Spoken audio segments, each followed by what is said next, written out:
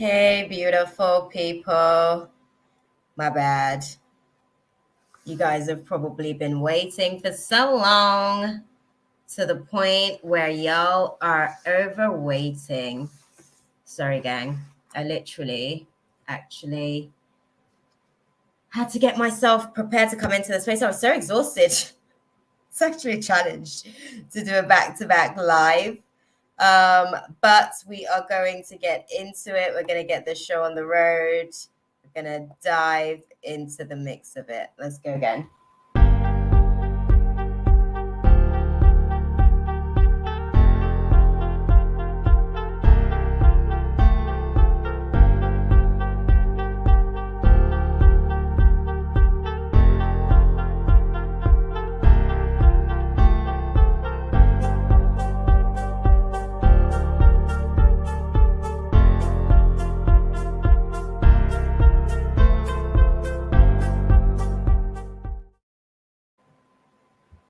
Staring at herself in the mirror on the restroom door. Voices in her head that mirror what she's heard before. Hey, beautiful people. Hey, Latoya. Welcome to the room. Mohaha, nice to see you back in the space. Love, Rika, Mara, Sammy. That's what's up. Lovely to see everyone. I don't know where we are with the list as of yet, Latoya, but there may be some room for you. I think we were at 8 at the time. So, yeah, I think you can be added to the list. You are going to have to wait until my moderators get into the room, but I am going to start the current list and make a mental note that you're sort of last on the current list so far. When the moderators get into the space, they can add you. I can see that Chaley's last list was up to Sammy. Mohaha's already on the list. Rika, Mina, Chaley's on the list. Mara's in there. Ariona, KT. Yeah, okay. So the list is moving swimmingly. I think you're 9th on the list, Latoya. That's okay. Beautiful. How's everybody doing? How is the Scorpio full moon treating you all? It's an interesting time. How is life? It's a lunar eclipse as well, so update me, everybody. Amira, you would be the final person on the list then, my love. You'd be the final person on the list. When the moderators get here, let me see if I can copy what they've got. And let's see. That's the list so far. Let's see. Thank you, Amira. Thank you for the like, my love. I'm actually, yeah, it's definitely an intense moon. I had to take a nap before this, guys. I overslept on my nap. I'm sorry. I can't fully accountable. You are number 9, Latoya. You are number 9, yes. And then Amira's number 10. I'm trying to actually see if I can get a copy of this list. Oh, I'm fully live. This is interesting. Well, let me get out of this mode because that's too much for me. Sorry, guys. I'm trying to, this is why you see why my moderators are like such a necessity. God is so good with me for that one. Let's see if I can get you guys added onto the list because they do such a good job. Oh, I don't think I can copy paste it. Well, when they get here, we've got Latoya and Amira. Let me write that on a notepad separately. Notes. Let's get the notepad up, guys. How is everybody doing, though? Mara said that the Scorpio full moon is definitely intense. How are you guys finding it?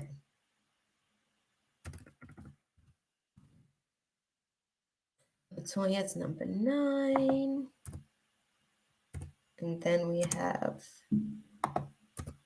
Mira is number 10. I think I just had fireworks as well. I think it's fireworks. I don't know. Maybe that's fire something else. We shall see. I'm tired, but okay. I'm telling you, Sammy, the energy is like so draining. It is unreal. Like it's tugging everywhere, left, right, and center. It's so intense.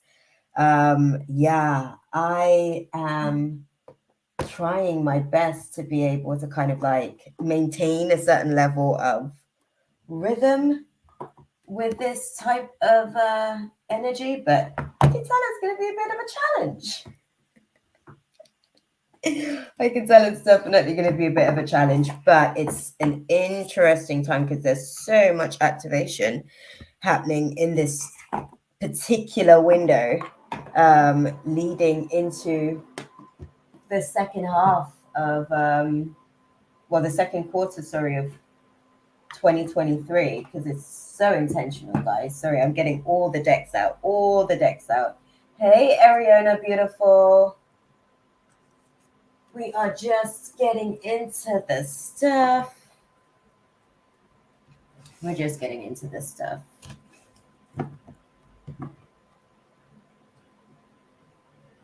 Okay.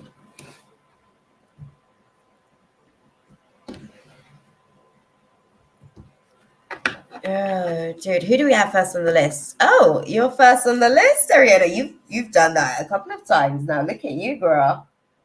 Okay, I see you working. Oh, how's the Scorpio full moon been treating you, my love? How's the job hunt going? What are we asking today, Ari? What are we doing? Let's put your questions out there and let's get this show on the road. I'm actually also, my bad, y'all, I'm going to be doing, once Chaley gets into the room, because there's like a technical glitch when one does the, what's it called? The live stream on StreamYard, where you guys can kind of like come in and like speak. There's a little bit of an issue. I found that last time with Ash, and I think Shaylee had the same thing, but she figured it out in the background what she needed to do in terms of her settings. So, yeah, I've got to wait till she gets into the room because I can't help you. Technology is not my forte. I am not a technology magician.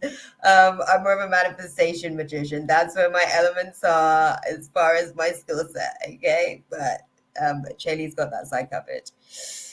Okay.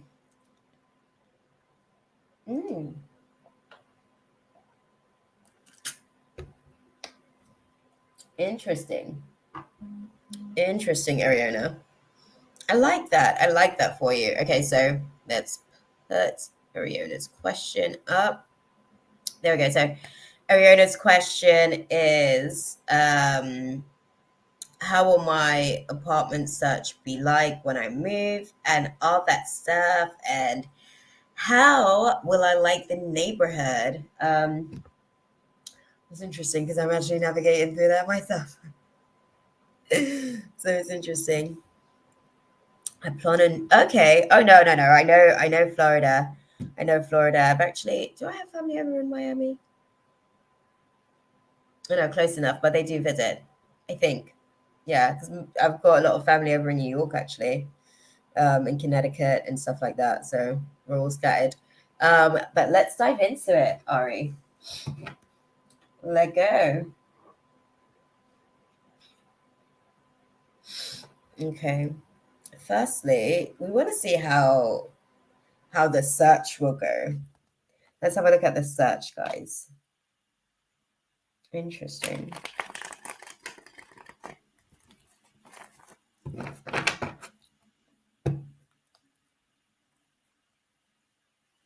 Okay.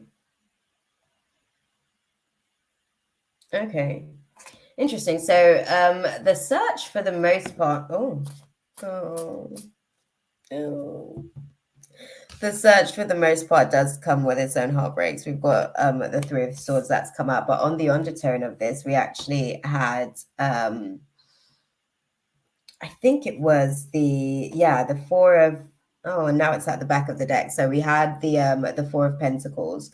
So it was really speaking about like you weren't necessarily, so this is basically one of the things that is, I just want the whole shebang, and you have to be able to make sure that you are actually like planning effectively and accordingly, because this is what the heartbreak stuff is. So this is what the heartbreak stuff is. So you are going to have like a few disappointments along the way, as far as like really being emotionally connected to something, but then some of the variables not adding up. And I'm sorry to do this to you, Ari, but obviously, I have to keep it real with you, girl. It's one of the situations where you will probably find that a lot of the things that you have the heartbreak is about is the emotional tug versus the actual reality of the situation. So very ambitious, and I love that about you. Okay, but your thoughts on the situation may be a little bit scattered. So I think that that's why we've got the three of swords here with the situation. It's like being sort of like it's one of those things where it is going to sort of have you at times feeling a little bit mentally restless, because you do have like that emotional attachment to, I want to say, at least two, maybe three potential properties before you actually even find the right alignment, to be honest with you, as you go through the process of the journey, because obviously that was the question, like how will the journey sort of like unfold. We are going to have a look at the neighborhood to get a little bit more of an insight on that, to really see how that could potentially help with the situation, right?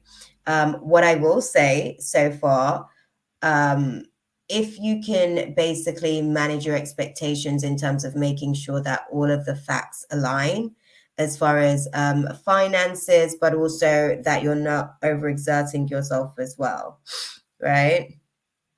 And for like shopping for the apartment, how will that go? Well, that's what we're speaking about, beautiful. That's what we're having a dialogue about. This is kind of how the search is actually going to go.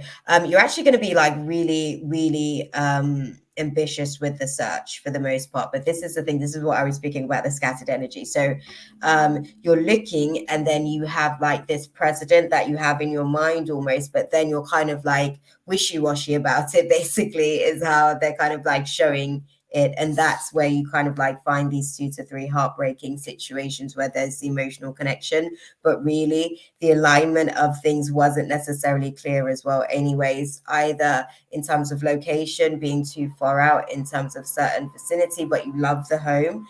And then I see another situation where you love inside of the home, but you're not like really like wowed by the external factors to the situation as well. And then because you're concerned about neighborhood, the neighborhood isn't necessarily quite right for you yet again.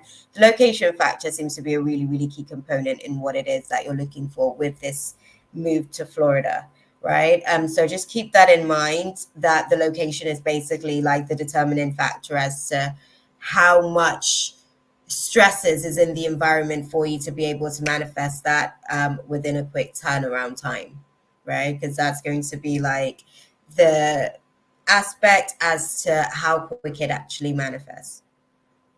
Hey, Lenny, my love. I think the list is closed on 10, but we usually have one open spot for like an extra, I guess, an extra for the scenes. So you can be added, I guess, as the bonus on the list. I'll pop your name down and you will be our number 11. Okay, if you're still in the room, but you're all the way at the end. So I don't know, you might find yourself popping out and popping back in, because my readings tends to be, yeah, you're number 11. Thank God for the guides, okay? They made sure you got in here just in time to get onto that list. And my guides reminded me as well of that recently about these extras, because basically they've been having it out with other people's guides that have been coming in just at the end of the list. And those people's guides are like, well, you say that there's one extra, like, why can't my person be the extra one? So they've told me about that executive decision that's going on behind the scenes over there in spirit. So that's okay, Lenny. I guess your guide's already like, there's been a communal discussion before you came into the space today to remind me. of the allowances, basically, in terms of the contracts that they have on that side. So that's all good, my love. With this situation, Ari, I would love to end up living close to the beach too. Well, see, this is the thing, and near shopping places, restaurants, etc. See, this is the thing, right? This is the thing, and this is why it's a really, really big factor because you'll find places that you like, but all of these variables that you have okay, so the place that you end up with, from what I can sense, I guess, in terms of likelihood and probabilities, basically, is not too far from the beach. It's not right on the beach. It is within about like a 20-minute journey to the beach as far as like a walk, which means it's a shorter journey by an Uber. It's like a 15 minutes thing, if there's traffic type thing. So I think you have to align your intentions with the reality as well. Obviously, like they said, there are other factors to take into consideration. Financially, what can you afford? Location wise, as far as like the neighborhood, what does that look like? The neighborhood's cool too. The neighborhood's actually cute. I like it for you. It's quite like hip, I guess. It's quite hip. There's a lot to do in that type of neighborhood, and the environment, I guess, it kind of like it's a little bit of a truce for you to be able to kind of navigate through certain relationships as well, where certain relationships are actually able to prosper because you have that dynamic of that distance and being in that location for you as well. Sorry, I've got the incense going, but I'm like, oh, it's coming all the way over here. Interesting. It's interesting to see how the chi of the energy is basically flowing in the room because that's what smoke usually picks up on, like the how the energy is flowing. But yeah, and I think that could go for shopping for the apartment, the decor, and all that. I might have a hard time getting the stuff I want. That too, as well. Like, so this is the thing. This is why I'm talking about the finance side of the situation as well, in terms of like having to keep like the focus like realistic. Having to keep the focus realistic, because what they're saying to me is like they love your high expectations, yes, they love your high standards, but again they're sort of like, yeah, but we're working from like a place of where we are to kind of like get to the things that like she wants as well. So as she sets the goals for us, like we'll be able to um like help her to execute, but it's something that's going to have to be like a continuum. And I think like they're obviously trying to help you to manage your expectations in terms of that situation, because I think you might initially in the search be pulled and gravitating towards things that are the microwavable version basically of what it is that you want, but you may have to do the slow roast basically is what they're saying. That's what they're saying, beautiful. And I know you know what I mean by that with the situation. It's going to take some time. It's going to take some time because obviously we have to move from our circumstances, but it's actually a fairly quick turnaround time. Like within 7 months, like you feel pretty settled. You've got a lot of the goals of the things that you kind of like want in that space as well. As far as like the decor and you feeling like, okay, I'm comfortable, I'm settled. I've got the right sort of like job situation, like those types of dynamics are the variables where you feel like, okay, I'm rested in this. And I think that that's what helps to kind of like develop your other relationships as well, in terms of like even family dynamics as well. I see that because you're like a little bit further out as well, some of those connections start to get a little bit more, inviting and warm and friendly type thing. Even more so in some relationships where it's already pretty decent. You know what I mean? It's like, oh, I miss you. Oh, I miss you too, girl. Type of dynamic. Hey, Faith. Unfortunately, the free list is closed, my love. We're fully packed on the free list, and we've actually even got our one extra. But that does mean that the donation list would now be open. Sorry, my love. The details would be in the description below. I'm waiting for one of my moderators because she's on a different time. She's all the way in Pakistan, so that the time difference is there. I'm talking about Mina, y'all. Nina's sort of coming into the room, and Chaylee as well, I'm sure is getting into the room. Do you know what? Let me message Chaylee and actually let her know that I'm on the live. I don't know if she's actually got the memo about the live, because I know sometimes like YouTube literally doesn't even put this stuff out. Let me even see. I don't even think I've got the live. Oh no, I did get the live memo. I did get the live memo, but it took us all a minute to sort of get in here. So unfortunately, I'm waiting for the moderators to get into the room. But yeah, I'm gonna message Choley, guys. Let me DM her. But yeah, Ari, I plan on moving in December of the year or January of the next year, the beginning of January. It sort of happens in the mid part, I guess, of January. I think the getting prepared process starts the first week. The actual transition is likely around about the second part of Jan, as far as like the weeks. And then also with the things start to develop around about like the end of November. And then from there, as far as like the like seeking process, that starts to happen around about the end of November. And then you go through a couple of those. Yeah, the free list is closed, Faith, unfortunately. We've actually got 11 people on the free list, so even the extra slot has actually been taken. Lenny's guides managed to get her in here just in time. So yeah, unfortunately, my love.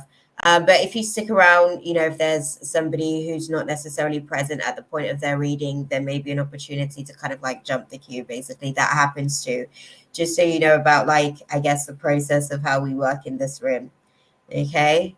But yeah, with the situation, once it starts to develop in at the end of November, obviously you have to go through like a couple of these like learning processes and the teething process of really understanding what you want and where it is that you're trying to manifest it. Like I said, the location is going to be like the determining factor. Like the location holds the key.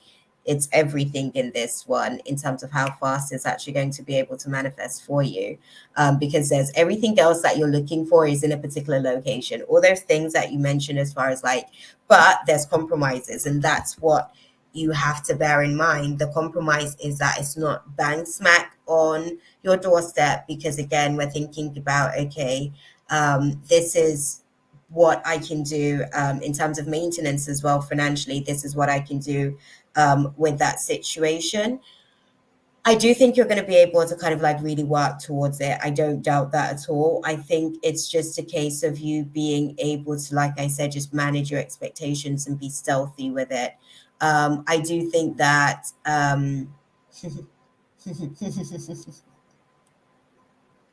sorry, because they're showing me it's like some of the stuff that you'll go for is a little bit out of your bracket, your price bracket. But you do that type of stuff. I know. This is why I'm like, I was laughing when they put it across, because they're like, yeah, we're gonna have to give her a little bit of a reality check because you know, she goes a little bit out of her price range in terms of what we can do for it to be manageable for her to also sort of like have the type of like lifestyle that she wants as well, to have the flexibility and not just be working to pay bills, to have a social life, or at least work on building a social life. Exactly that, beautiful. And I think that that's the dynamic with the situation as well. You have a lot of aspects to the situation that they want to be able to help you to fulfill on this goal. But this goal, this one goal, has so many. It's like a how would you call it? You know those little oh God, why am I having a brain fart? It's like a sound bubble, like where you can kind of put all the different directives. So there's the home, and then the location's a factor.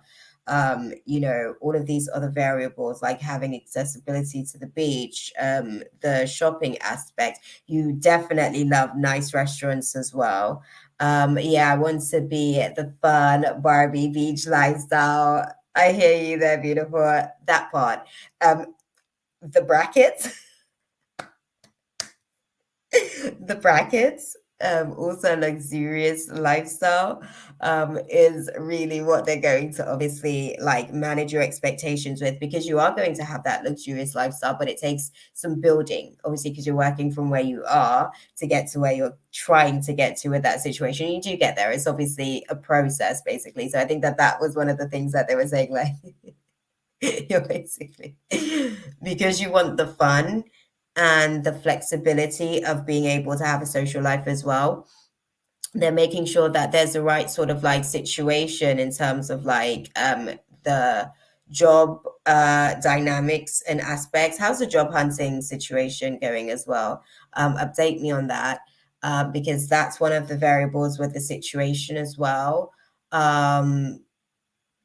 They also want to make sure that you do have the right environment to be able to have a little bit of a social life as well. Because I see you being like loving the restaurant scene. Definitely, that's a thing. You actually meet with friends like locally and stuff like that.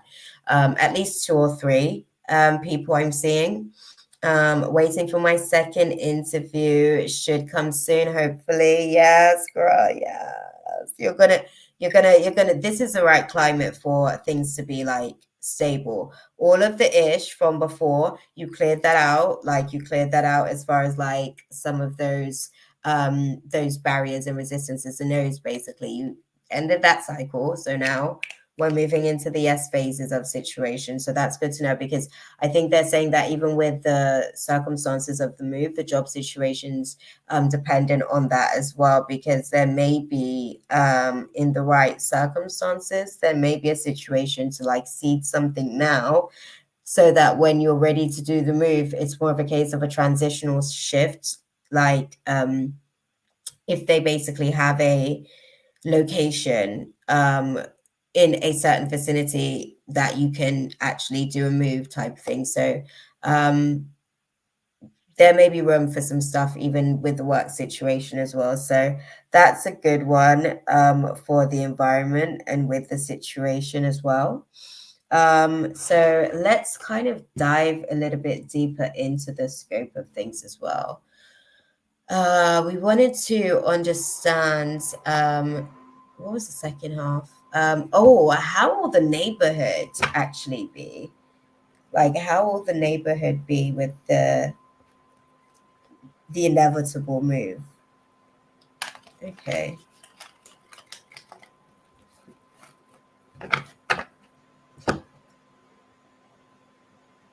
Interesting.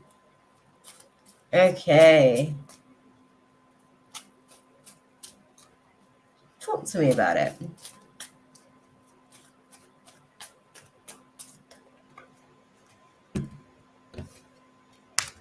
Okay. Oh, okay.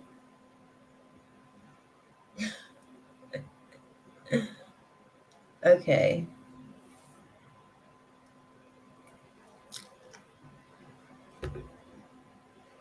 Hey, cup of tea with $3 worth of sugar and cookies. That's the whole mouthful. Oh, the list is actually closed, my love. The free list is closed. We've actually closed out the list already. The room sort of gets pretty full pretty quickly. So it's unfortunate, but maybe tune in next week. We're usually live every week, but you'd have to come into the room early if you want to catch the free list as well. Okay. The donation list is open.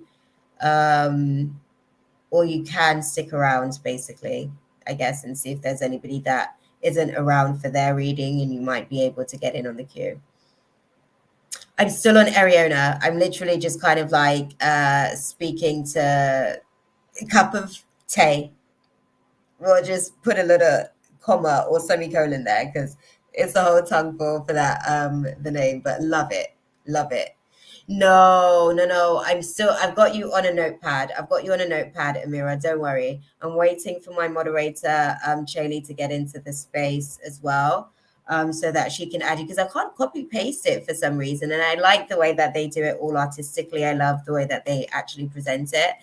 because it's also clear for my dyslexic mind to read. So yeah, because I struggle with that sometimes, especially like when I'm in a channel at the same time trying to read stuff on the screen.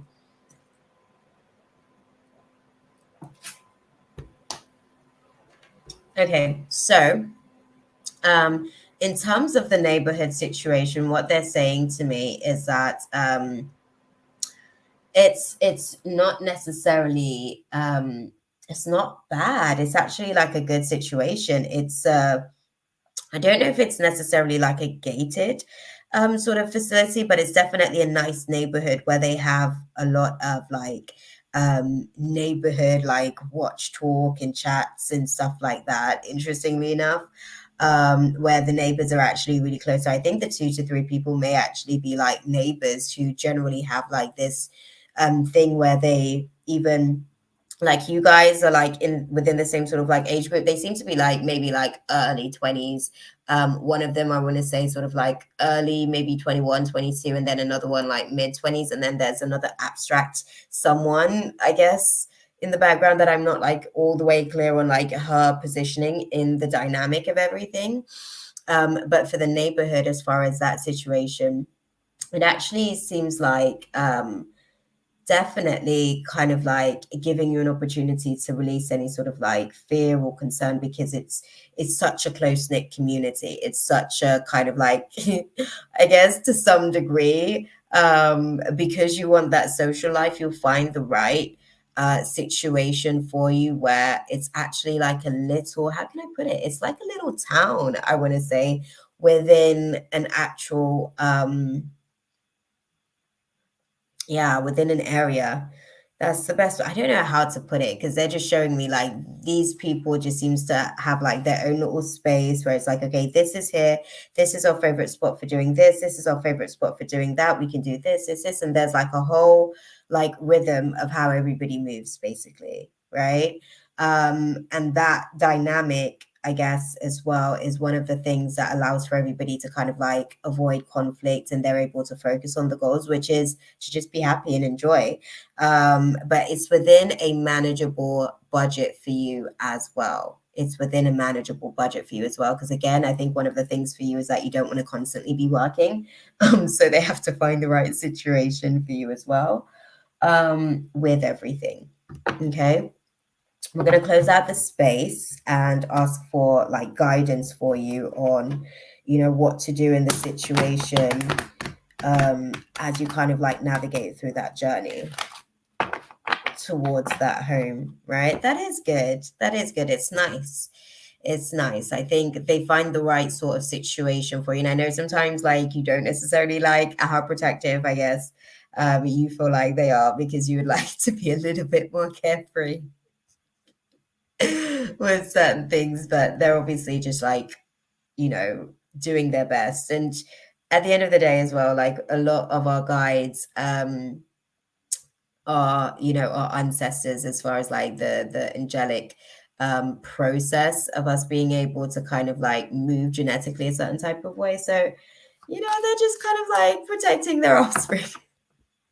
Naturally, you never stop being parents. That part. Even if it's the greats of the generations. What's the guidance for oh, thank you guys. Yeah, okay. Oh, they said it's not a case of you even having to believe this one. It's not a no. It's not a like a instant no. It's kind of like gradually there are no's along the way, but you just have to trust that those no's are the right no's for you, right? Because we spoke about, obviously there might be like at least 3 little mishaps where the intention doesn't align in certain areas, like location, like lifestyle factors, and some of the other things that you want. But don't stop with the process. You know, your intuition is probably because again, I spoke about this yesterday. Our intuitive system also navigates through our shadows. It's supposed to pick up on our shadows. It's supposed to allow for our little, you know, demons to get their voice as well, to be able to speak. Hey, Lady Empress. No, Mina, I knew you were sleeping, beautiful. The guides already told me. I was just telling the people that I'm waiting for my moderators to get here.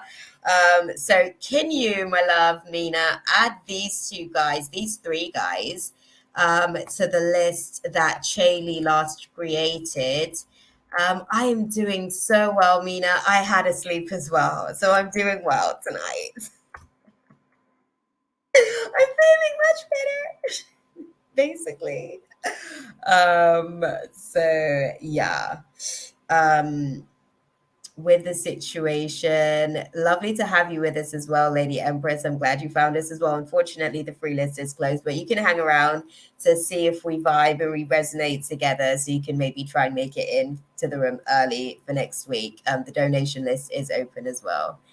Thank you, Mina. It's all good. It's all good. They probably came and woke you up because I literally spoke about it maybe like, I want to say 2 to 3 minutes ago, perhaps, maybe 5 minutes. So I guess the guides came and woke you up and let you know that showtime's officially sort of like arrived. But I hope that you enjoyed the extra sleep that you did get because I feel good after my nap, girl. Okay. We're all out here like doing this show and production together, but Ari, so they said this isn't about believing. This is something that actually is it's a process that's taking place. The right opportunities are actually sort of making their way in, but you have to remember, like when you hit those no's, because you need to hit those no's to find your yes, because you're going through the process of clearly defining what it is that you actually do want in terms of all of these variables being able to come together, right? So yeah, the right opportunity is going to be able to come to you. I think it's one of those things where when you have those shadow moments where you're disappointed, you have to learn how to manage your disappointment and keep going, basically. Okay, my love. But yeah, that's the guidance for you with that. Like the no isn't a denial, it's a delay because there's still some variables that you're working through to get to the right clarity on what it is that you're actually manifesting. Okay, beautiful. All good, my love. Thank you. Okay. Oh my God. How is the Scorpio full moon treating you as well, Mina? I asked the question earlier as well. Mara, listen, you are with it. Mara's already put her question out there. Oh, yes. Thank you. Thank you. Thank you. Thank you, Mina. See, this is why I can't live without you guys. Mina, I try to do what you guys do. And that's why I'm not assigned with that purpose. You guys are, because I was just a mess. I actually just had to add their names on my notepad because I couldn't copy and paste it the way that you guys actually deliver it for me, like this, basically, like you doing this, Mina, like it helps with my dyslexia to be able to like clearly define. And I'm sure the guides basically have given that perspective and insight in terms of your artistic like ability to orchestrate that the way that it is for me in terms of like how I receive information. So this is why like I need you guys. And it was funny because I guess once my guides realize I'm still not optimized in that area, they made sure that you sort of came into the space. So I appreciate you so much. Beautiful, because I know life is lifing for all of us. So I appreciate you guys actually like taking the time to sort of like help all of this stuff go off. Right, Mara. Sorry, like this Scorpio full moon as well has got me so dehydrated. So like I'm gonna be drinking. I may even need more water at some point of this, guys, as well. So yeah.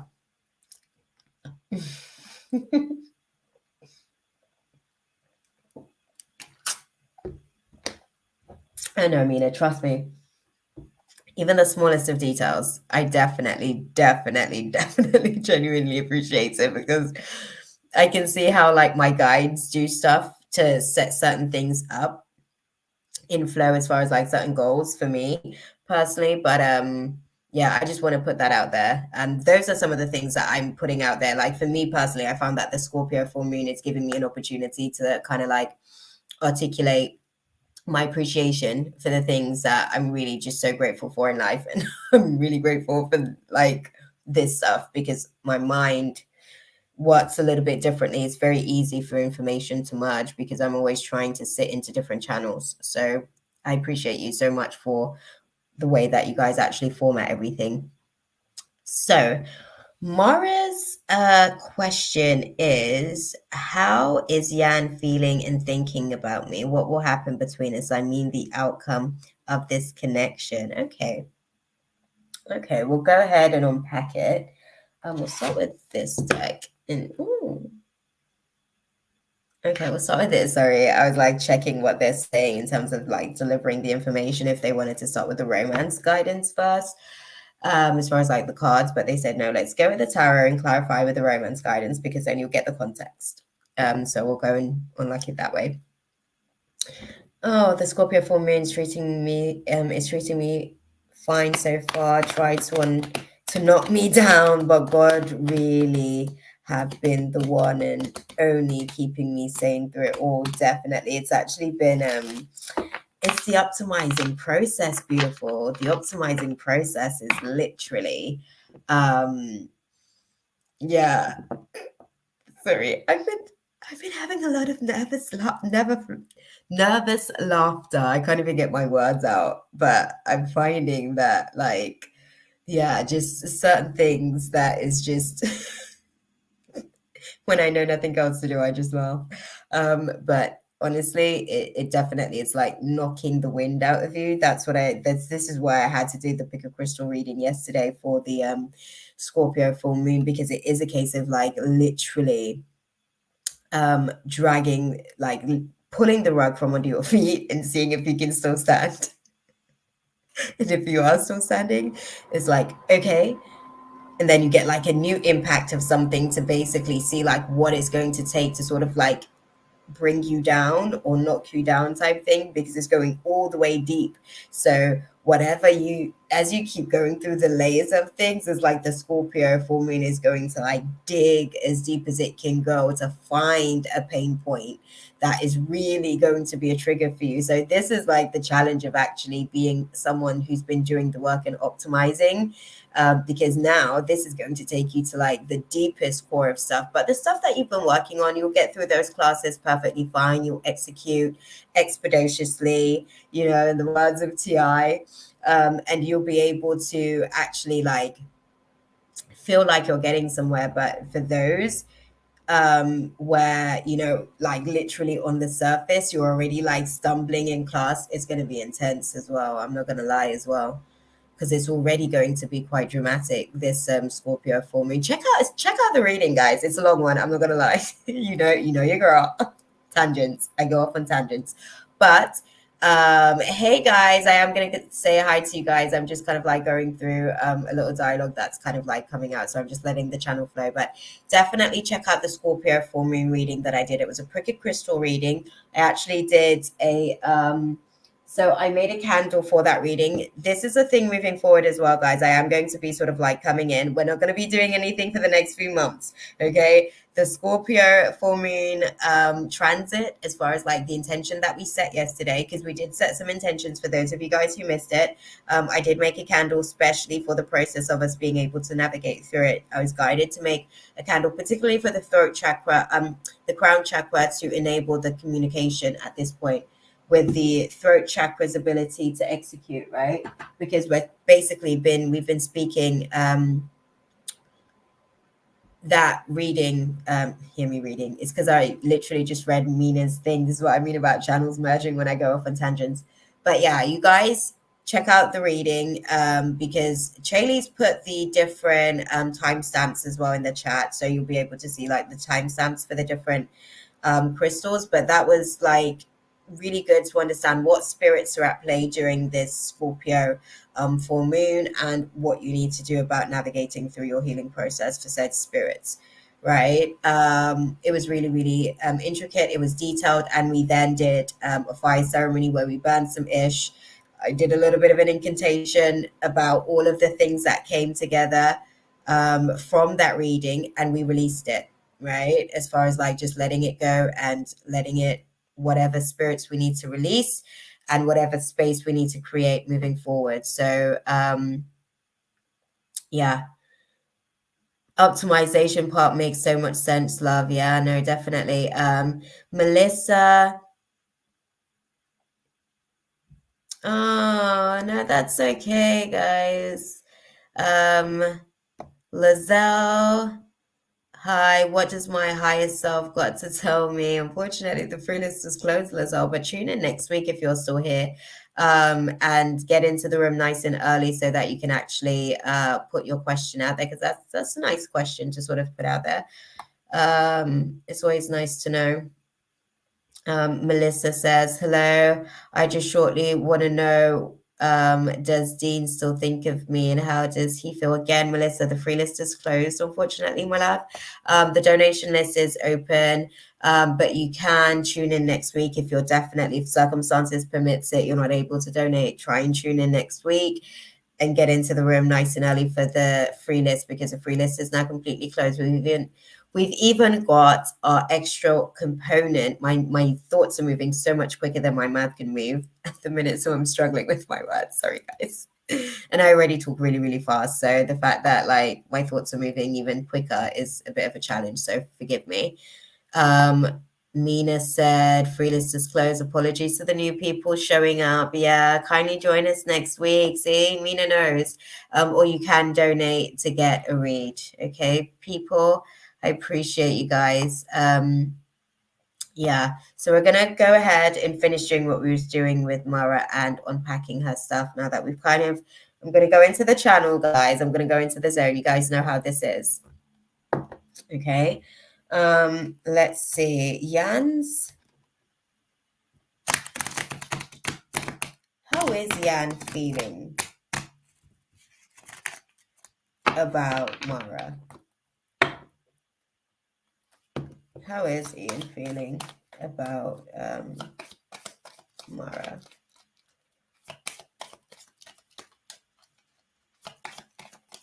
As clearly as you can, please, guys. A little bit sort of like is there a little bit of an isolation at the minute? Oh, interesting. Oh, this is for you, Mara. Sorry, my love. So I'm doing your reading now. So we're gonna have, do you know what? I'm supposed to put the actual like link out as well. If you guys do want to sort of like come in for an actual like full-on live as well, you guys can come into the room. Okay. I actually don't even remember the question already, Mara. This is what happens with my channeling. Yeah, no communication, because I was seeing basically self-imposed restriction. I was seeing basically being like overly sort of like protective. So that's why I had to ask that question. So interestingly enough, let's see. It seems as though as far as like where he's at, he seems to be because we've got the Knights of Wands energy is kind of like where he's at, but it's internalized energy. So he's actually a little bit sort of like scattered in his energy, and he's making a lot of hasty decisions from this scattered place, unfortunately. And this scattered place is actually like because of his emotional instability, his emotional volatility at the minute, because we've got the King of Cups at the bottom of the deck. So at the minute, he's like emotionally overwhelmed, and it's causing him to be a little bit, I don't want to say bitchy, but I think it's causing him to be a little bit short. I'll put it like that. His tolerance and capacity at the minute is a little bit tremendous. How can that be a little bit tremendously, guys? How can you be? Sorry, my ears is burning. I don't know if you guys can see, like my ears is like super red because they're like talking off my ears. But yeah, they're saying like he's kind of like tremendously withdrawn at the minute. He's just withdrawn at the minute. He's going through a regenerative stage. And it seems as though on his end, he's actually dealing with some Nine of Swords energy, like really just feeling overwhelmed. There's a lot of despair to do with his own internal situation and circumstances that he's navigating through as well. I think that these self-imposing restrictions that he's actually sort of like doing is a protective mechanism for him at the minute because of the emotional volatility that he's kind of like navigating through. And it's very, very interesting. Let's put it into context, guys, with the romance guidance. So let's elaborate on this Knight of Wands energy, right? Like these are his feelings about Mara. Like put it into perspective. What? Okay, thank you. That was quick. Okay, so okay, okay. So he's kind of like taking off the mask. Basically, he's taking off the mask of like pretending like things are okay. Basically, he's being, because he's navigating through some family issues, he's navigating through some circumstantial baggage basically that is kind of like causing pressure to his own personal life, to his own personal space. He doesn't necessarily have the capacity to even be able to kind of like indulge in anything. And I think with you, it's interesting, what are their like romantic feelings? Sorry, I'm gonna dive into this. Okay, sorry. Okay, sorry, my bad, my bad. Sorry, they're saying wrong deck. I should leave the deck as it is so that they can put it into context. Okay, so let me know, like, what are his romantic feelings towards? Because I get the circumstances of it all, but what are his actual romantic feelings towards Mara?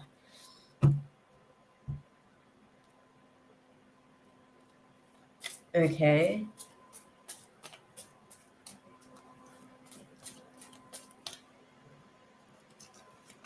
Okay. Thank you.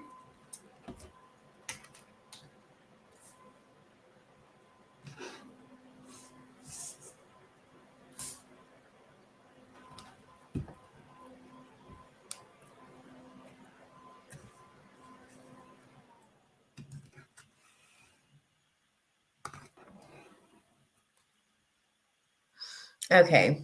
So let's have a little look and see.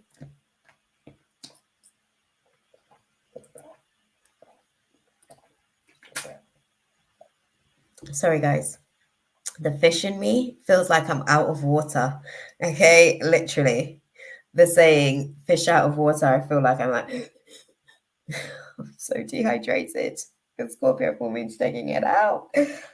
So in terms of his actual feelings towards you, it's interesting because in this deck, we have the King of Cups again. So this is ultimately the undertone in terms of like this dynamic between you guys, his ability to basically own his emotions like the mature king, basically, like a man.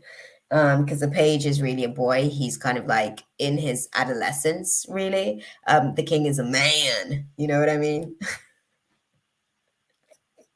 The knight's also like a man, I guess. They're kind of like into their adulthood, kind of like adjusting into life there. But anyways, in terms of their actual feelings, right? In terms of his actual feelings towards you, it seems as though um there's a little bit of, it's interesting because you've got 7 and 8 of cups here.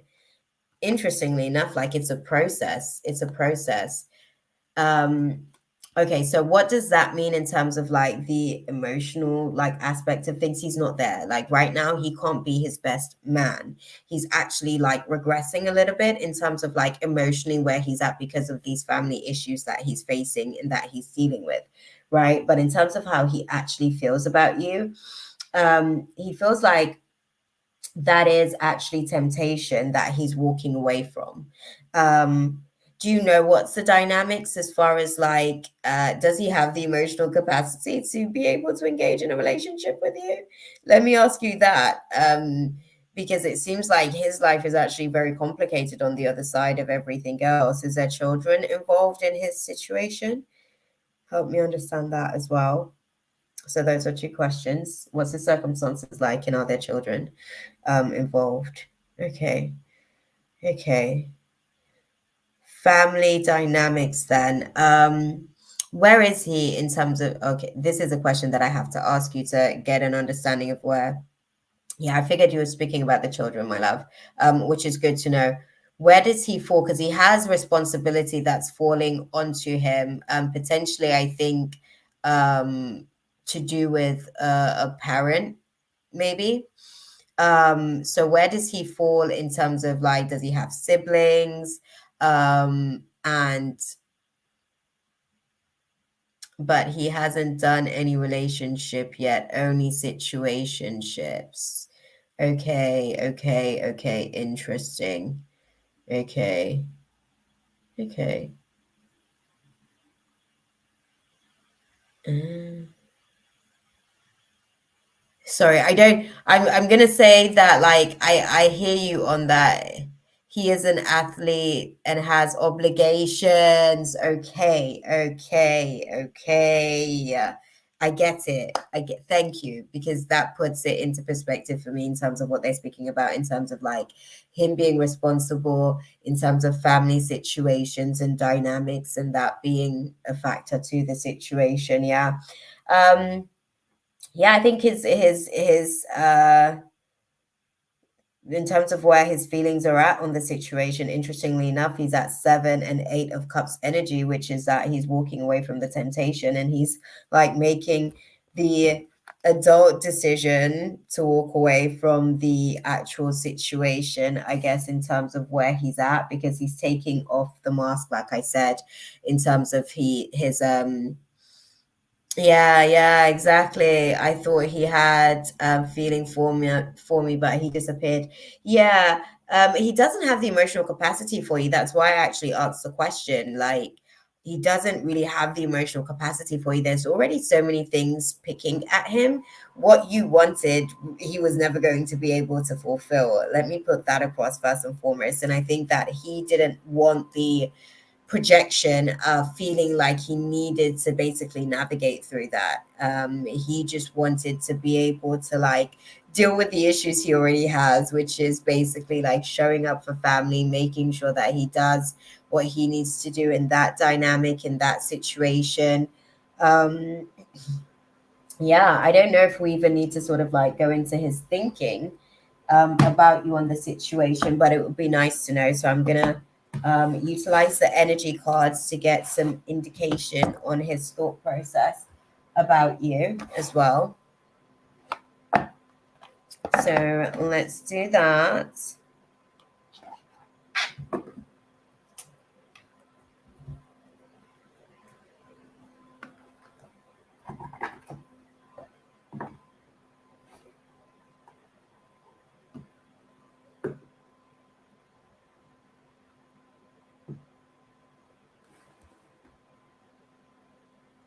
Okay. So let's have a look and see. What's his I'm gonna be honest with you, beautiful. The thought is that he's not thinking about you. I'm sorry to say, Mara, but he's not thinking about you, my love. He's actually focused on his financial constraints, and you were actually like a distraction to like some of the goals that he was doing, because you wanted more than he could potentially give, potentially. And I think he saw that within you, that you could potentially want something that he couldn't give, and he wasn't necessarily willing to engage and entertain that for too long, unfortunately. Yeah, I'm sorry, beautiful. I'm sorry.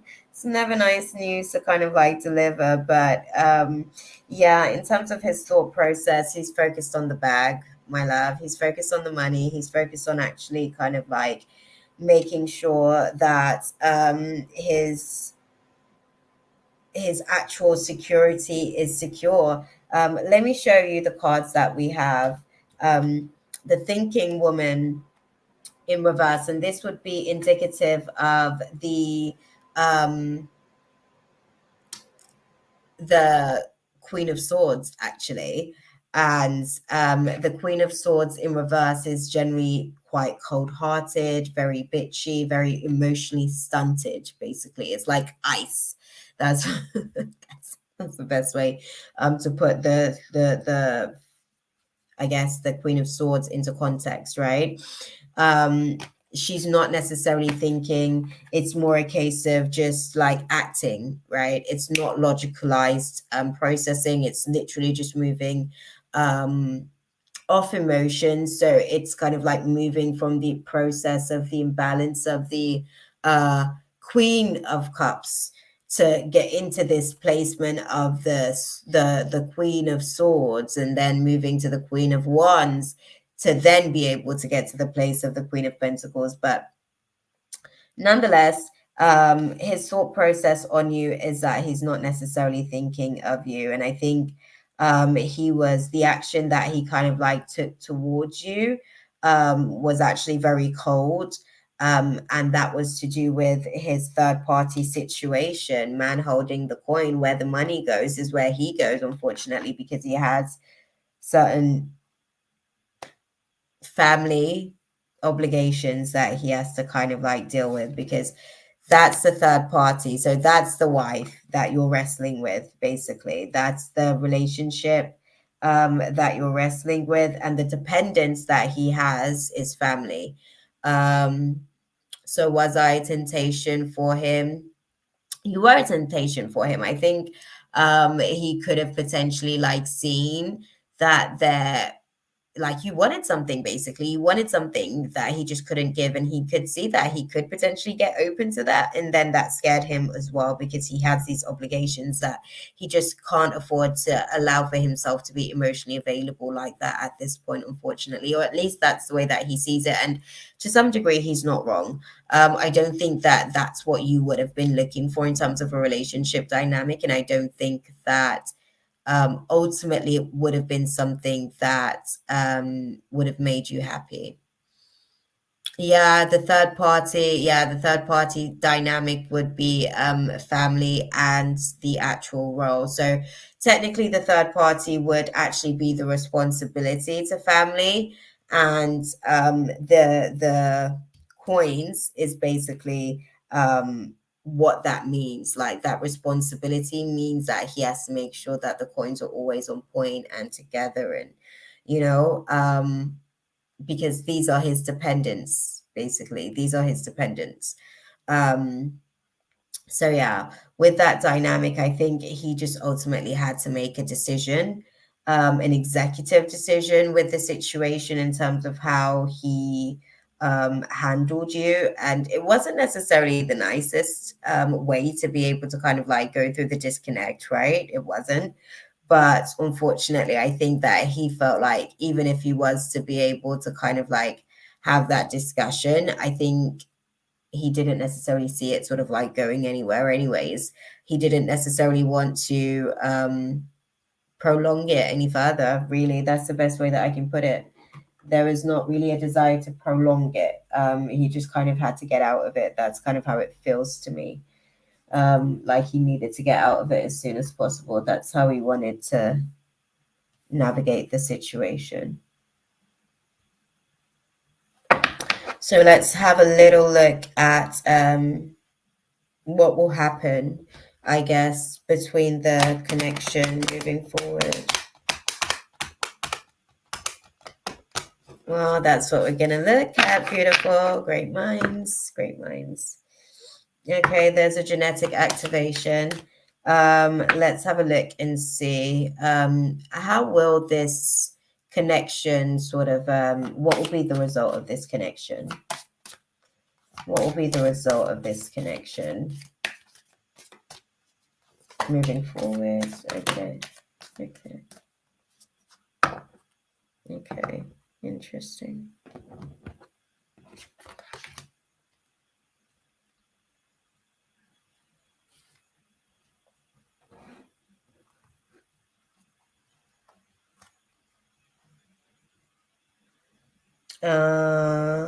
Okay.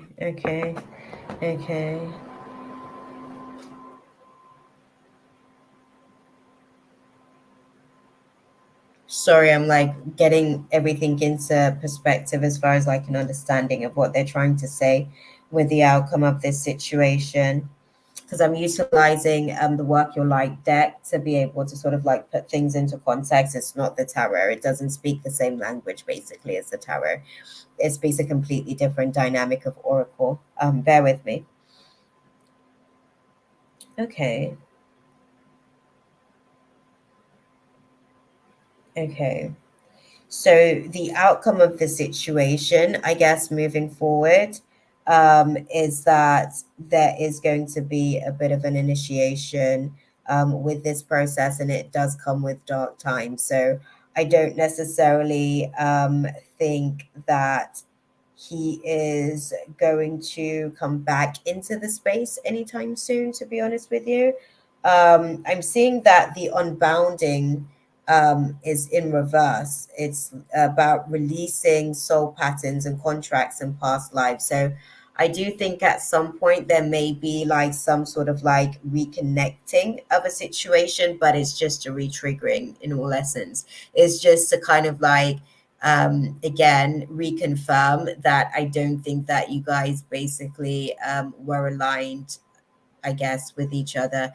There's a lot of misaligned values with the dynamics. You have certain things that you value, and his values aren't necessarily in the same places.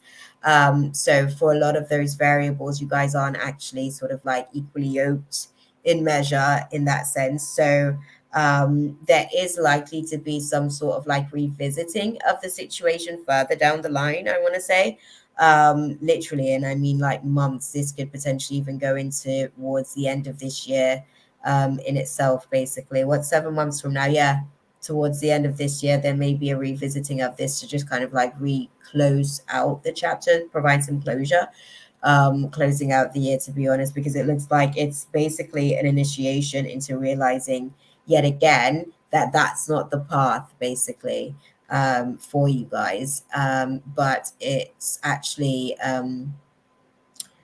it was a good experience for you guys to both be able to come along each other's paths, to be able to get a little bit of an understanding about certain aspects of the situation, like learning how to mother yourself through that rejection, and learning how to accept that sometimes, these are just some of the unfortunate cards that were dealt with, um, certain situations, really. So just kind of like figuring out how to kind of like shift your energy and stuff. These are some of the things that you're going to have to, navigate through as you kind of go through the process of it. I just think that, I don't know, there's an attraction, but I think in this dynamic, as the romance cards would generally put it, this would be more of an unrequited love dynamic. So there isn't necessarily enough chemistry.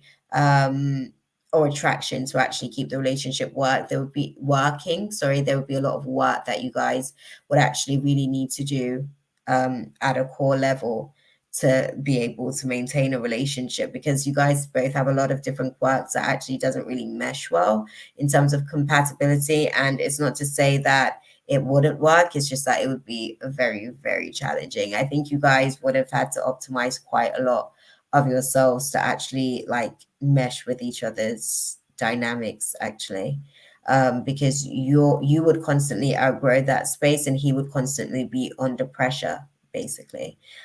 So it's just not necessarily, it wouldn't have been a nice environment for either of you guys, in essence, actually. But I think you get the opportunity to kind of like come to acceptance and get the closure that you seek with that situation towards the end of the year as well. Okay. What's the guidance then for Mara navigating through the situation? Okay. Okay. Okay, thank you. Yeah, they're saying that when it comes to the romance situation, it's all about perfect timing. There's a right network of people. When it comes to everything, it's just a case of making sure that you're able to kind of like utilize that network of people. this situation, you might have to go through some reconsiderations because it's not necessarily the right time, and it's not going to be any need to communicate about those factors. It's really just a case of accepting that abundance is there to be, giving us ample choices and opportunities. There isn't necessarily something better in terms of how you see the perception of what you may have thought that could have been. So that's something that you're actually going to have to navigate through. The fact that what you thought was a yes was actually a not quite, and actually being able to accept that, lack of success pretty much. Okay. Um, But yeah, it's all about perfect timing when it comes to your romance situation, I guess is what they're saying to you for the most part with everything that you're navigating through. This one isn't necessarily, it wasn't ordained basically, but it was a great initiation into that relationship that has been ordained. Okay. I hope that that was useful for you, my love. That part. But yes. Let's go.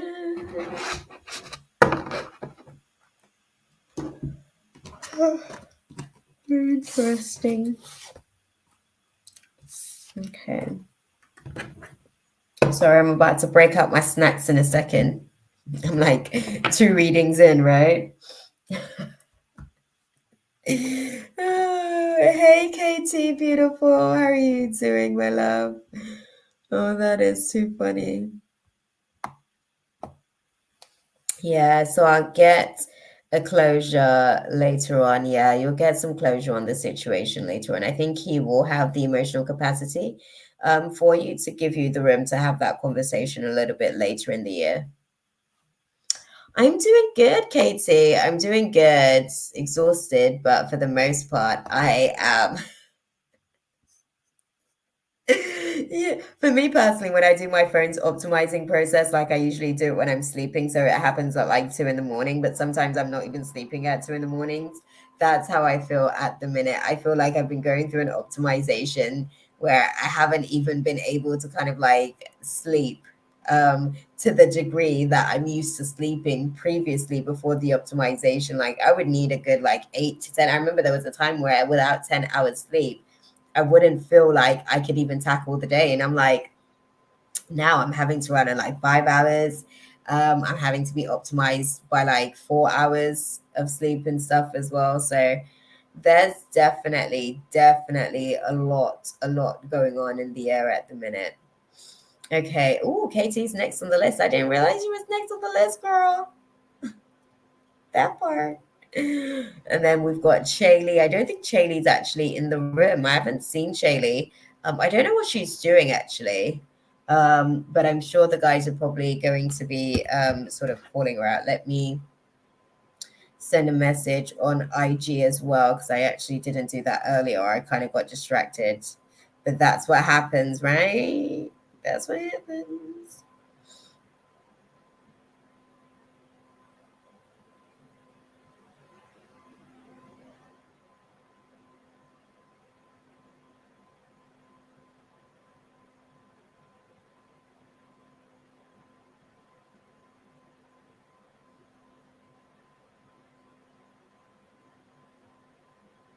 Sorry.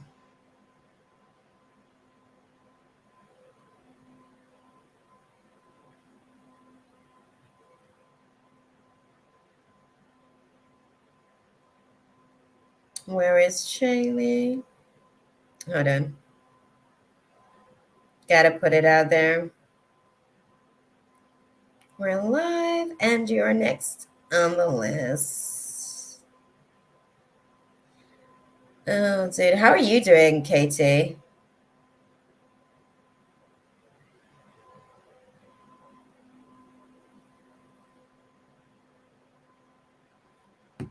Let's have a look.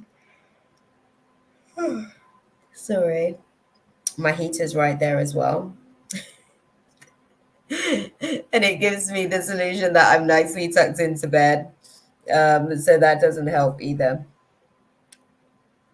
What messages do the beings from my origin have me regarding the rest of the year?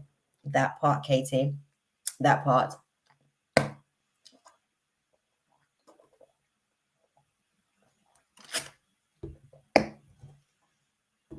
Oh, oh, good to know. Good to know, beautiful. We're gonna go with the energy deck with this, to really put things into context. So, from Katie's soul cluster, she wants to know, what are the messages that those beings have for her in terms of like the rest of the year and navigating the rest of the year? What's the message?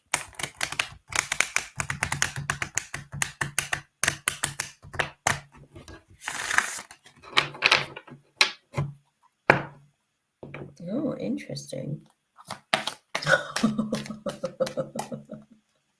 Interesting.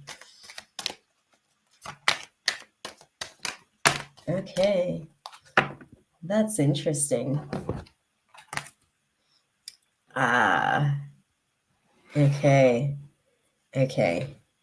So the message for you, it was so funny because they were like showing me that basically it was so funny. So the message for you on like navigating through the rest of the year, it was a case of basically strategizing is not going to basically, it's not going to help.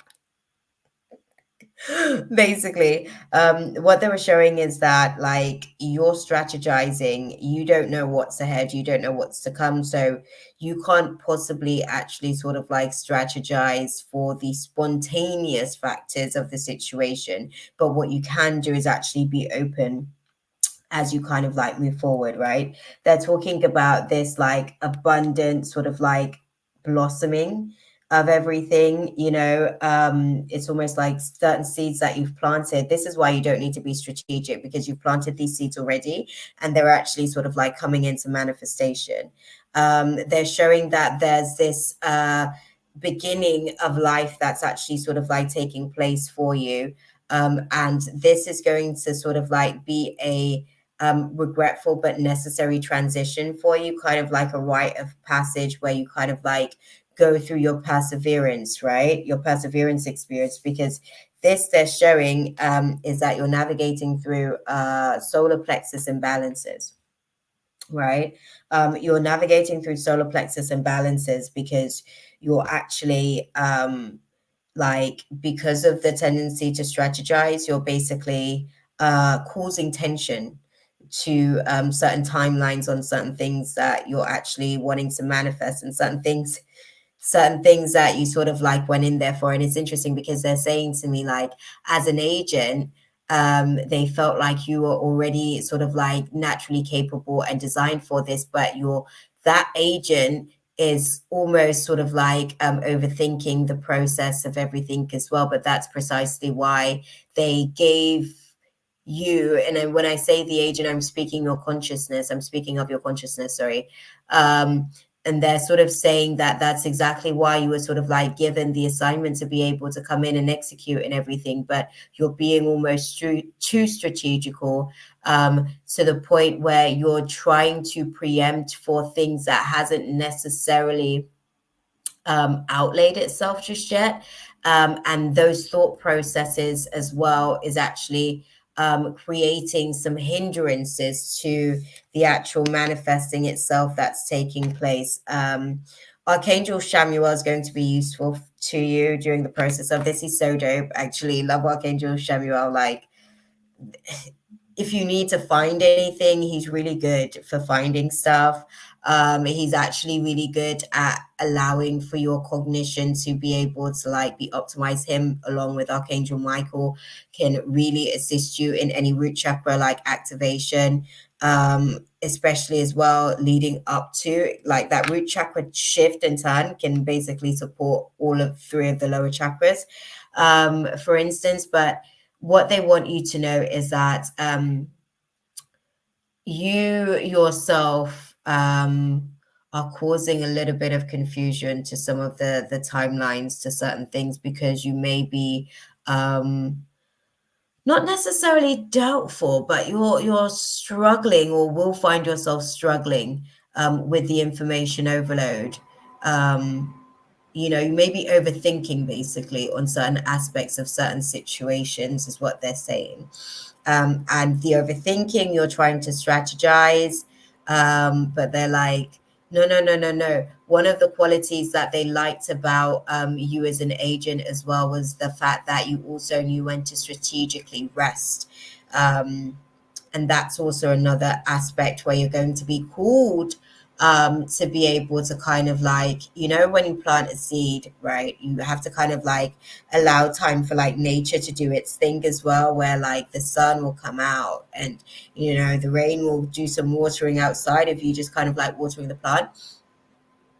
They're sort of saying like one of the things that prior to you obviously being in the vessel that you've got today, they appreciated the fact that you were able to kind of like just like let nature take its course, like actually let the process of fruitation sort of like take place. I think they're saying that you're kind of like rushing certain harvestation, like certain harvest seasons. You're kind of like trying to speed up certain things in certain areas, but they're saying like, no, you've already started to plant certain seeds, and because there's so much abundance and you've been given this task and this assignment because you are one of those agents that they felt was very adaptable, very you know, much able to kind of like, because they're showing me like this consciousness just kind of like jumping from like lotus flower to lotus flower in like a big pond,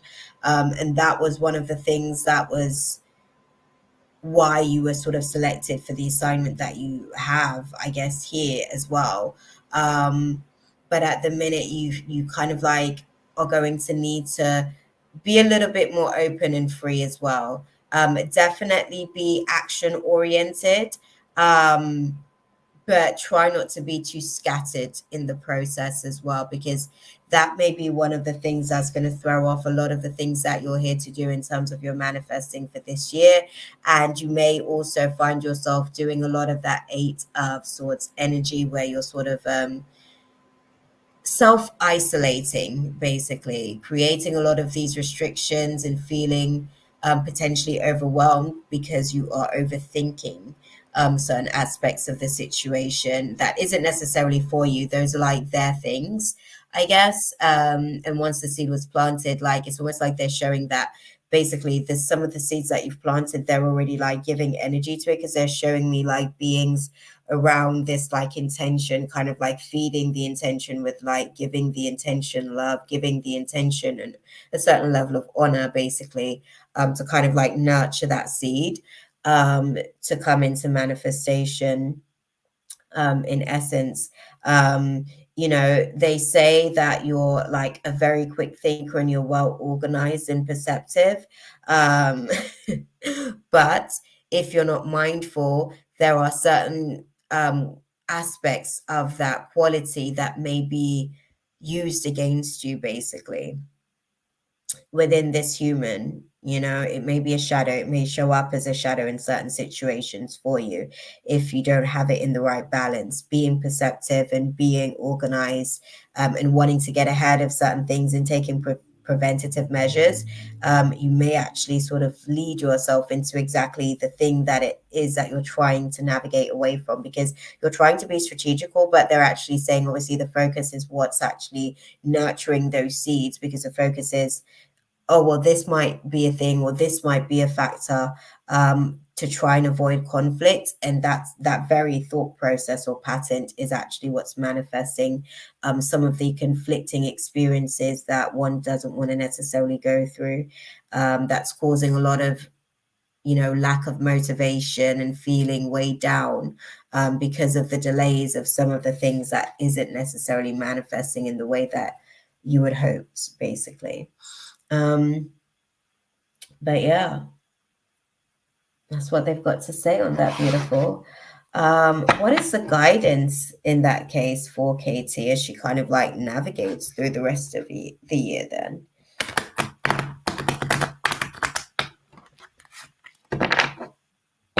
Open to change and move past resentments.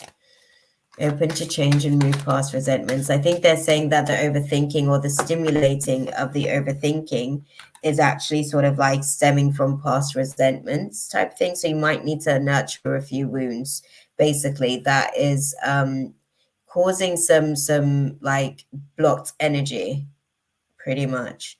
Particularly to do with the solar plexus. The solar plexus, generally, these tends to do with like friendships. The solar plexus, in terms of the relationship dynamics that we navigate through, where the solar plexus can be impacted. These tends to be friendships and particularly work dynamics as well. So within those areas, you may be sort of experiencing, and I want to put this across, we do have family members who can be friends as well. We do have associates who can be friendly, and we can misread that as, oh, this is my friend as well. So you have to kind of like be perceptive in terms of where that applies for you. But the advice for you is that the health of the situation is improving. There's no need to worry. There isn't a peaceful resolution, to be honest. But you can, remain positive. It's not necessarily a helpful network of people for you in terms of like as you navigate through the rest of the year, but you don't need it. You don't need it because there's not really an unlikely situation here that's at play. The universal energy of source is actually supporting a lot of these things because it was pre-written for you as far as the assignments. So those are some of the things that's actually like working in your favor, because these have been like test of faith type dynamics and situations. But they say that you're doing well. They say that you're doing well. I'm hearing like you're doing well, Soja. You're doing so much that we anticipated for you, and so much more as well. Um, they're also sort of like putting across that you've always been a bit of an overachiever. Yeah, they're also putting across you've been a bit of an overachiever with the situations. So this is just another area where you're pushing and forcing yourself with overachieving yet again, just in terms of the context of some of the things that you're navigating through at the minute. And I get you. I get you on feeling like super, super stressed out with, again, all of these delays and these things that aren't necessarily manifesting as you had thought that they would. But again, this is some of the stuff that's going on in terms of like your ability to obviously alchemize this reality. Like you're a very powerful manifester, and, your ability to be able to kind of like bring abundance to this realm and utilize the gift of the free will, which is abundance basically that we experience, right? Your ability to be able to do that is one of the factors that is causing this imbalance at the minute, to show you exactly what you're capable of. That's actually all that's happening. Like all of this stuff is really more of like a test of faith for you to really understand how resourceful and how resilient you are as a soldier, like in this reality, kind of like playing out against these odds. It's actually just an open challenge, and you're actually relishing in it beneath the surface. Your human's having a stressful time, not gonna lie. Your human's like, oh damn, girl, I can't. But for the most part, your consciousness is actually just having fun, and she's just warming up, like just warming up at this stage. So don't be alarmed by some of the things that don't necessarily manifest in terms of the way that you would hope. Let go of your ability to be strategical. It's not the place for that. Definitely be open to some spontaneous blessings sort of like coming into the space for you. And there are areas where regretfully you're not necessarily in a position to move forward in certain situations just yet, and that's okay, is what they're saying. Yeah, they're saying that's okay because you need that time as well to be able to prepare for what's ahead. Okay. Yeah. No need to worry. The health of the situation's improving. So you're in the right place at the right time on the right timeline. It's all just a matter of letting things unfold, I guess. Okay. You might want to optimize. If you're a bit of a control freak, this is probably a good time to like release that spirit. Yeah, sidebar. Because that spirit might actually what it is that the spirit of organization is basically overstimulated. So you want to get back into a dynamic where you're in balance with the spirit of organization and not overdoing it with the spirit to the point where it's being controlling, essentially. Okay, that part. So yeah.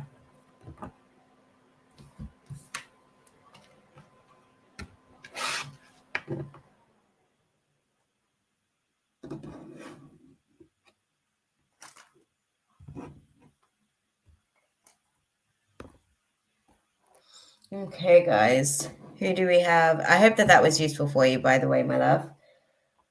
I hope that that was useful for you. No, Charlie's not here, actually, interestingly enough. She is, I don't know where she is, actually. I'm not too sure. Oh, and I did put the link out there, guys, if anybody does want to come into the space.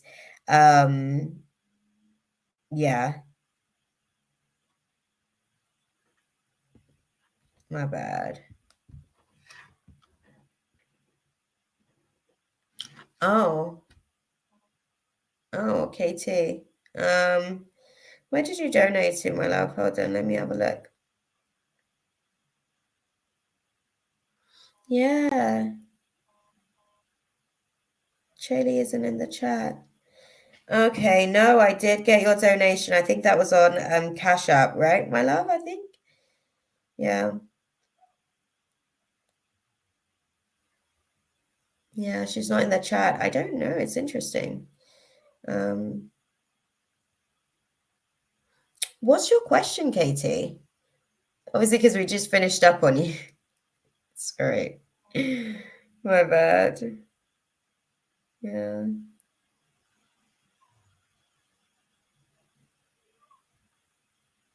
Yeah. What's your question? I know, beautiful. I know. I know. I see you. I'm gonna start snacking now, guys, because we're like an hour and a half in. This is usually when I'm supposed to get off, but you know how this goes. Your girl comes in, and then there's all this insight, and it takes a minute to really get going.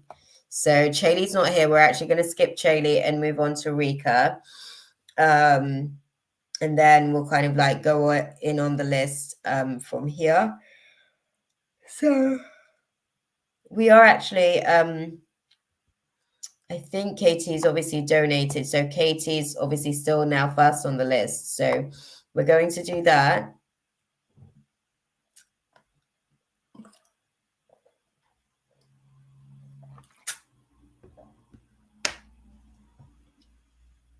Oh, oh, interesting.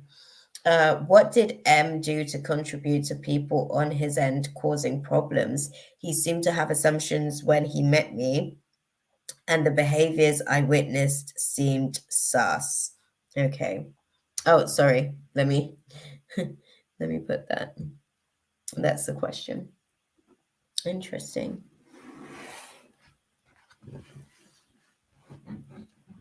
Okay, so what did M do to contribute to people on his end causing problems?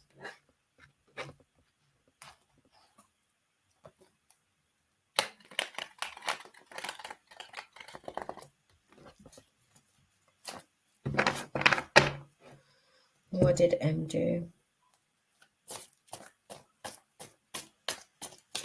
to contribute to people? Okay, thank you.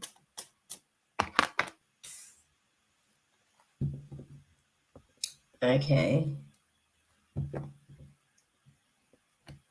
Hey Rika, good to know that you're here, beautiful. That's what's up. Obviously, we know Mina's here as well.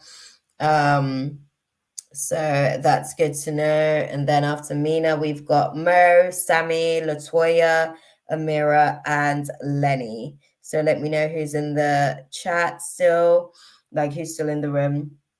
Comment in the chat. It's like they turned and got nasty. Well, he was actually very hopeless about you when it comes to certain situations. I think he kind of like misread you in a lot of different ways. I think you're very multifaceted, and I think he took one aspect of your personality or dynamic of self and kind of like generalized you, for lack of a better way of putting it. I think he kind of like gave people the impression that you were quite superficial. I think he kind of you know, I guess he good to know that you're still here, Latoya. That's what's up. Who else do we still have? Yeah, I don't know if Sammy's still in the room because I know she kind of comes in and out. Um, Yeah, we've got Amira and Lenny. I don't know if they're still in the room as well. But yes, guys, comment in the chat. Yeah, they were really quite, I don't want to say unkind because that's like so like, typical. But interestingly enough, I feel like they were very discouraging. They were very discouraging to people. They weren't necessarily encouraging to people about you when it comes to the situation. And they themselves had, yeah, I think they may, I don't want to say that they have some regrets per se, but I think that they're learning now as well that they misjudged a lot of things as well. And I think that, I'm speaking about, I think that they're also learning, they're starting to question a little bit, not all the way because their guilt won't let them. Um, yeah, that's okay, TT. Nice to have you to the room. I've not seen your name before.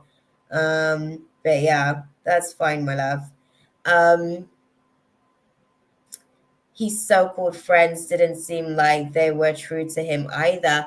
It's interesting because I think that he was actually like projecting.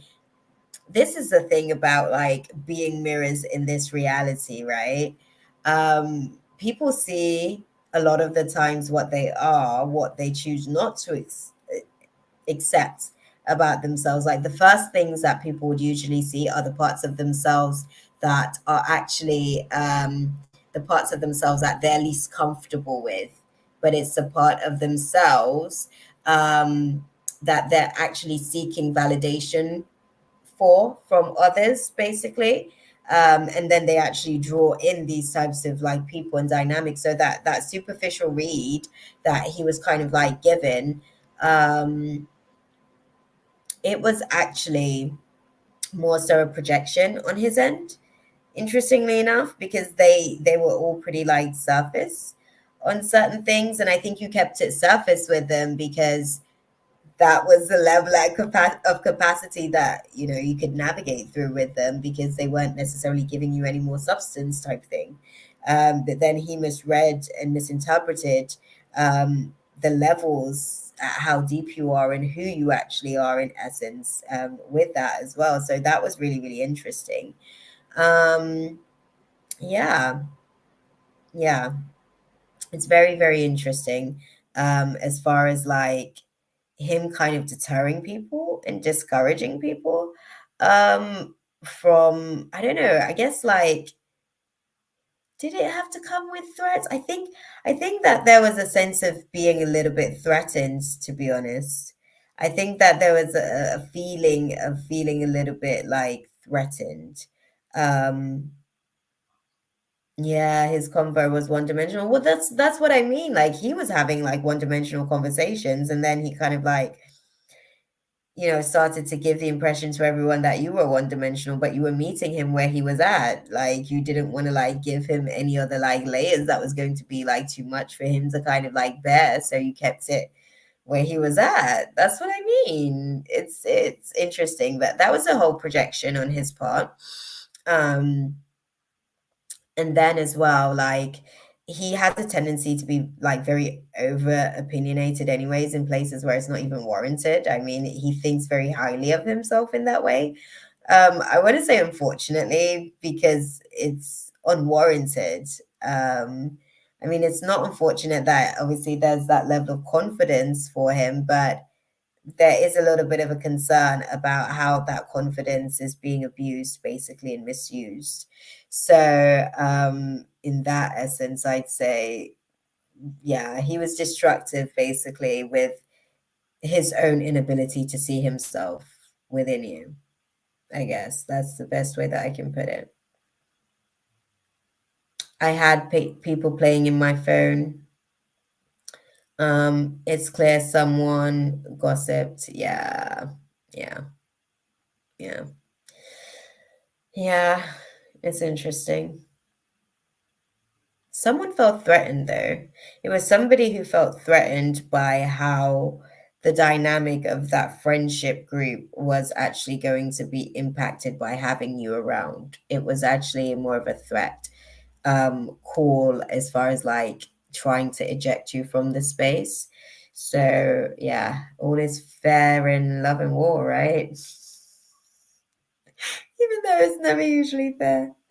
It's actually very, very, very bad and toxic in a lot of different ways, unfortunately, as far as like the fairness of it all. But yeah, it's always very, very interesting to see how everything unfolds with it. But let's get some guidance. One of his friends clearly contributed to a rift and was talking to me nice to my face. Yeah. Unfortunately, it's funny because, like I said, there was like feelings of being threatened in that situation that has like a lot to do with the undertone of why things have kind of like unfolded the way that it has. Yeah. Okay. Sorry, I'm seeing like the guidance for you. You're crossing the path of like you're something better basically with these types of friendship dynamics. You're actually crossing your path towards more healthy dynamics in friendships as well. This like I don't want to say bitchiness, but it really was actually sort of like the he bitch spirit, to be fair. That was kind of like at play in the context of all of this. Yeah, it was the he bitch spirit that was in the context of all of this. Um, the situation where you're navigating through finding what your something better actually looks like. You're trying to figure out where you need to stop doing certain things basically in order to get to your something better, where you need to stop enabling certain things, where you need to stop allowing certain things, where you need to stop embracing certain things. It's almost like the spirit of naivety is basically like going through an evolution process, like it's optimizing basically. It's optimizing. The spirit of naivety is optimizing with the facet of this class dynamic that you're navigating through with these group of people. You learned so much in the mix of like just this one dynamic with this group. It's really optimized that spirit's ability to kind of like you've got some experience basically under your belt with this dynamic. M's energy felt familiar, felt like we met before. Yep, I've been picked up. His friend clearly told female energy on their end something. He judged me based on where I was from. Okay, okay, okay, okay, okay. Okay, okay, superficial. See what I mean? See what I mean? See what I mean? Like the superficial dynamic, that was actually him. That was a whole projection all along. That was a whole projection all along. He actually sort of like gave this impression that you were like the one-dimensional one in the dynamic, but it was actually him all along. You're not missing out on anything here, my love. This was just a really great learning opportunity for you to basically identify, okay, this is one of those moments where, okay, this is a stoplight, so I'm going to stop. I'm gonna get the, lollipop lady to help me cross the road, and I'm gonna be on my merry way. That part, basically, is the whole, I guess, essence of that situation. But yeah, I think, as you kind of like navigate through the process, you're just living and learning, basically. And that's the purpose of all of this. So yeah. I hope that that was useful for you, though, my love. You're not missing out on anything much there. It wasn't you. I think it was definitely a teachable moment. Like I said, there may be some little bits of guilt in the undertone because I think he's now like potentially realizing that he may have misjudged and misread the situation. And like I said, you're very multifaceted. Um, but yeah, it's a little too late, I want to say, almost like he's already made certain judgment calls, which has basically shown his true face, which obviously that leaves the ball in your court to decide how the relationship moves forward from there, or if it actually even moves forward, or if this is the end. So yeah, in terms of that friendship dynamic, I guess you're learning the do's and don'ts and your very hard boundaries, that part. Okay, my love, I hope that that was useful for you. You guys are always like so quick with everything. Like, I love it. Like, whenever I'm talking, sometimes like I have like the way that the guys will kind of like break down and then relayer their communication on certain things. With you, I can tell that you have like fairly open dialogue with your guides on certain things as well, just in general. Because it's over fairly quickly, basically, is what I'm saying. Thanks. I used to think he was a past life person and possibly someone to reunite with, but he showed otherwise, and the people on his end were quite nasty. If he still associates, shake my head. This is the thing, actually. He may very well be a past lifer. He may very well, like, if that was an intuitive dynamic where you sensed and picked up, he may very well be a past lifer that is like, because a lot of the times, like, with our past life relationships, they're definitely, we meet them at our ascension points. Basically, it's not for like everyday life dynamics. Basically, we meet them at our ascension points. Those are the relationships a lot of the times that are there for like seasonal, definitely reasons. Some of those relationships in the soulmate cluster now, they are more sort of the lifetime relationships if they're sort of like past life, right? Funny, this situation sounds like the situation you described with the third party. You understand, my love? You understand? So again, they've come in to basically assist in your optimization process. This was an ascension point that you had to kind of be able to move past this checkpoint. Being able to actually do it in that group of people actually allowed for you to kind of like move very quickly through the ascension point, actually. I think you woke up fairly quickly to the dynamics of what was at play in that situation through contemplation. It was very easy for you to see and observe with your spirit of discernment. And I think, your communication then also made it very clear that you were actually in the know. And then once all of these things, like the way in which you communicated and the fact that you communicated, was almost what they were actually here to do, to basically like challenge you, pretty much. Their challenge to you was to be able to see how you communicate on certain levels of situations, basically, right? And you executed. You did well, right? You did well. So you can sort of like, be proud of yourself for that and keep it pushing, girl. I mean, the reason why I say that is because the fact that they projected their own small-mindedness towards you. Um, it's almost one of those situations where it would be a struggle, basically. There's a lack of accountability. They clearly can't see themselves. So you would be dealing with a lot of shape-shifting spirits, basically, in that type of dynamic, which is why I said, like, if you don't have the capacity, it's not necessary. You don't need to do it to yourself. If you want to, though, level up like really quickly, like within space of like a good couple of years of getting to a place where like you're super, super optimized, those types of spirits and people are actually really good for that. So I'll say that much. Yeah. Hey, Bunny Hop. The free list is closed, my love. You would actually need to either join us next week or join the donation list. The donation list is open. I don't think, who was it that TT was asking about donation? I don't think they donated. Yeah, I don't think they donated. I think they left the room actually. They were asking about donating for like 3 questions or something. Um, but the details are in the description if you want to donate. You're perfectly fine. Okay, so what do we have next?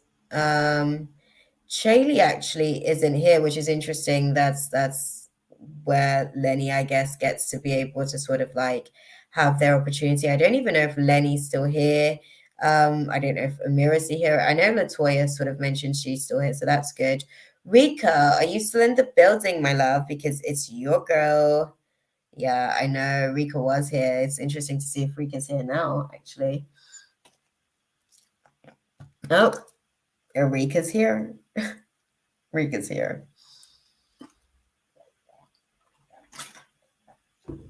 Let me snack, guys. It's that time.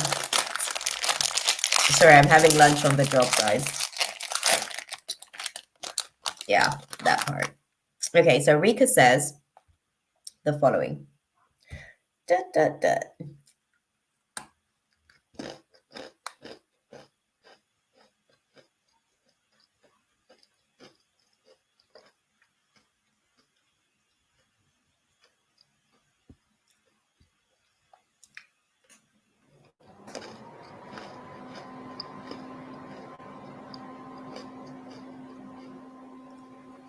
Oh, Rika. No. Okay. Okay. Sorry, I was like reading while I was obviously having a snack. Okay. So Rika says, ma'am, I have 2 options to choose from: master's in chemistry. After that, I have to do PhD or MBA. Which one will be the best for me? I have fear that if I choose the wrong profession, help me out. Okay, firstly, this is something that we can actually sort of like do potentially with and without the cards. I'm gonna sort of like be able to sort of like, once we have a discussion, because I need to unpack this with you first. What is your hey Ash? I sense that you were going to be coming in sort of like later on. Interestingly enough, Ash, because when I was like, oh, where's Ash in terms of the room, and your guides were like, yeah, she's going to be sort of like checking into the space a little bit later on. So lovely to have you, my love. I hope you're good. Hope the Scorpio full moon has been treating you well so far as well. I am literally just trying my best to sort myself out here. Okay. Right.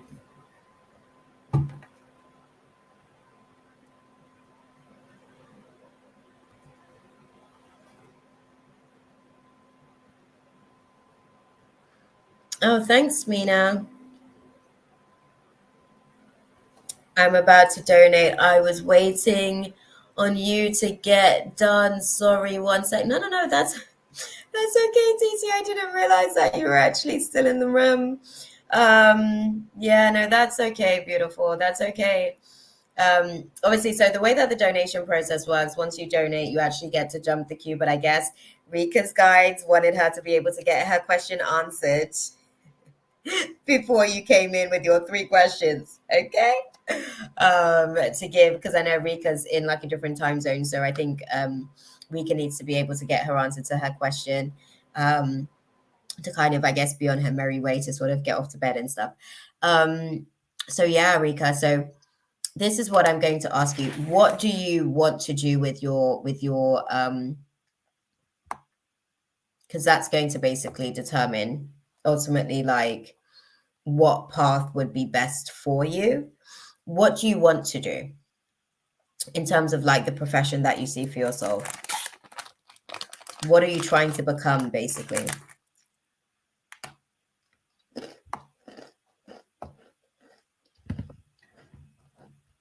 Exactly, Rika. I know your guides were like, nope, we got to get our girl seen first. Definitely. We've got the donation from TT, so we can get her added to the list sort of next after Rika, and then we'll obviously go through the list from there. Okay. So this is very, very interesting.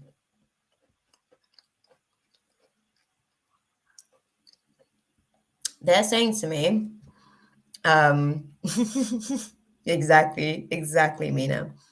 And I'm going to do my best to try and like wrap up as well for a decent time, because I know, I don't know where Chaley is. Chaley usually comes in to take over after a certain period of time for Mina because of the time difference. But I know that she's also kind of like optimizing to try and get into the space as well. So it's actually a really, really interesting time. Hashtag Scorpio full moon vibes. We're all figuring out how to live in the midst of the Scorpio full moon. It's really, really interesting. Ma'am, one day I like something else, then I change my mind. I get that. I will stay here if with you if she didn't show up. No, I appreciate that, Mina. I appreciate that. And I know that you will. That's why I'm trying my best to like send some like telepathic communication, like Jaylee. We need you in the room. Because obviously once your like reading comes as well, Mina, like, you know, it's bedtime. It's like it's actually bedtime where you are in the world. So that part. Yeah.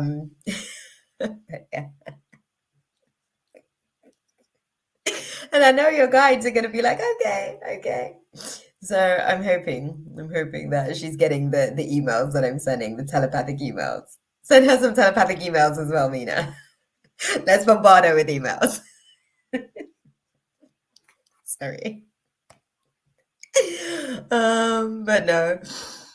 What I'd say, they're actually saying the best thing to do is a PhD situation.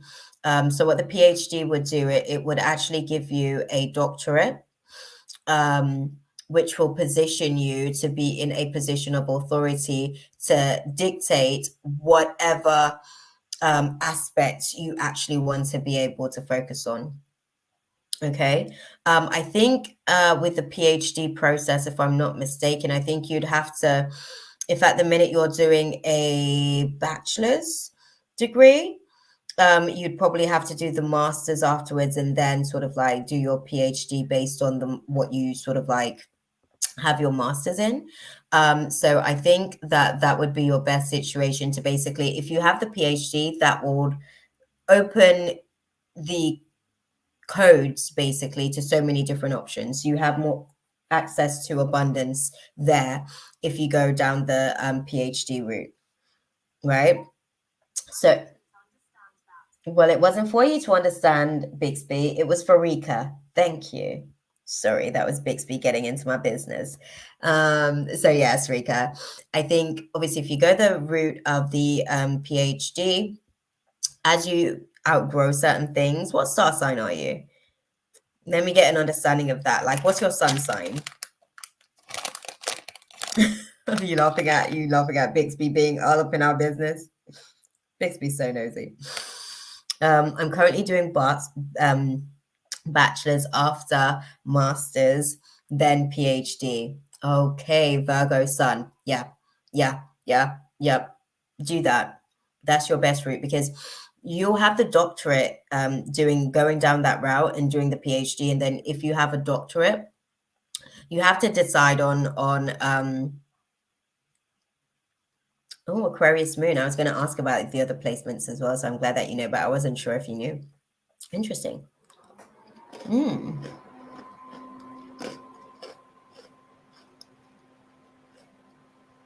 Virgo, Sun, Aquarius, moon.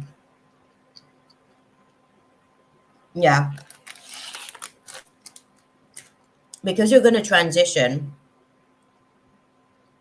Before you get into retirement, you're going to transition at least 4 times.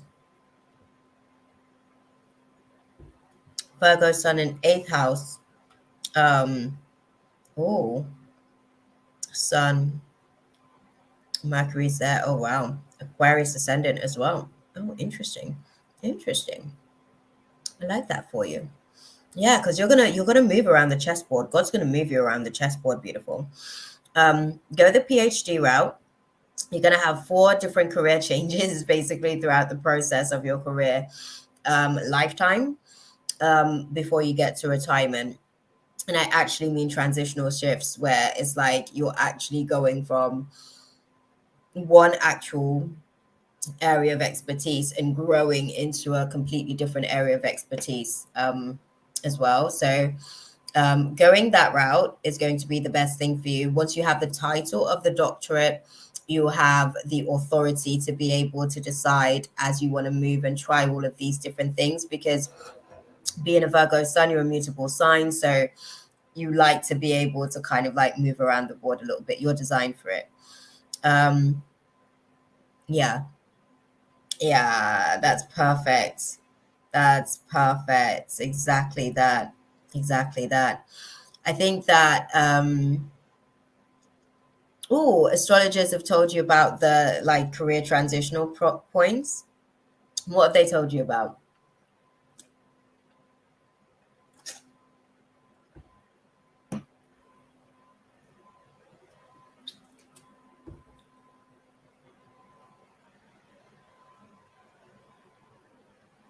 But ma'am, I'm doing undergrad in zoology, chemistry, and botany. Which one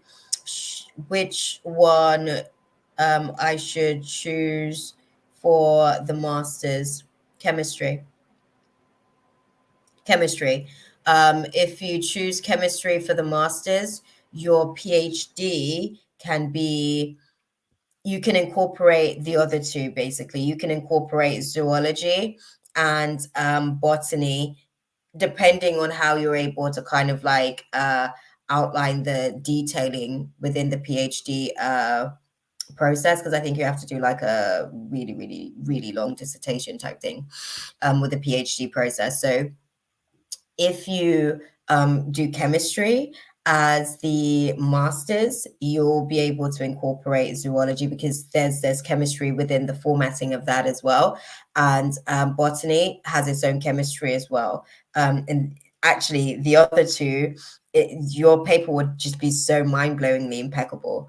As far as like you going for the PhD in chemistry and having the knowledge of the zoology and botany aspects of those, educational knowledge as well. Like, dope. Super. Mwah. It's like a recipe. That's how they're giving it to me. Mwah. It's like a recipe. That recipe is actually really, really nice. It tastes good. It reads good on a PhD paper, and it actually like puts you in a position where you go into your field actually being a in a power of authority already. And when I say power of authority, you're able to like outline your knowledge base basically on these different facets or on these different layers and levels. Ma'am, they had told me the similar thing, that as I have kept Ketu planet in 10th house in Scorpio, so will not be very satisfied with my career, and I will keep on changing my career. Yeah, that will happen at least 4 times. So if you do it in chemistry, if you do it in chemistry, that will give you the opportunity to be able to kind of like utilize that to be a stepping stone in all the other areas that you actually basically want to grow in, because you're going to outgrow things like I think you get these 5-year itches, which is when you really start to like, oh, I don't know if that's for me. 7-year itch and 8-year itch is definitely in there as well. But it's like it has to keep your focus and attention for that long enough, because after a while, it's almost like as much as you want to grow and you want to learn and you want to kind of like adapt, you adapt fairly quickly, basically. And I say adapt fairly quickly. I think your confidence is something definitely that you need to work on and being able to feel like you're swimming. But I think that you adapt fairly quickly in general. And when you can swim, you get bored very quickly. You kind of want to move on to your next challenge. You want to basically move on to your next threat, which is interesting. So yeah, and tackle your next like big mountain, basically. So if you do the, I guess the masters in chemistry and really execute that, like really execute that, like really dive into some ish, it will give you room to be able to like go into a couple of different career areas as well within like some of the areas that you're still like growing in, I guess. But yeah. It seems nice though. It seems nice. I think by the time you get to retirement, you're actually in a field that you're happy with as well. I think that that one's probably the longest one. That career chain looks like it's about 13 years or so. So by the time you find the fourth one, it seems to be the right fit for you. Just like bear's porridge. I couldn't help myself. Sorry, I just thought about the three little bears and Goldilocks there. They use an analogy. Ma'am, do my spirit guides want me to be a professor, going in academics or being a scientist? I think you do both. I think you actually do the scientist side of things initially, and I think you eventually going into the lecturing, and I think that's the one that basically lasts for 13 years. The others are like stepping stones, basically giving you the knowledge base and bounds to be able to like become said professor when that timeline kind of like comes into manifestation. So you do both actually. Basically, you start off in the science realm, which is why the chemistry, like the masters in chemistry, is important.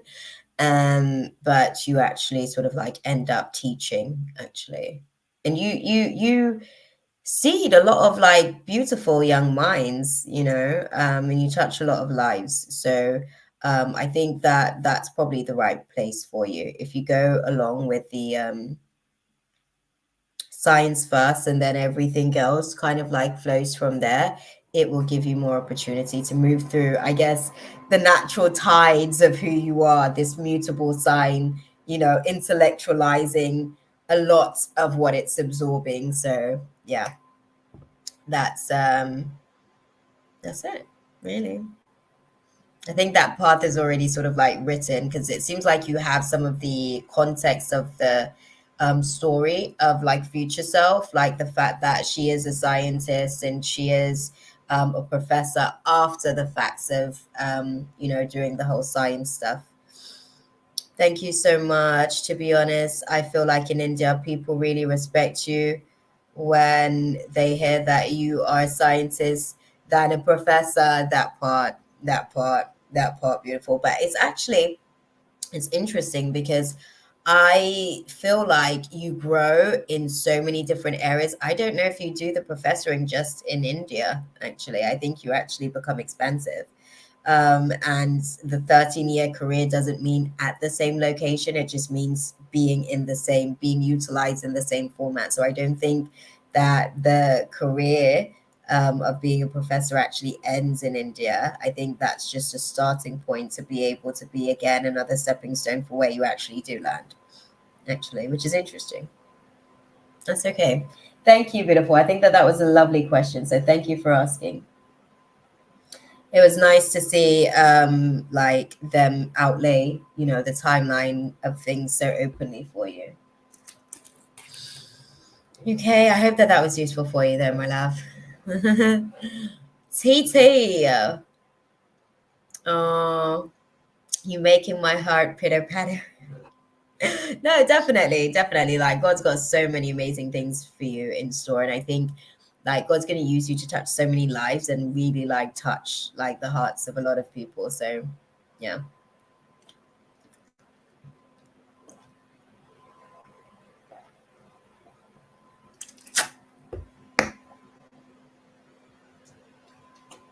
Oh, damn, TT.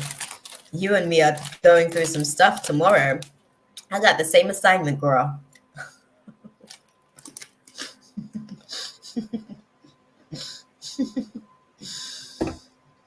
Okay. Let's see.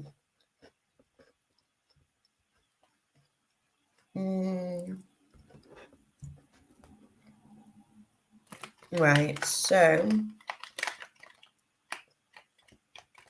um,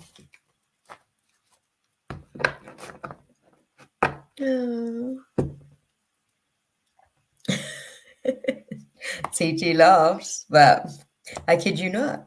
I kid you not, girl. And I'm worrying where I've aligned my connection for the day after I'm supposed to be doing my self-care because I know it's going to be like a whole thing tomorrow. So I understand. The alarm clock's ringing. Okay. Let's see. So firstly, TT wants to know. Let's get TT's question up because that's who we're reading for. Yeah. So will I be able to make my hair appointment tomorrow with my original stylist? TT wants to know. Will she make the appointment tomorrow? On time. Because I think that that's the important aspect of it. Thank you. Okay.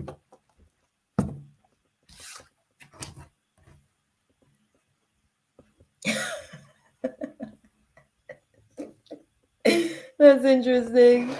Sorry, I'm laughing because it's actually it's actually funny. Yes, you will make the appointment, but I'm gonna like put it into context as well because the way that they put it is like by any means necessary. Like even if that means like wrapping ish up like prematurely to actually get there on time.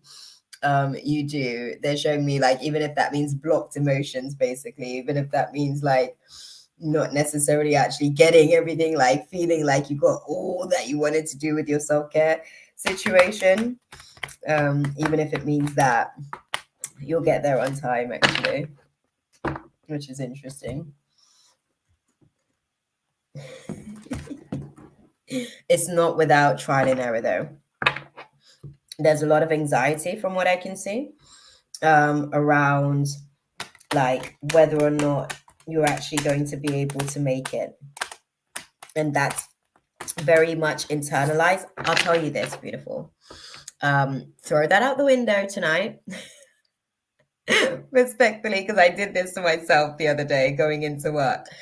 You're going to activate Murphy's Law tomorrow and create resistances for your manifesting. You're going to activate the law of repulsion as opposed to the law of attraction. So focus firstly. This is for you, TT. Focus firstly on all of the variables that could potentially be factors as to you not being able to obviously make it there on time, and assort those things as soon as you can. Get those things out of the way. Put those variables into the element of mastery firstly, because those are the very things that can be used against you. And then any character flaws that you have, like what was used against me was my forgetfulness. Even though I did everything I needed to do the night before, that one character flaw of being forgetful, that was the thing that was used against me in that dynamic for myself personally. So when you're doing what you're doing tomorrow, because they're literally showing me you will get there by any means necessary. But it does come with some blocked emotions, because it does mean that you have to end certain things prematurely to be able to make room for that. So just be mindful. Yeah, just be mindful of that. Yeah. Yep. Just be mindful of that. This is where your focus is, and it will manifest. Yeah, it will manifest. You kind of just have to make sure that you're prepared as much as you can be, basically. Do you have a tendency to be tardy to the party? Basically, are you like a latecomer like myself? Because I struggle with optimizing onto like a fixed timeline. Being a Pisces and that, we tend to be flaky, so I'm trying my best to like not be, but it's a challenge. I'm trying to utilize my Virgo rising's nature to be like on point a lot of the times. What's your next question, TT? What's the guidance for TT? Okay, all good, beautiful. I'm actually gonna give you a message from the guides on how to actually. Yes, and yes. Or sometimes I'll talk myself into not going places. No, you'll be fine. You'll be fine to sort of like get that done tomorrow. I think it's just more a case because it's well deserved. It's actually really well deserved. It's all just timing is everything with that situation. And what do you guys advise? What's your advice to TT? Okay. Okay. They said that this is an opportunity you don't want to miss. Okay. This is an opportunity that you don't want to reconsider. The reconsider card, I don't know if you can see, the reconsider card is in reverse, and this is an opportunity. You don't want to reconsider it. Just lean into it, and you'd actually really, really benefit from it.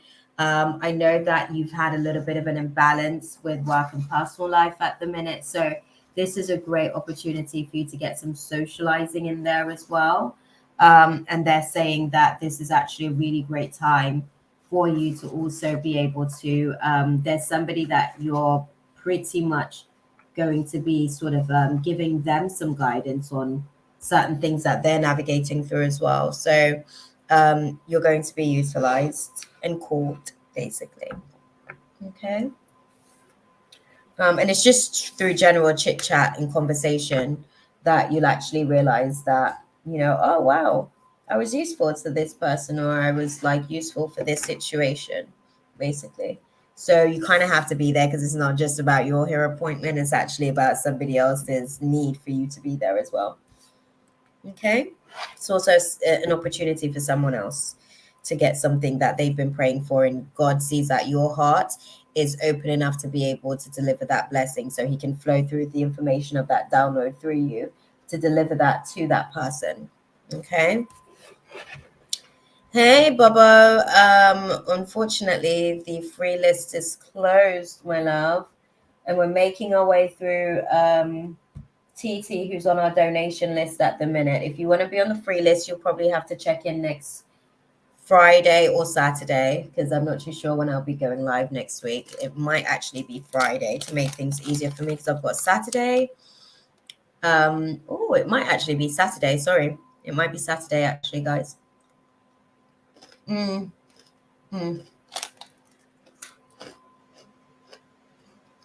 So yeah, Bubbo. Take your time, revisit us next week if you want to have be on the free list. Okay. Next week, guys, we're gonna do a testimonial Thursday on Thursday. To just kind of like check in and see how the I'm gonna basically be giving y'all some updates on how the Scorpio full moon has actually been treating me. Interestingly enough, I want to be able to have dialogue with you guys about some of the things that you're observing that are shifting. Because the solar eclipse of the Aries new moon actually like took a lot of things out of our space, and then it also brought a lot of things in, basically. So yeah, want to check in with you guys on Thursday. Then I can't do two back to backs. I'm realizing I don't have the capacity energetically for it, so I have to spread out the days. Okay. So I'll be live next Saturday evening, actually. So that part. Okay. That's what we're looking to do at the minute. Let me know. Let me know. Okay. So let me go back to TT's other question. So TT's other question is, what's coming towards me in general I should be aware of? Okay, good question. Oh, sorry, sorry. Okay. So TT has asked third. Okay, I'm going to start this question as well so I can come back to it. It's on the starred list, girl. Third, will I be able to get a new card? Oh, hold on. That's a yes on the third question, but we're going to talk timeline on it.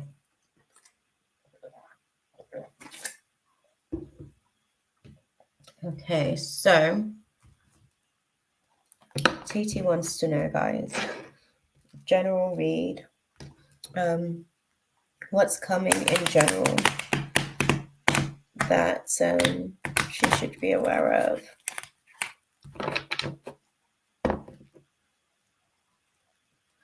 What's coming in general that she... Oh, damn, that was quick. that was quick, girl. I guess you've been asking this question for a minute. Like when they give like quick delivery, it's usually like a question that's been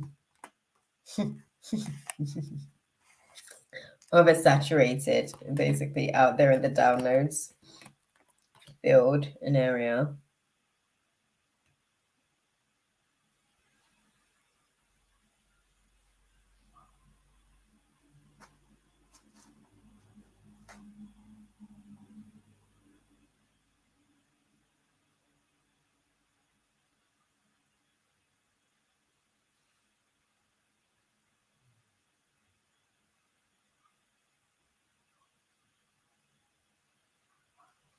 Okay.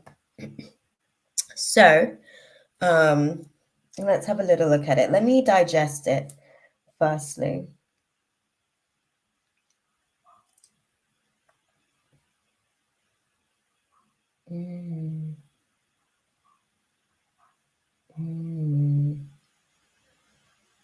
Interesting. So what they want you to know is that, like, where you're at, really. You've got two major arcana here. We've got the Wheel of the Year, and we also have the Death card in reverse as well. Those are two major arcana, which lets me know there's a major turning point that's taking place in your life in terms of the areas where you're struggling to move on. Okay, the areas where you may actually be resistant to certain changes, you're actually like going through a turning point through those areas. It's interesting because sort of like coming into this particular season of life where you're at the minute, what they want you to know, TT, my love, is that like you're basically boxing yourself in. You box yourself in quite a bit in terms of and I think you even sort of like put this across as well. Like you say that you want to do something, right? And then you kind of like plant that seed, but then you're blinded to what needs to be done. So then you're like, oh, I missed that opportunity. Then you plant a new seed on something that you want to do. And then again, you go into a resting state, you're blinded. It's like, oh, missed that opportunity. So what you're doing in essence is overexerting your solar plexus basically and its ability to be able to manifest by starting these things, unfortunately, and then kind of like hindering the process of what it is that you're doing, because you're trying to get to this like experience of the Nine of Pentacles, of feeling sort of like self-sufficient and feeling like, I've got all my ish together, basically. Like, this is what success looks like. This is what doing it looks like. Okay. But instead, you're actually more showing up as a Five of Cups energy, where it feels like you're actually like disappointed with a lot of different things. You're a little bit, upset, basically. I don't want to say crying over spilt milk, but the way that the changes have actually taken place, you haven't necessarily been best pleased with it. You know, it's one of those things where right now, the point that you're navigating through, you're learning how to be more resourceful, right? You're learning how to make sure that the tangible is in, um, you know, the things that are valuable to you are the things that you're placing your priority list in terms of the tangibility, right? You're making sure that you're emotionally sort of like in check, because the cups represent the emotions. You're making sure that your thought process as well. Your thought process is a little bit scattered, I'm not gonna lie. That's the one area that they're saying that you definitely still need to work on. The emotional thing. What moon are you? Do you know what moon you are? Do you know much about your natals? Help me understand that, because they're saying you're emotionally, you're actually fairly okay in terms of your ability to like contain your emotions, but at the same time, those emotions also still have like this really deep impact on you, right? And you're going through a process of a turning point with your mentality. Your mentality is actually what's shifting at the minute, because there's been certain things. So true. My moon is a Sag and I'm Aquarius Sun, Venus Aries. Okay, okay, interesting. That's why it's the case of being so passionate. This is what, okay, so this is interesting. So with the Venus Aries, like you can be very passionate, and it's almost like you get all these like amazing desires, or this thing that just comes like impulsively, and you kind of want to start it, but the progress track isn't necessarily so great, actually. Moon in Sag, it means that you're actually really quite able to pretty much rationalize your emotions a lot of the times, basically. So I don't know, you don't do you give yourself room to sometimes like really be how you feel? Like, are you comfortable basically with being able to release through like crying, for instance? Are you comfortable with vulnerability? Because Moon and Sag sometimes can be very, very challenging with vulnerability. Right. Sorry, you can like keep typing in terms of answering that question, but I'm going to get back into the space. What they're saying as well, with the situation that you're kind of like navigating through, is that your actions as well, right? And because your thought process is a little bit skewed, your actions isn't necessarily as optimized as it can be. So the one place that you're doing really well is the emotions area of things. The mental side of things, it seems as though, and I say you're doing well because actually, um, yeah, I was just gonna say, I say you're doing well because I don't know how well you actually show your emotions. So your ability to contain your emotions is actually really well, but in order to be able to like move through emotional management of those things, that's a little bit trickier in terms of where you're at with that situation. I think the thought process is basically disturbed or can be disturbing because of that exact pattern of like not really showing the emotions too much. I think that is something that throws a lot of the thought processes actually off, because if you imagine with the emotions basically being bottled in, the thought process is now going to be in a place where it's like, okay, um, all of these things that you've got bottled up, there's no outlet for them. Do you see what I'm saying? There's no place for them to be able to kind of like be soundboarded, organized, and then be displaced completely. When you're internalizing, a lot of that then sort of impacts your psyche. This is actually where like a lot of demons, they can start to come in and start doing their little whispers and they can then impact your ability to be proactive about your circumstances as well. So, how are you with the spirit of procrastination? Because I get the sense that that spirit is actually pretty rife in your environment.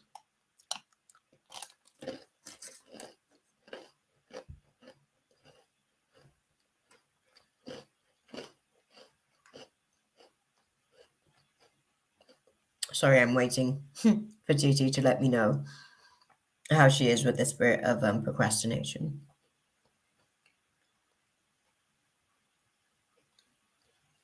But it's interesting, right? Because moving forward, they're actually saying that you're going to be dealing with a lot of this type of energy. Because I think it's to do with the spirit of procrastination. I think all of these are like unmet expectations that you haven't necessarily met for yourself, which is causing you a lot of unprocessed disappointment, basically. Disappointment with self, and also just disappointment in terms of how other people have showed up as a result, but they've only showed up the way that they've shown up because that's kind of how you've shown up for yourself, unfortunately. So they're meeting you at the precedent that you've set as far as the standard, and that's how you've kind of like engaged with yourself. So they've engaged with you to the same degree, you know. So yeah, but I can see that moving forward, it is going to leave you feeling, as you're going through the process of kind of like getting into a place where you can kind of like accept some of these things, some of these decisions that you've made, and actually starting to open yourself up, I guess. Open yourself up. What they're showing me, obviously, the undertone of this entire process is the spirit of patience, basically, the temperance, right? The temperance is actually going through, and if you understand, the temperance is all about the temperature being, when the temperature is too high, naturally we're actually in the spirit of like frustration a lot of the times when we're kind of like going through the pouring out process. But when we're being poured into, we have to learn how to have patience, because obviously as you're being poured into, imagine if you're moving and you're all over the place, and you're going to miss like some of the opportunities that are being poured into, you know what I mean? Lol, I definitely procrastinate a lot. I'm trying to learn to get out of it. Makes sense. Yeah, yeah. That's the thing that's actually sort of like holding you back. That's the thing that you actually really, I guess that's what they need you to know. And that's the thing that you need to sort of like be aware of at the minute. The procrastination, as I mentioned to you, is actually stemming from a side effect of like your moon, in terms of how you sort of like manage your Venus as well, like just sort of like hearing the dynamics of things. Okay, so with you being as passionate as you are, like with your Venus being in Aries, and then you're kind of like in that place where emotionally it's all about your philosophy. So you can potentially be like very stern with people, or you can actually show up and being very stern with people in terms of like your boundaries on certain situations. Hard boundaries are definitely firmly hard boundaries for you. And I think you also have, unfortunately, sometimes moments where you're not able to kind of like wear your heart on your sleeve, basically, because like we spoke about, the vulnerability thing is sometimes a little bit of a challenge, again, because of that moon in school in Sagittarius, sorry. Also, because I was thinking about the rising, I think you said the rising's Aquarius as well, being impacted, like the moon in Saggy being impacted by the your Aquarius sun. And what was the rising? I think you mentioned the rising as well. No. Okay, you mentioned the Venus, but yeah, being an Aquarius sort of sun and a Saggy moon, like it's a little bit of a challenge to really be able to kind of like, a lot of the times, like I said, you will intellectualize your emotions, because it's your natural way of being able to process, but not everybody like processes on that level. And I think in some situations, the universe actually needs for you to go into the emotion. The universe actually needs for you to lean into the emotion to be able to get the fullness of everything that you can. It's like squeezing and extracting, it's juicing. Basically, the universe needs to like juice certain situations by having you show up in certain elements of vulnerability. So I think what they're saying is like moving forward, you have to be mindful. Basically, you have to be mindful of like your anxieties and your intensity. Like sometimes you can overthink things basically to the point where you put yourself off. It's like you talk yourself out of stuff as well, basically. um so it's one of those things where your choices is everything, and you're actually going to find yourself feeling a little bit overwhelmed, I guess, about your decision making process. I think you struggle as well a little bit with making decisions. You actually tend to be a little bit indecisive. That has to do with trust factor. It's not necessarily just about you not trusting other people, it's actually how well you trust yourself. So you probably need to work on that. As well as a spirit of procrastination. I think if you build your trust, it would actually alleviate the communication or the contract with the spirit of procrastination. So if you trust that you're actually doing the right thing for yourself in that moment, you'll be able to balance the relationship with the spirit of procrastination a little bit better, because right now the spirit of procrastination basically has 80% access to the vessel basically to use it as host, whereas you're not in mastery. Basically, you're not in control of that particular spirit in this vessel basically, right? So what you want to do is maybe get that down to probably like a 45%, maybe even a 55, because 80 is a lot to kind of like go from. So you want to get that procrastination, that spirit of procrastination down to like a good 55 and under. And you can do that by basically building up your trust with yourself. So basically learning how to trust your judgment, learning, because again, when we have trust issues with other people, it's usually more of an indication of the trust that we don't have for ourselves and our ability to trust our decisions that we make for ourselves, right? So you definitely want to be able to kind of like work on how well you trust your judgment, and that will help you with basically balancing the dynamic with the spirit of procrastination. And this might be a really good time to basically like let the spirit of procrastination know that, you know, you've been working on this relationship with it for a minute. Unfortunately, it doesn't seem to be like lending itself to where you want to optimize in terms of like the levels of success that you're hoping to move forward towards. This would be a really good time actually to write a letter. Basically, if you don't write a letter, that's fine. You can go through meditation and actually have the internal dialogue to basically like let the spirit of procrastination know that you're going to be optimizing your trust within yourself, which is in theory then going to be able to kind of like alleviate the control, the level of control that the spirit of procrastination has in certain situations. It does also mean that you're going to have to optimize your tendency to want to be lazy, my love, because the spirit of procrastination it grows basically in environments where there's tardiness, where there's laziness, where there is carelessness. That's the type of environment that basically sort of like breeds that kind of spirit. So you'll have to work on those qualities in the process, but definitely have a conversation with procrastination so that it understands that the dynamic of your relationship and the level of ownership that it's had on the vessel so far is about to change. Yeah, makes sense.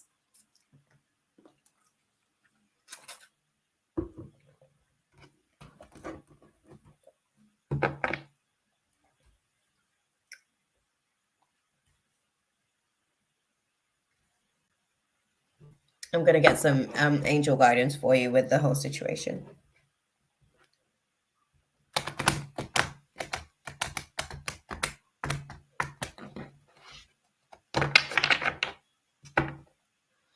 No, they're saying definitely do stop. Definitely do stop doing some of the things that you're doing at the minute. Okay. Okay. Okay.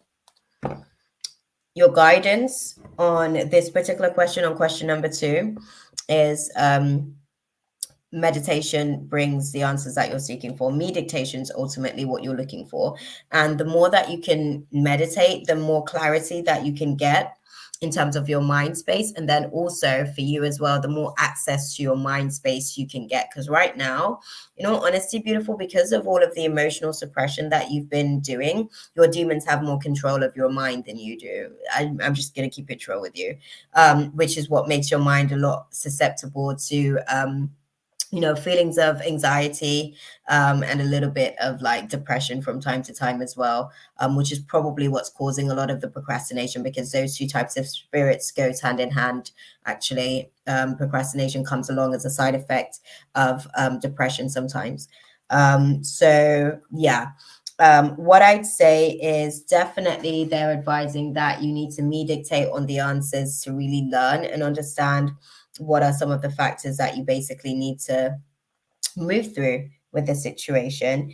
It's not necessarily about waiting, it's about meditating so that you can make the right decisions as far as the situations that you're navigating. Okay. But I hope that that was useful for you, my love. We shall move on to question number 3.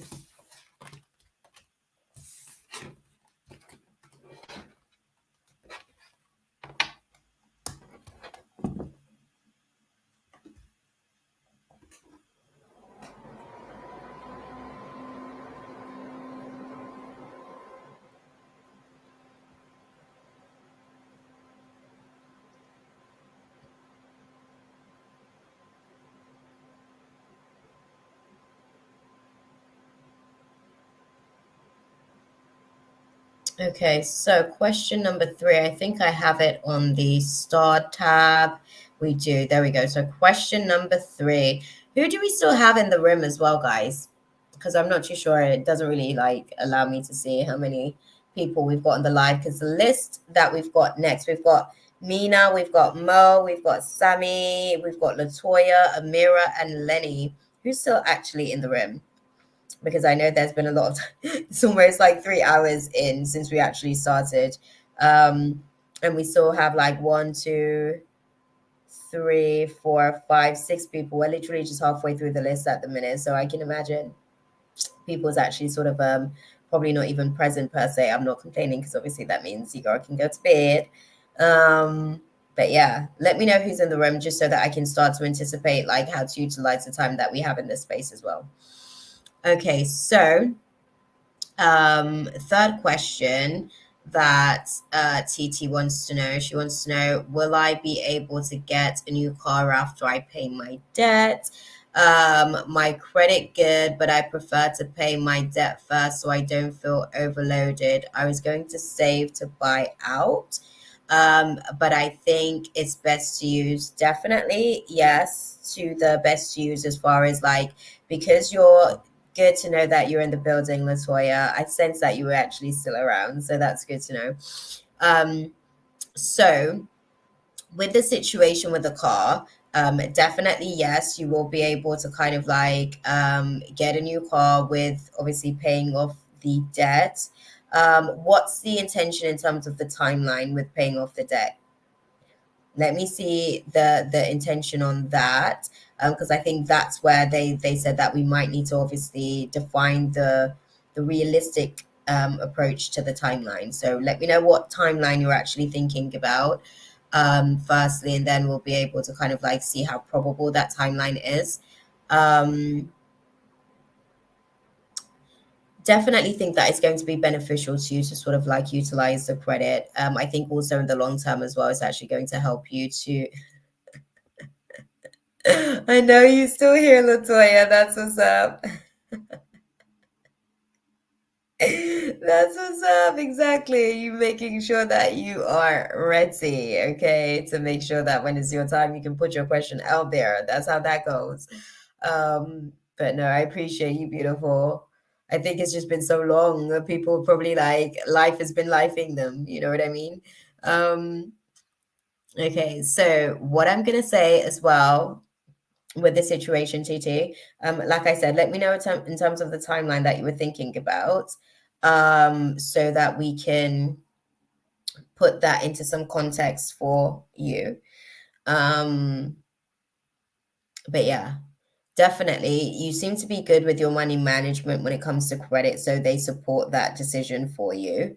And I don't think it's anything that they're too worried or concerned about. I think that you'd actually be able to do it and execute it really well.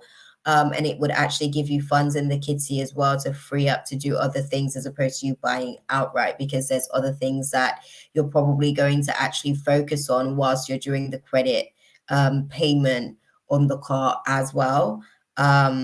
So it's kind of like freeing up cash flow whilst you kind of like get into the position of acquiring this asset. That's the car. Okay.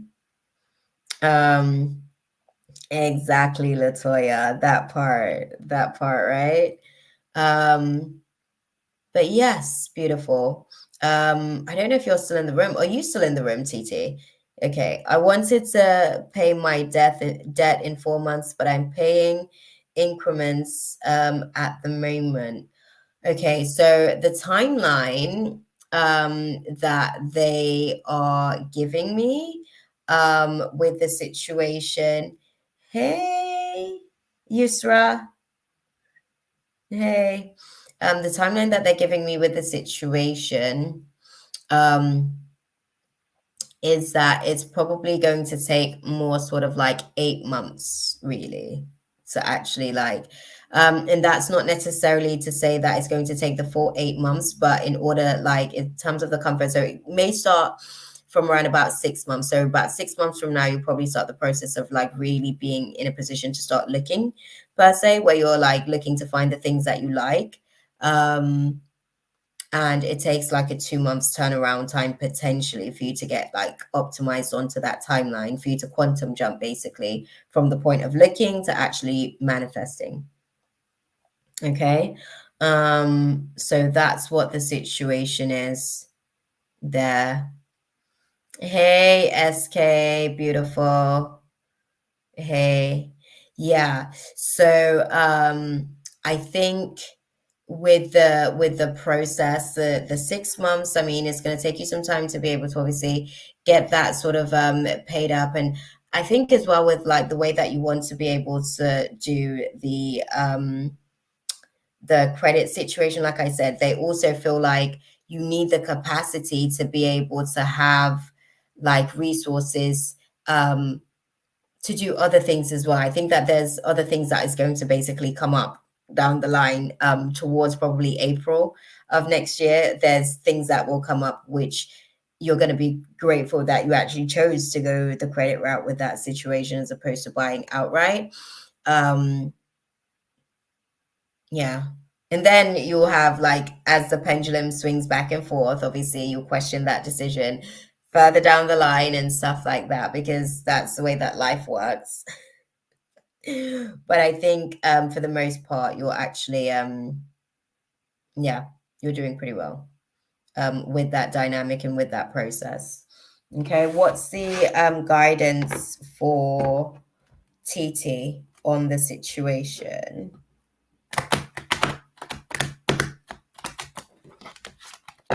Let's see. What's interesting. Oh, okay. Oh, damn. Okay. They're saying this isn't a situation that's going to be like a few weeks type situation.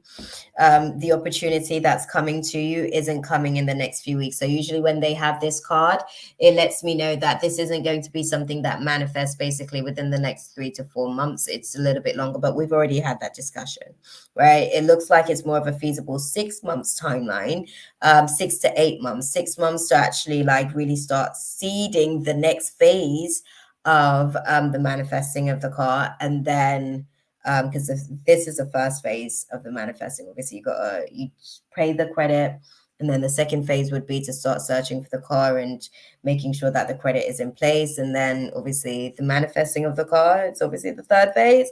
But then they're still stabilizing with all the responsibilities that are required and all the things that you need to know, and basically getting to build your relationship with your new car, pretty much. Okay. But yeah, I hope that that was useful for you, my love. That part. Right, Mina, I think you are next. Yes, XK, the free list is closed, donation list is open. We're actually just chopping it up to see what we are doing for tonight. We do have some people on the free list that may not actually be present. But we'll have to wait and see when we do Rota Call. So far, only Latoya has been able to say that she's here. And I don't know where Amira is. I'm not sure where Lenny is, if their guys are going to bring them back in time for their reading. Mo isn't even in here. I don't think Sammy, I haven't seen Sammy in the chat for a minute, but Sammy's good at being incognito and then just throwing her question out when it's time, basically, when we get to her on the reading list. So yeah. All right, guys. We've got Mina's question next. Oh, I finished my snack.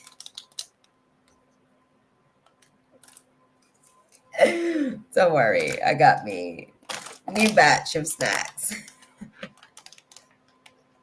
You know, when you just sat there enjoying, and you're like, oh, it's over.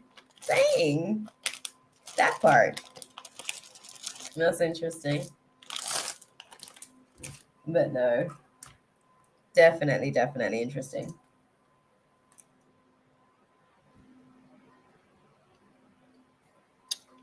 Make sure as well, TT, the stuff that I was speaking about, because they're like doing a little bit of a reminder, the stuff that we spoke about in terms of the spirit of procrastination, that definitely needs to be optimized. What I gave you was basically a cheat code.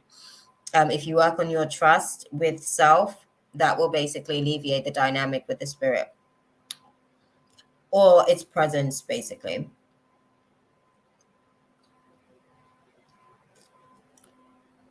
So Mina is next on the list. This is what the list looks like at the minute, guys. We just finished up TT's questions. We're hoping Mo's in the room, Sammy's in the room.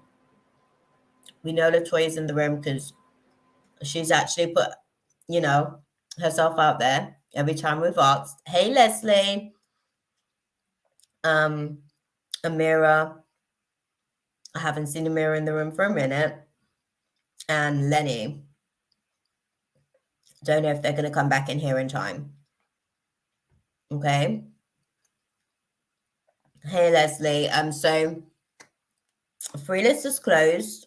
The donation list is open. If you do want to be on the free list, you'll probably have to wait and see how everything goes towards the end. Because there may be a few people, we're just doing the rota call. There's a few people that may not actually be here in time for their reading. But that is provided that they're not here. The donation list is obviously open at the minute. If you want a free reading as well, there's always next week. If you can't wait, you want to get into the room nice and early next week to be able to get on the list so that you're like at a decent place on the list, because my readings are generally quite long. I'm aware of that. It's just what it is. I have to go into context of everything with people. Okay. Thank you.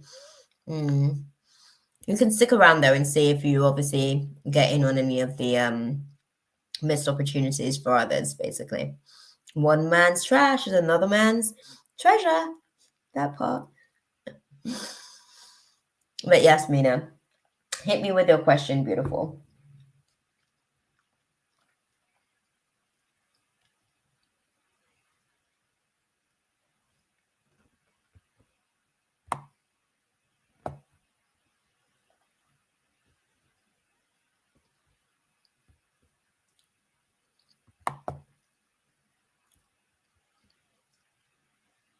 Okay. Sorry, I'm like looking to see who we've actually had previously on the list. Because we're at the halfway point now, so. Okay.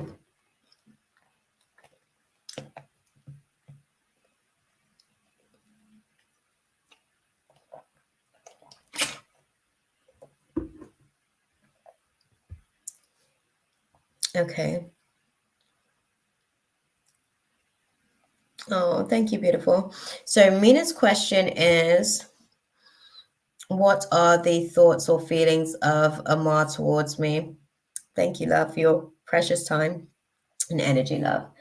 Forever grateful. That's okay, Mina. They actually have drawn me to the energy deck, interestingly enough, to kickstart this reading. So I guess we're going to see it based on the energy of the context of everything.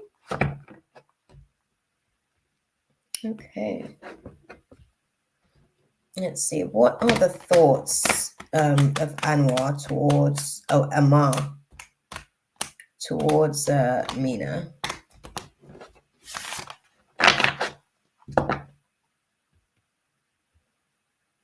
Oh, good. Oh, interesting.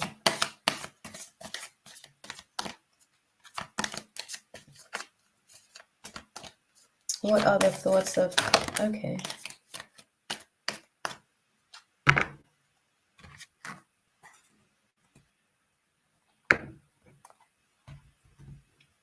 Interesting. Interesting. Okay, put it into perspective. What do you mean?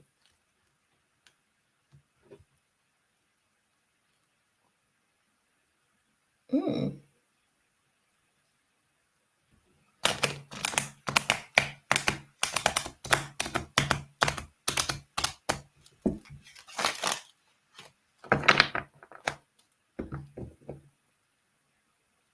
Okay.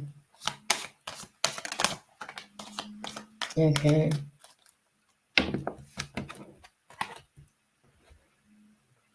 Interesting. Okay. So, their thoughts about you is that you're actually generally quite a strong person. You are very, how can I put it? You're very strong and confident. Some of your strengths is actually like your mind. They actually feel like your mind is really one of your strengths. And I don't know, I don't know if they're intimidated by it. I don't know if they're intimidated by it, but I do think that there's a little bit of a presence for them, where they question themselves basically in comparison. It's almost like a comparison thing. They seem to be like comparatively comparing themselves when it comes to minds, basically. They're intrigued by your mind, and they're also impressed by your mind at the same time as well. I think that it's interesting with them, with that dynamic or with the situation with them. It's almost like there's a little bit of a distraction. There's a little bit of a distraction. They feel like because you're so strong, they feel like as well sometimes, um, you know, they don't necessarily know, like basically they don't see you sweat, so they don't know if you actually sweat. If that makes sense. I think they're trying to like understand, okay, well, she seems too perfect. She seems too good to be true. Like, surely there must be some sort of like cracks basically in the surface. That's kind of like the thought process, I guess. Because then that would make them feel better about themselves, firstly. Because it's kind of like triggering a little bit of an insecurity almost, for them, kind of like seeing how together, I guess, you've got yourself when it comes to certain things. But yeah, it's very, very interesting to see, like, they feel like you're very determined. You're generally quite warm, you're happy, you're successful in terms of like just the way that you transition from different situations to different situations. Like, you're actually able to do it um, in a way where you can actually sort of like manage yourself emotionally, as well. Sometimes they feel like even in situations where it's a stalemate, you know, where you would expect the person to kind of flare up because things isn't necessarily going their way and it's a really big compromise for them to have to make. So that person being you, having to make a really big compromise, and you still kind of like keep your ish together and you're still pretty cool, calm, and collected for the most part. The way that you generally approach situations is quite respectful. So I think it's interesting with them because I think that they like you. Oh, Chaley, you're just in time. I said to the guides from earlier, obviously once Mina does her reading, then naturally it would make sense for her to be able to go off to bed. So we'll see if you get into the space by then. So thank you for showing up, girl. You're literally just on time for that. So yeah, that part you did actually sort of miss your turn, but we'll probably sort of like get back towards the end of the list and see, because there's a few people that may not actually be present at the minute. That part, Mina, didn't we speak about this earlier? We was like, yeah, it just makes sense for her to come in. No, I know, beautiful.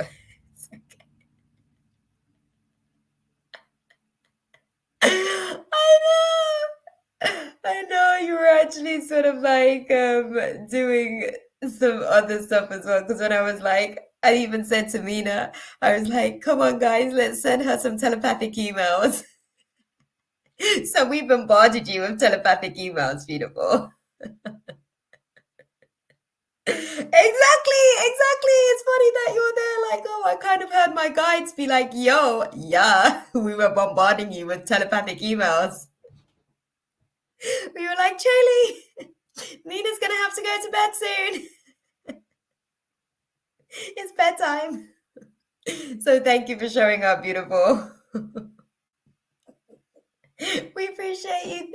Thank God you got them, beautiful. You're literally just on time. I've just started Mina's reading. Well, I'm in the process of doing Mina's reading. But yeah.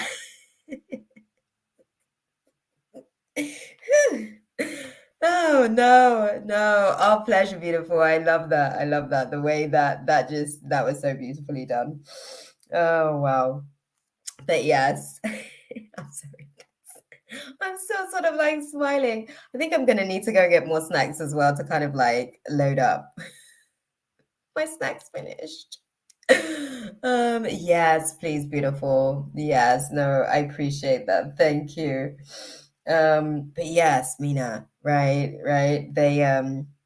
It's weird with this person because it's like there's a certain element of admiration there, but it's almost like they almost want you to trip up at the same time as well, just so that they know that you're human, basically. Like they just want to know that like you're, yeah. Let's go into their feelings towards you, actually. Let's dive into that part of the situation. Hey, Victoria, Toria. Hi. How are you doing, my love? Yeah. Free list is closed at the minute. Donation list is open. And you can, if you're looking for the free list, you can actually tune in next week and get into the room nice and early, my love. But stick around. You may actually be able to get a reading by somebody else kind of like missing their opportunity, because I think there's a couple of people that may not actually be in the room as well and might miss their turn. So if you've got some time to stick around, my readings are generally quite long, so you might be here a while waiting, just to put it out there. But yes, Mina, with the situation, right, they're saying that particular person, it's almost like it's a conflicting thing. They respect you, but it's almost like they're also yeah, there's a little bit of a lack of emotional progress on their part as well. So they're kind of like feeling it for that reason, because they're not necessarily where they want to be emotionally, and they're kind of like looking to you, thinking, oh well, she's got it together. That's interesting. But yeah, so where are we? Okay, so bear with me, guys. Oh, my crown is tintillating. Oh, that is so funny. Tintillating crown. He's got a tintillating crown. I do. Sorry. I got it myself. I'm literally just over here having like my own little world going as far as situations. Oh, come on. Sorry, I'm having like a set malfunction back here. Basically. That part, guys. Sorry. Bear with me, y'all. I'm going to dive into like their feeling, I guess, towards you, Mina, because their thought process isn't all the way clear. They're a little bit unsure of you, to be honest, in terms of their thought process. But I think that's because they're unsure of themselves and they're judging you by the limitation of their own potential to do and say certain things. So yeah. Oh, Chaley, thanks for the message. Beautiful. I was like trying to I was like, hey girl, it's your go. It's your go, my love. We miss you in the space. But no. Let's see. Bear with me. There we go. There we go. And there we go. Come on, guys. Let's hold it together. Let's hold it together. Sorry. Oh, Leslie, I'm literally just here trying to get this stuff together. Chaley, girl, oh gosh. It's just not sitting well. You know what? There we go. It is what it is. It actually is what it is. There we go. I might need a second. Actually, I've tried it before, but it didn't work. That was it. I was trying to like, sorry, my mind is doing like 101 things. You guys see me out here like doing, where am I? I am in the UK, beautiful. I'm in the UK, in Essex. So in terms of your thought process, basically, in terms of their feelings, sorry, that part, it shall be perfect. I mean, it's not, but that's perfectly imperfect for the most part, right? But yes. Hey, Mystical Lena. So in terms of their feelings towards you, Mina, I'm seeing that obviously they're actually navigating through reclaiming their own power, basically. And it's kind of like what I was saying to you about the thought process. It's interesting. They're learning how to reclaim their own power. I think that they love your light as far as, your ability to be able to kind of like be out there, but they're kind of like navigating through their own introspection. They're navigating through their own introspection on how to be able to move on, how to be able to kind of like accept where you guys are now in terms of situations that you're navigating through. And actually they're learning, they are utilizing you as an exemplary to learn how to be a bit more of a forgiving soul, basically. That's how they feel towards you. They're utilizing you in observation as someone to learn from on how to be more forgiving, how to actually be able to kind of not be so selfish, because they tend to be oh, thank you, Leslie. They tend to be a bit off balance when it comes to being able to kind of like hold the harmony with everything internally, like because their inability to forgive is what's throwing off their harmony and their peace internally. So I think that they're looking at you for like a good point of reference on how to do that. Actually, they feel like you've got that down really well. So yeah, that's how they feel about you or feel towards you for the most part. Let's dive in and see what's the guidance then for Mina in navigating through the relationship with Emma. So uplifted. I'm so uplifted now that you're here. Sorry, I couldn't help myself. Love the name BTW. What is the guidance for Mina? How are you doing, love? Are you so uplifted? Come on. What is Okay, thank you.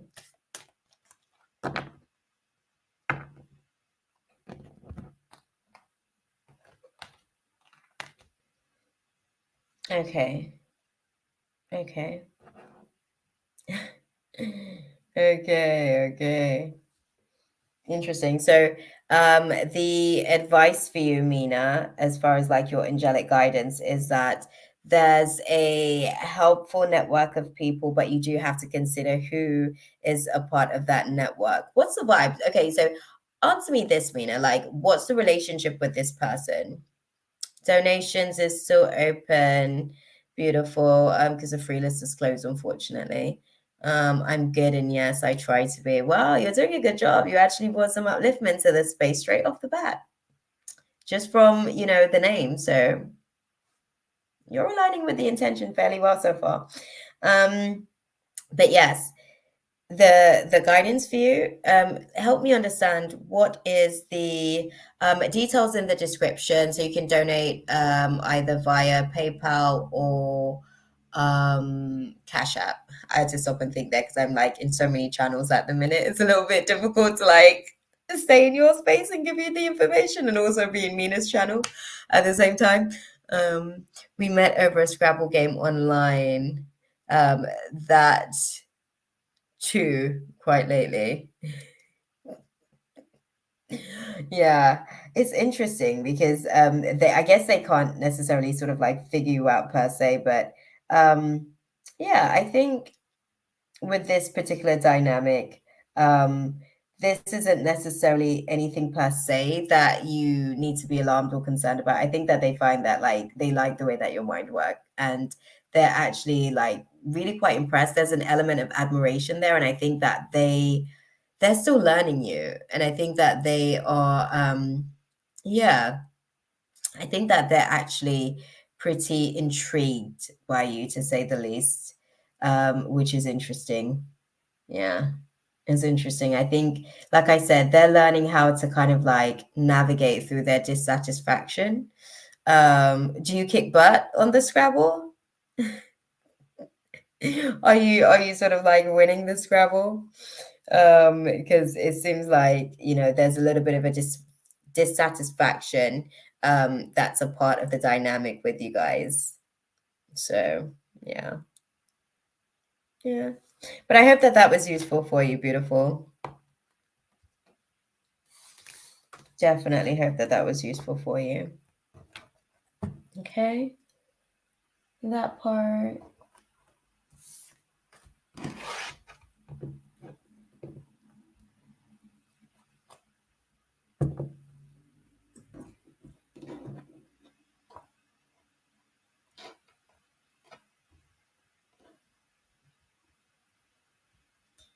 Okay, so that's okay, beautiful. That's okay. Thank you, my love, for putting your question out there.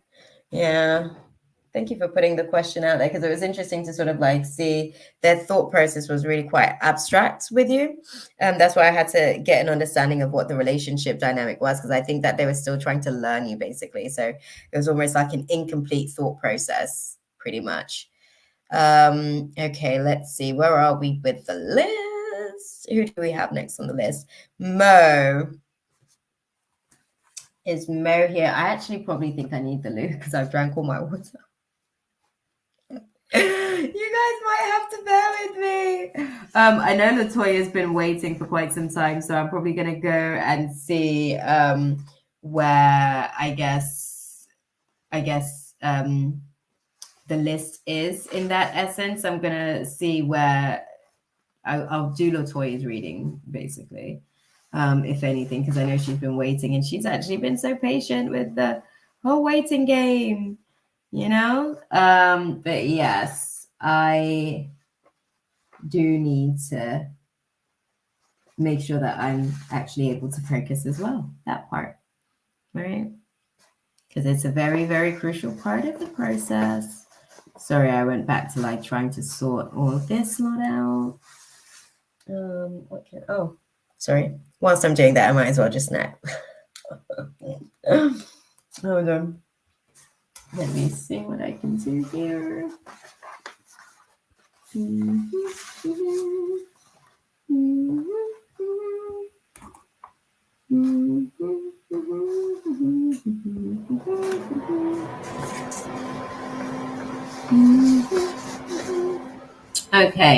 so, right.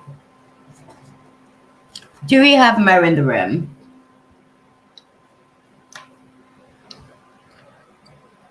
Sorry, I wasn't even on the live chat. That's okay, beautiful. Go and do your prayers. I will let you get on. That's okay. It's okay, my love.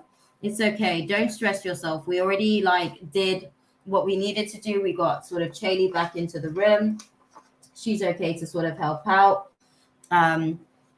We knew what we were up against, Mina. You did well. Thank you so much. Thank you, Latoya. I appreciate you, beautiful. You put your question out there.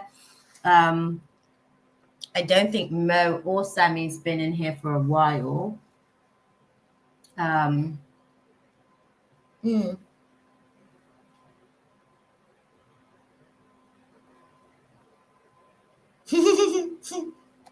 That's okay, Mina.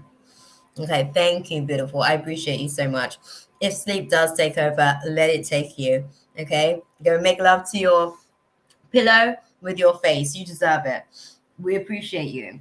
Okay. I shall be doing the same thing myself soon enough. So you're good. Okay. Oh, so uplifted.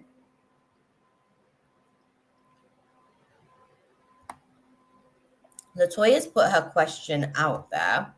So if you don't mind, I'm going to crack on with her question and come back to ask your questions. I'm going to check to make sure we've got the donation. Thank you, Mina. I appreciate you so much.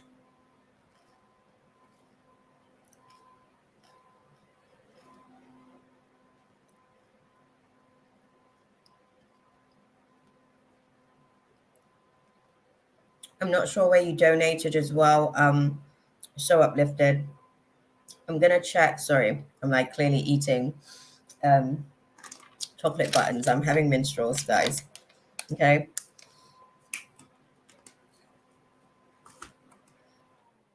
I'm getting my sweet tooth going. Don't judge me. That part. So, you let me know, so uplifted, where you've donated to, and I'll try and have a look for you. We're going to crack on with Latoya's reading for now, because I don't think Sammy's been in the room for a minute, from what I can see.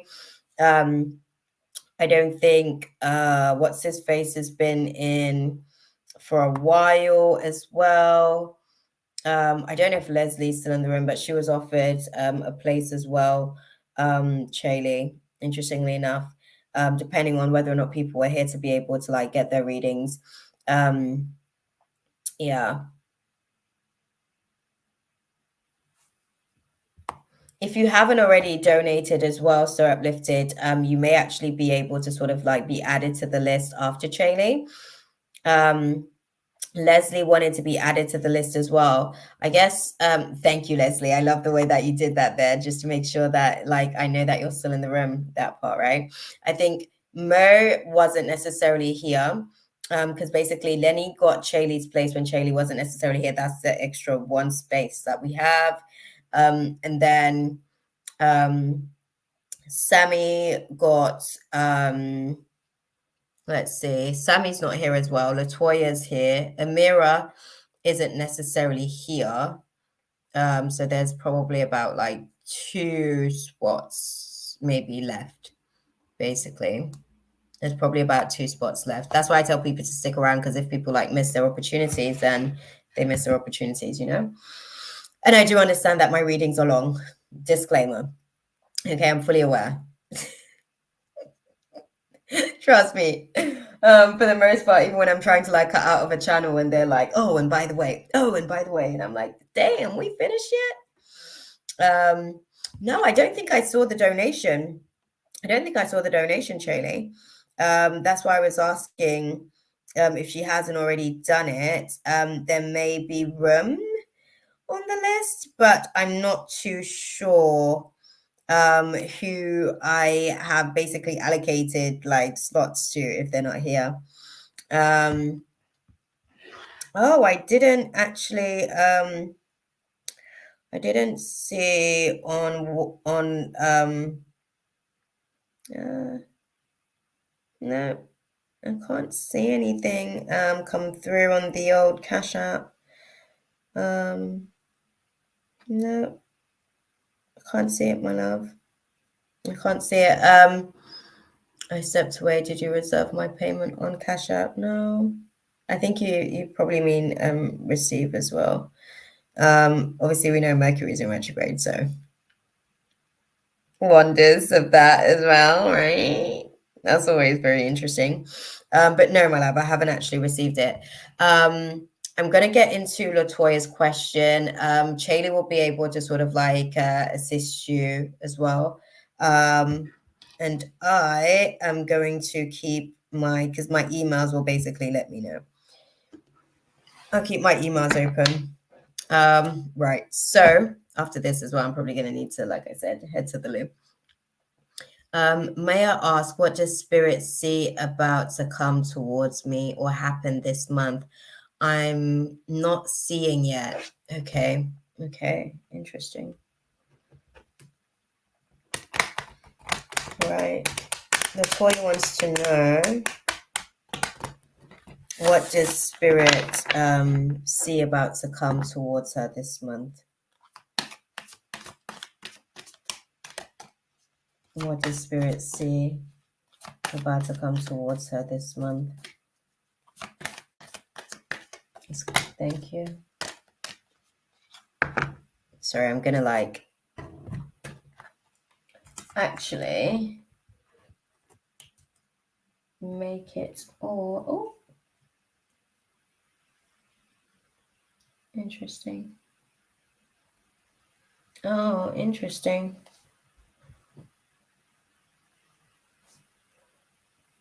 Okay.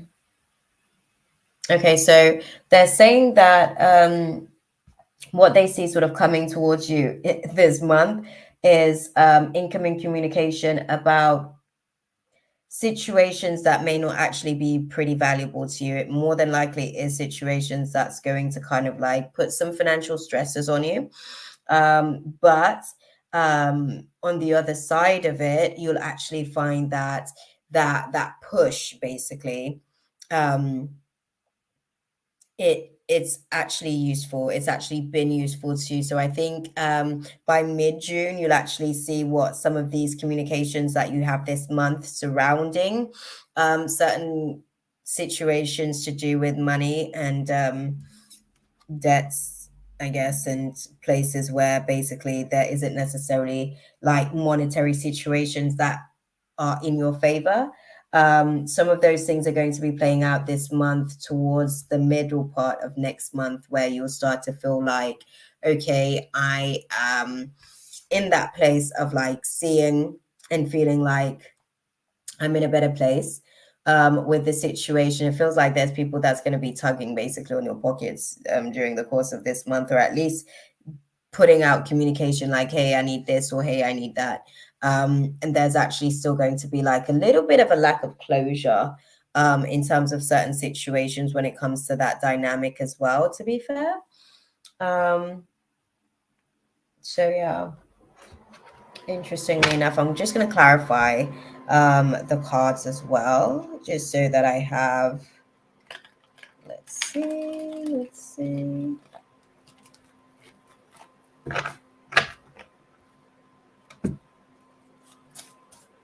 Put it into context for me as well, guys.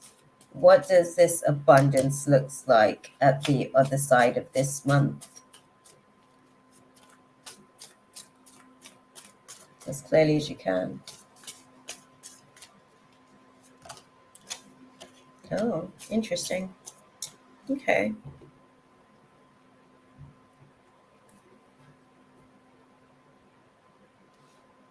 Oh, that's what's up, beautiful. I love that. I love that. Definitely. Was that fun? I have to go check out those reels. Beautiful. Oh, guys, you guys go check out Shaylee's reels as well if you guys get some time. I'm at work. I'm sorry. I did donate. Did to get. Oh, I know, beautiful, but I don't know where it is. Unfortunately, I don't know if you spelt it correctly as far as the consciously. It's not here. In all honesty, it's not here. I know that you check it and see if it was consciously or consciously, because that seems to be like the main. There we go. There we go. There we go. There we go. Gotcha. Gotcha. Yeah, I did get it. There we go. I've actually got it now. Yeah. Oh, interesting. Okay. My surname's Brown too. No, I've got it now. I've got it now. It's actually come through now, interestingly enough. So we're good. We're good on that. We'll get you sort of like moved onto the donation list and get your question ready. Okay. So we can sort of unpack that because I'm about to sort of like, I guess, more or less wrap up the space for the lovely Latoya who's been waiting. So what they're saying to me, my love, in terms of like clarifying the situation of the abundance. So the missed opportunities that you're navigating through this month actually is going to be filling up your cup emotionally. So a lot of the times, and this is why the shadows, the demons, whatever you want to call it, right? The jinns, whatever. Um, they're important and they serve a purpose in the sense that you know, when you go into those dips, you actually like it's your primitive instinct. So it teaches you about how to come out bigger and better on the other side, right? So it's really one of those things where as you go through the dips of this month, you come out on the other side, actually being able to kind of like get into a position of being your you telling me, Leslie? Okay, a homegirl still has at least another. I'm from my anticipation of maybe like some of the other numbers that I've got in here. Like after Sir Uplifted, I think I'm gonna like stop with the donation list, even if people sort of like come in, because I'm probably gonna be in here for about 5 hours. At that point, I guess the hubby isn't gonna get another call back from me tonight yet again, and I'm gonna need to optimize that. I'm working on it, guys. He did get a call tonight before I actually got on the live, and we were able to like actually have a conversation. Hopefully he's still up by the time I finish, because it's almost like it's just gone 1 o'clock here. And I've got Bible studies in the morning at 11 a.m. So but yeah, the abundance that you're kind of like moving towards basically is going to put you in a position to be able to kind of like be in your page of one's energy, which means that you get the opportunity to be able to be like a little bit more open, a lot more free spirited. You're able to kind of like be enthusiastic about some of the things that you're facing, sort of like moving, you know, forward in life. And you can actually meet some of those things with a real sort of like appreciation for some of the generosity that you'll kind of like receive. Basically, on the other side of this month, there's some future luck for you to basically bask in, right? You experience some of that in June, right the way through to August, and then you kind of like have a little bit more of a hermit vibe again, if anything, basically. So yeah, I think this month for you is a teaching.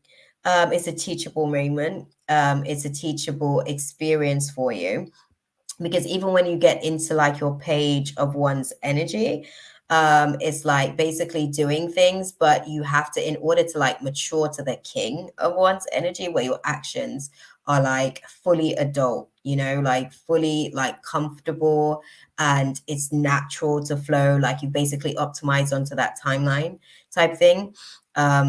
In order to get to that type of, I guess, reality, it takes a lot of work. But I think you'll be able to kind of balance things out between June, July, and August, basically. and then you kind of just have to prepare yourself again to kind of like, you get unmotivated basically by August all over again. So the enthusiasm isn't enough to kind of like keep you going in terms of like the luck that you'll be kind of like, I guess, basking in. After August, a lot of that stuff starts to kind of like fizzle, and you have to then be able to, how can I put it, you have to like build your own momentum from there basically, again, pretty much, right? So let's go ahead and close out the space for you with a angelic guidance and see what the angels have to say for you on the situation. Okay, they're saying to listen to your intuition as you're kind of like navigating through the process this month, because that's going to basically teach you about the places that you still need to get ready, basically. And when I say get ready, I mean like the thought process is good, but circumstantially, you're not there yet for certain things that you're actually wanting to do and execute. So you're still in the preparation phases for those things. And they want you to basically take this month to really be able to fine tune some of those things that you're actually like preparing. Oh, thank you, Leslie. Was it the 3 hours? I'm usually out here in these YouTube streets whenever I come in. Yeah, I'm trying to do what I can, man, for whatever purpose God has intended for me in this space. There's so much stuff that's actually going to be optimized, guys. Like the Pluto retrograde has actually like literally started my debut. And Chaylee, I'm gonna need to talk to you, girl, because some of our assignments are really about to like come into manifestation. The kids are ready basically in Gen Z. There's a demographic of Gen Z that's actually awakened, and they're ready, just waiting for guidance from us. So I need to basically prepare another channel for them so that I can condense a lot of this information so that they can get it, their minds can receive it in a formatting that they can actually utilize it to navigate through the process a lot quicker, because y'all know what it was like for us. Okay, if we had somebody to say, this is how you do this and this is how you do that, and this is a situation, and this spirit you want to stay away from, this spirit you might want to like give it a little bit of a dance, but don't get too fixed in the dance, you know. All of these things. Yeah, that's the whole thing that's going on at the minute. And this Pluto retrograde has really just brought like that into perspective. God actually gave me a conversation the other day where he said to me, they're ready. And I was like, okay, you know, he told me about a leader basically within the Gen Z, one of his right hands in the Gen Z that's actually like coming and bringing her generation with her as well. So she was always assigned to my soul cluster as far as like the people that I'm going to give certain access codes to so that they can also kind of like hack, I guess, the reality. But yeah, there's a lot sort of coming up. Trust me, Leslie, this is barely scratching the surface. This is me kind of buttoning myself up, and giving myself an opportunity to like do based on what God says that I need to do, and I'm not overdoing pretty much, because there's a lot more that I actually really want to give to people. There's just not enough hours in the day. I was asking God if we can have like 30-hour day, 36-hour days, because the 24-hour thing for me is just not working. I need more hours in the day to get through my assignments. So it's like when God pulls me up on certain assignments, I'm like, oh, well, there wasn't enough hours in the day. I was trying to get that one done, but I need an extra, maybe 10 hours, 12. But it didn't work, clearly, as you can see.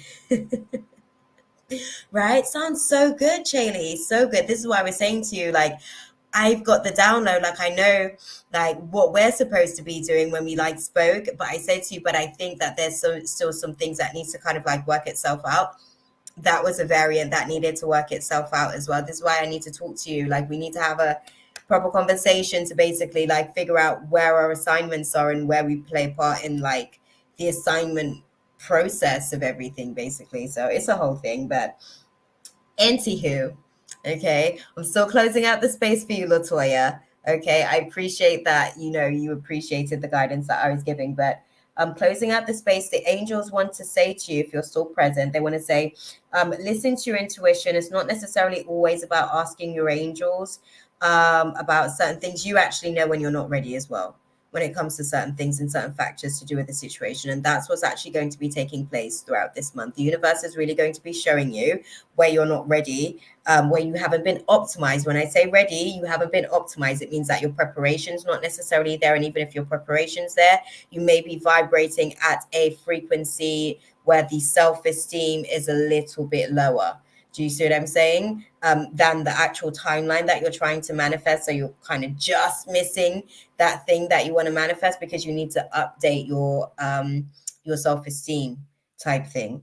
Confidence is also another factor to the situation, finding the right level of balance with confidence, because I think you have actually been you do actually have quite a bit of confidence, but I think that your confidence also kind of like shocks a lot of people in their systems, right? And then they basically kind of like project some of their own insecurities at you, actually, and then you find yourself in this position where it starts to like have you questioning, if you need to be that confident, basically, and you start to dim a little bit. Like, you don't need to do that. Firstly, you're okay to like maintain your same level of confidence. I think the reading of the arrogance is a lot to do with their insecurities, more so like they're basically being triggered, and it's receiving, it's picking up or transmitting, they're receiving that information basically as arrogance, and it's not. It's actually like confidence that's very leveled.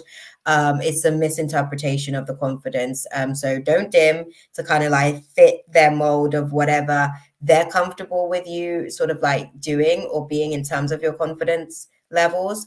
Because again, that low self-esteem, in terms of their projection, is then going to also impact your money. Beautiful. And that's the thing, that's the class that you're navigating through this month.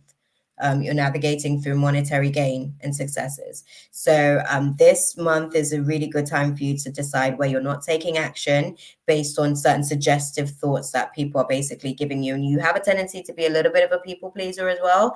So you kind of want to have to balance that little like people pleaser tendency, because I think that it's a people pleaser tendency that is basically causing you to dim in the way that you're dimming, that is impacting your ability to really be able to kind of like, you're supposed to lead basically in a lot of areas that you're kind of like dimming right now.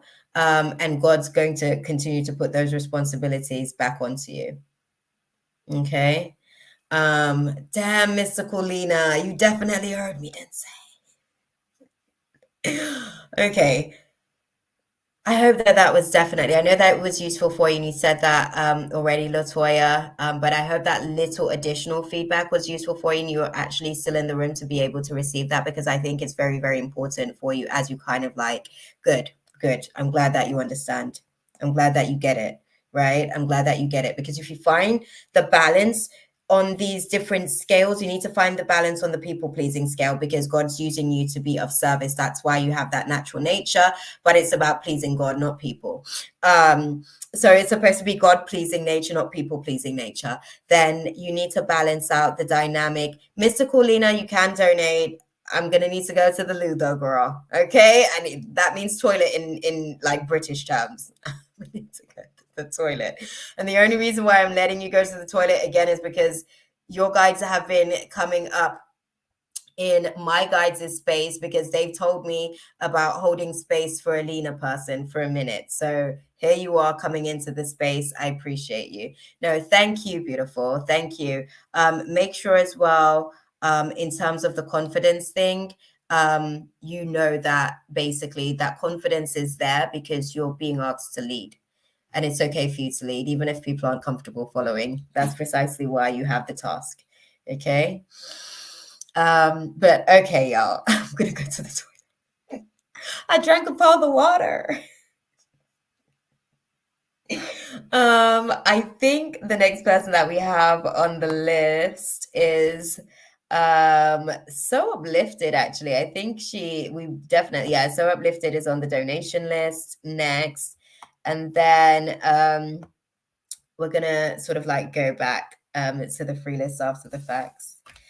Right, Chaley? That is such a little situation. We're definitely we'll have a chat sometime over this weekend because I think basically the calling, yeah, it's happening. It's happening. It's happening, Chaley. It's happening.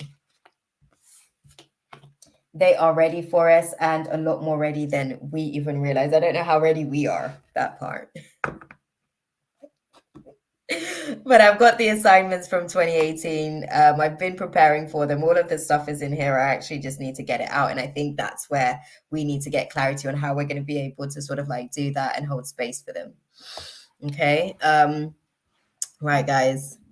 I am going to need to go to the loo. Like, bear with me. So we've got So Uplifted next. And then I think Mr. Cool wants to submit a donation. You can do your donation as well. I'll take the phone. And then I shall be back to dive into it, guys. Damn. Let's see. Oh, gosh. Ow.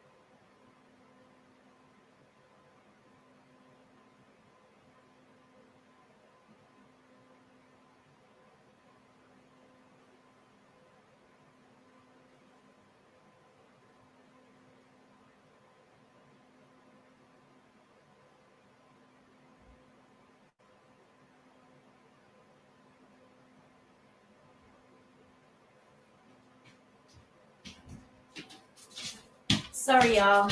I is back. I hope you guys enjoyed the intermission. Grabbed yourselves a snack. I am exhausted, right? That part. That part. I'm getting to that point. Luckily, I actually had a nap. It's so funny. I don't mind waiting either. Okay, that's cool. I don't mind waiting for the free list to end since there's only 2 people left and I have 2 questions. Sending. Oh, love and energy. Oh, thank you. Thank you. I literally just went and got myself another cookie so that I can make sure that I'm, putting into my human as well at the same time because, yeah, she gets cranky. She gets hangry.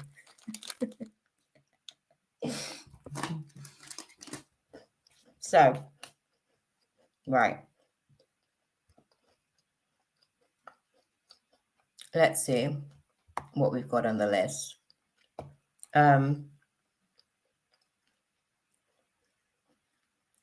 Chetty. Yourself. Where you've missed yourself on the free list as well. Beautiful. We're sort of like popping you back into the rotation. You're probably laughing at the hangry comment. I'm being so serious. Yeah. My human has a tendency of getting angry. And then it throws me off balance a little bit. The equilibrium starts to get a little bit it's shifted. So let's see, Chaley. Oh, okay. I'm denial until the time of. Oh, you're funny. You're funny. Let's see. Pop your question out there then, Chaley. I think in the grand scheme of things, I haven't seen a mirror in a minute on the actual like chat. Lenny, I don't know that Lenny's even still here. I told Lenny that they were going to be at the end of the list and they might want to pop out and pop back in to kind of like see if it's their turn to get their reading, but I don't know that they're here. Okay. No Amira, no Lenny. Chaley, you can pop your question out there because you was actually on the list. The free list. The guys are okay. Oh, interesting. Sorry, the lights just started to flicker. So I know spirit's present. I want to sort of get an understanding of that.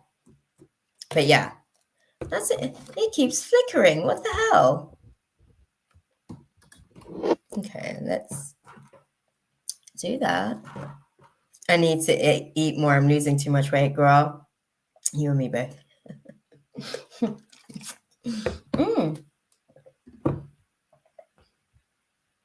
Yes, Choley. Let me copy the link and I'll pop it in again. That was probably what they were sort of letting it be known because, again, oh, your dad. Oh, Leslie. There's also a link actually for you guys to be able to do like the call-in option. Let me just put that out there. So I've just popped that into the chat. Chaley's probably going to come on live and we're going to do her reading live because it just makes it so much easier, I guess, in essence, to kind of like have that soundboarding going back and forth. It probably is going to make the reading a little bit more lengthy in essence to be able to have that open dialogue going back and forth, but we get to unpack a lot more. So think about it. I know obviously so uplifted, you're at work, so it's probably ill-advised. That would be a hell of a long toilet break because I know you said that you wanted about 3 questions or so. So was it you that said they wanted 3 questions? No, that was TT actually. TT done her submission for like 3 questions. Leslie is also in there as well, actually. So okay, so this is what we're going to do, guys. This is what we're going to do. There's Chaley and Leslie on the list. And then there we go, Leslie. We need to sort of like get you in the place of Amira, actually, as well. Chaley's going to be coming in. I've, gone ahead. Hey, Jefferson.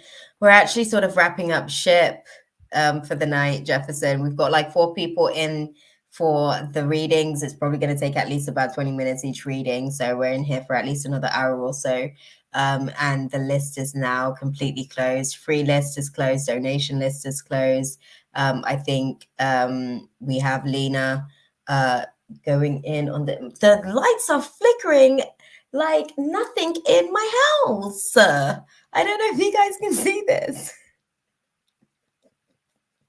but the lights are flickering. So let's level up and move it into the next sort of like setting, because when Chaley became present, hey Sterling, when Chaley became present, the intention was always to kind of like then do the actual like live sort of like broadcasting where we have the open dialogue, because she knows how to deal with like the back end. I'm sorry, I'm at work, so I'm popping in and out. No, I know, beautiful. That's why I'm saying you're good. It's all good. Don't worry about it. We get it. You're doing well there. You're doing well.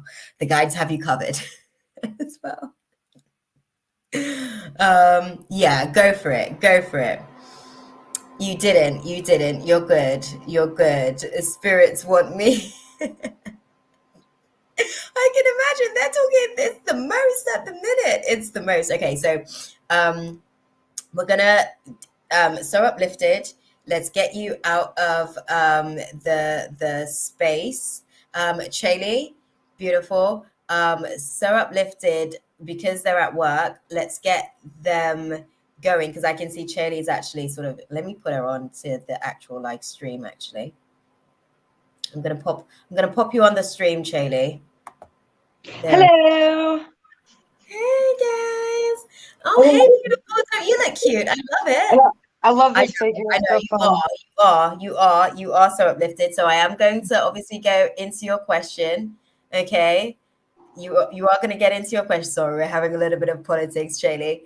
I know, beautiful. Don't worry. I'm just going to let Shaylee know that we're going to obviously go into your question, and then we'll sort of come back.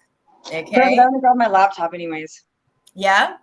Yeah. Okay, so I'm going to go into So Uplifted. Start posting your question out there, So Uplifted. Shaylee, you look cute. I love the look today. Yeah. And we will see you in a second as well, beautiful, because then I think Mystical Lena and Leslie's going to sort of like go in after. But yeah. Sounds great. I'll see you in a little bit. Okay, bye. Bye. Okay. See, we're good, beautiful. We're kind of juggling with emotions of things. Put your question out there. We're going to answer your question. And then I think, obviously, Lena said she didn't mind waiting. Leslie's going to be at the end of the list, basically. So it's going to be So Uplifted, Chaley, Leslie, and then we're going to sort of like close out the space with Lena. It's so interesting. All of the like electricals that are going off at the minute. I guess it was so interesting as well, like feeling the push of like the energies. That was so interesting. That was funny. I guess everybody's guides were actually fighting to kind of like, me. No, definitely So Uplifted. Hey, it's your go. It's your go. Throw your question out there. Hit me with it. Hit me with it, beautiful. Yes. I'm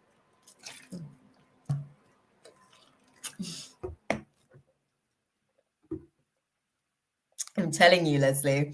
I'm telling you. I think my guys were like, girl, we can't hold them off anymore.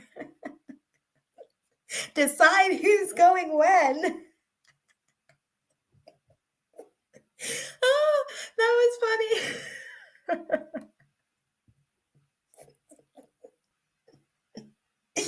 Oh, what do I need to know about Jason? Oh, that's so interesting. This is so interesting. That was funny as hell, though. You guys, control your... I was going to say control your spirits. Control your guides. Let your angels know. Everybody's going to get seen to. Okay? Oh, dude, that was too funny. Everyone was pushing through into the space. Sorry. That is just hilarious to me. That is hilarious. You know, we still got certain etiquette that we got to abide by. Like kids, Leslie. Like kids, literally. I was just going to say, form a single file clear. Because they need a whole single file queue. I'm telling you, it's so crazy.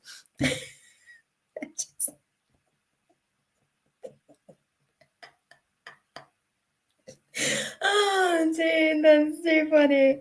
Oh my gosh. Oh. Now that we've got the clarity on, who's coming when, I think the queue's formulated. We're good. Because that was hilarious. So Jason, now let me get. No, it was crazy. Like the electrics were going crazy here. I'm like, what the hell? What do I need to know about Jason? Okay, we want to sort of get some clarity for So Uplifted. What does she need to know about Jason? Interesting. And it's so interesting that that card was a jumper and then it also turned. Oh, interesting. Oh, what? Sorry. Receiving the information about this is definitely interesting. They're unclear themselves about a lot of stuff. I'm going to put this across. They were at the point where they were sort of navigating through some they're very restrictive, and sometimes they can be a little bit standoffish, so they can take a lot of time basically out for self. That's because it wasn't for you, Bixby. This is the second time you've intruded in my conversation. Can you stop doing that, please? Thank you. So we're going to sort of unpack it for the most part, but what I'm seeing with the situation is that Jason seems to be somebody that likes their own sort of personal space and time, and they're learning how to be a little bit more open to being able to kind of be okay with having people around sometimes. Sometimes they can be a little bit socially awkward as well. Yeah, it's interesting. Sometimes they can be overly practical to the point that they're impractical, basically. What's the dynamic with the Jason situation? Because they're saying to me this isn't necessarily a honeymoon situation. He's not necessarily flirting. He's kind of making sure that he's very controlled and very sort of secure in terms of where he's at in terms of navigating through this space with you. So what's the relationship dynamic with you and Jason? Lover, friend, colleague. Let's put it into context. Let's start there firstly. And I want to dive into, because your question, girl, I'm going to unpack this for you, because your question's okay, but there's so much more to the process of what you really want to know. So I'm going to sort of dive into that. What doesn't she already know about Jason?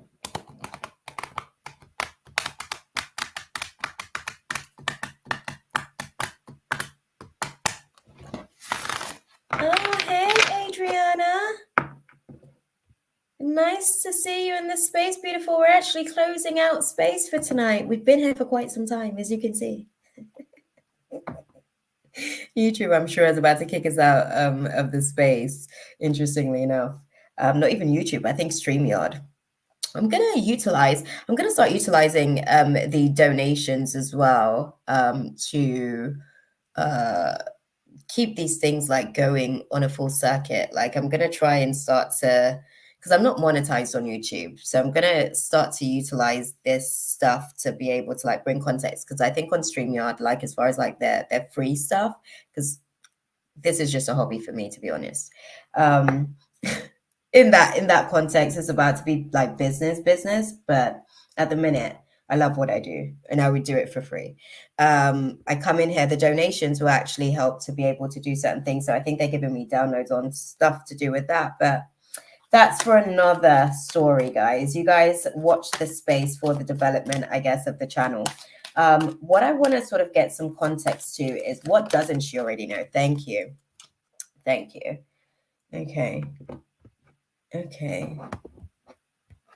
Ah. Interesting. put that into perspective for me. What do you mean they're at the point of like navigating through blossoming abundance? What does that mean?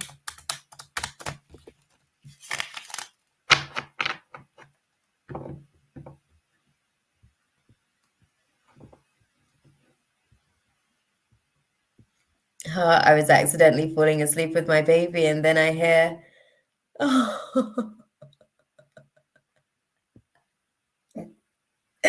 oh, interesting, my love.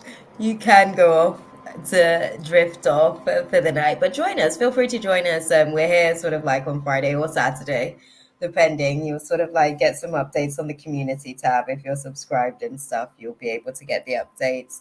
But yes, clarify this for me. Okay. Oh, it's a whole story, girl. It's a whole story. Okay. Let me make some room for your story. It's interesting. Okay. So that's the point that he's at. And this is the crossroads. You guys are actually crossing this like dynamic where that's okay, beautiful. You will. Divine timing as always, I'm sure.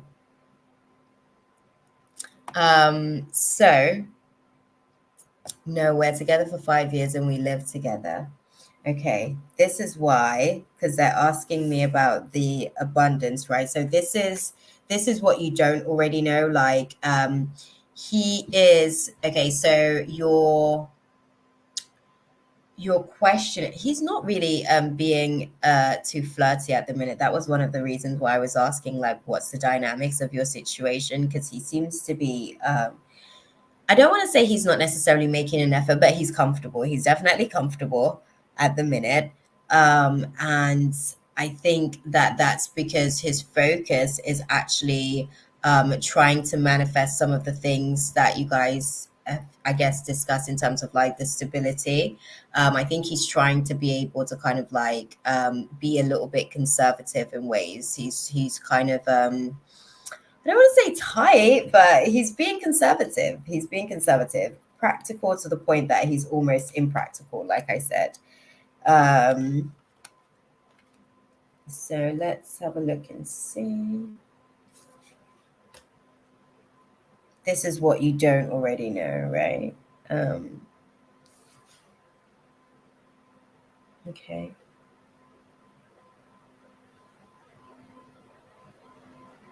Interesting. Sorry, I'm going to receive the feedback and then I'll be able to kind of like feed it back to you in terms of the story because we've got about 8 cards here, which is interesting because 8 again references abundance, right? Okay.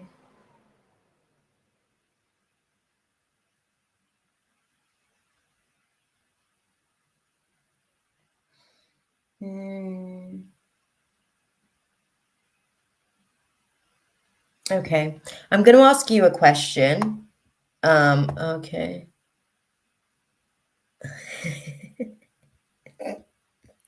Girl, it's a whole story. And I gotta tell you, I really have to tell you.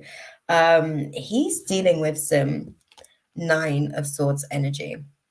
Okay, so he's definitely sort of like overthinking a lot of things. He's actually like dealing with a lot of intense anxiety. I'm going to ask you this question respectfully, and I'm not trying to trigger anything. I'm asking you about whether or not you have, because one of the things that it seems like one's navigating through is heartbreak about third-party situations. Third-party situations can actually be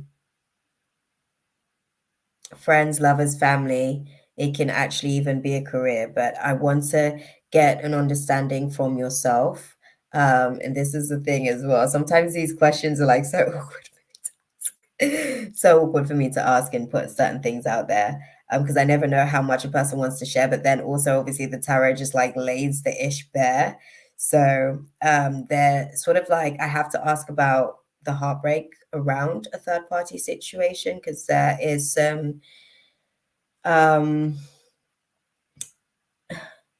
there's some anxieties about that. Yeah. Is there any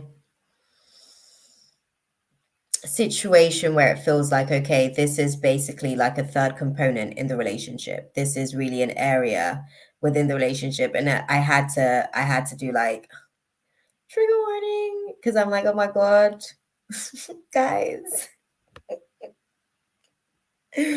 Oh, dude. Yes, he's been down lately. Okay. Okay. Okay. Yeah, because he's not necessarily sort of like being forthcoming in terms of being able to make a little bit of an effort. That's what I was sort of getting at in terms of being comfortable as well. So, let me clarify this in essence in that case. Let's get a little bit more context about this third party situation. What they're saying to me basically is that there's a little bit of heartbreak basically about an external sort of factor to do with the situation within the relationship that's causing restrictions basically. And he's having to kind of like navigate. This is the stuff that you don't know about, I guess. He's having to like navigate through the walking away, I guess, the walking away from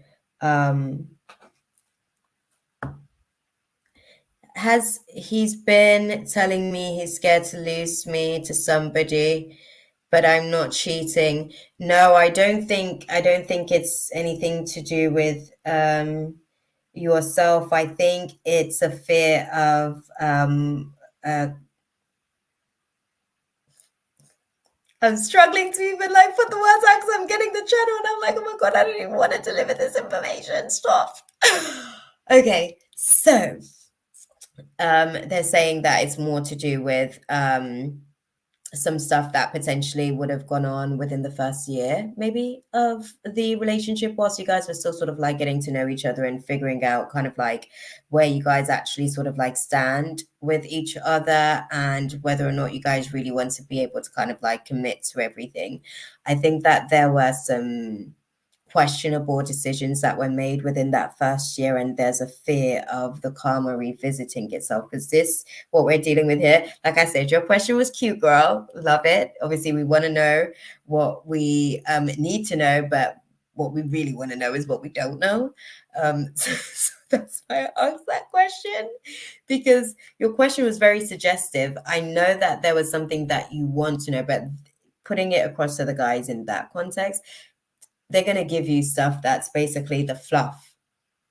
Like when you go to the undertone of what you really actually want to ask, which is what you don't already know in terms of what you guys are navigating through at the minute. There were some questionable decisions within that first year. And I think that there's a fear of like the karma of those questionable choices kind of like returning. And I think that that's what's causing a lot of this Nine of Swords energy. I think that he's actually sort of like definitely a lot more disciplined.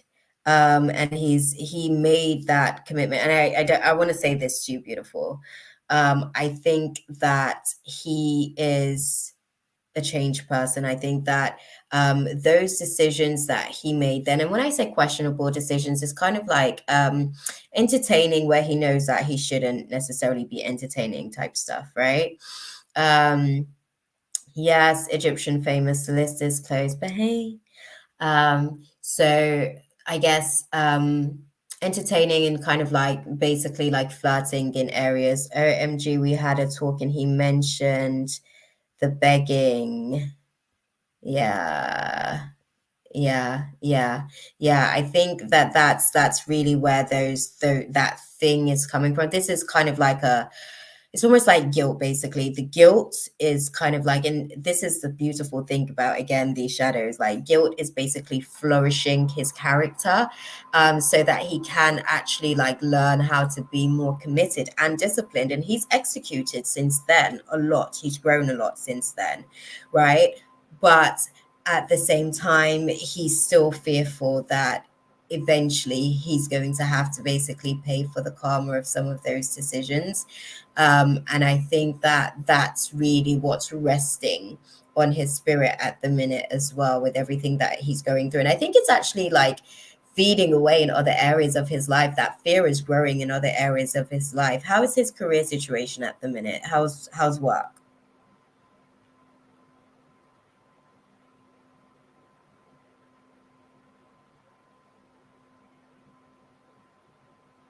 Sorry.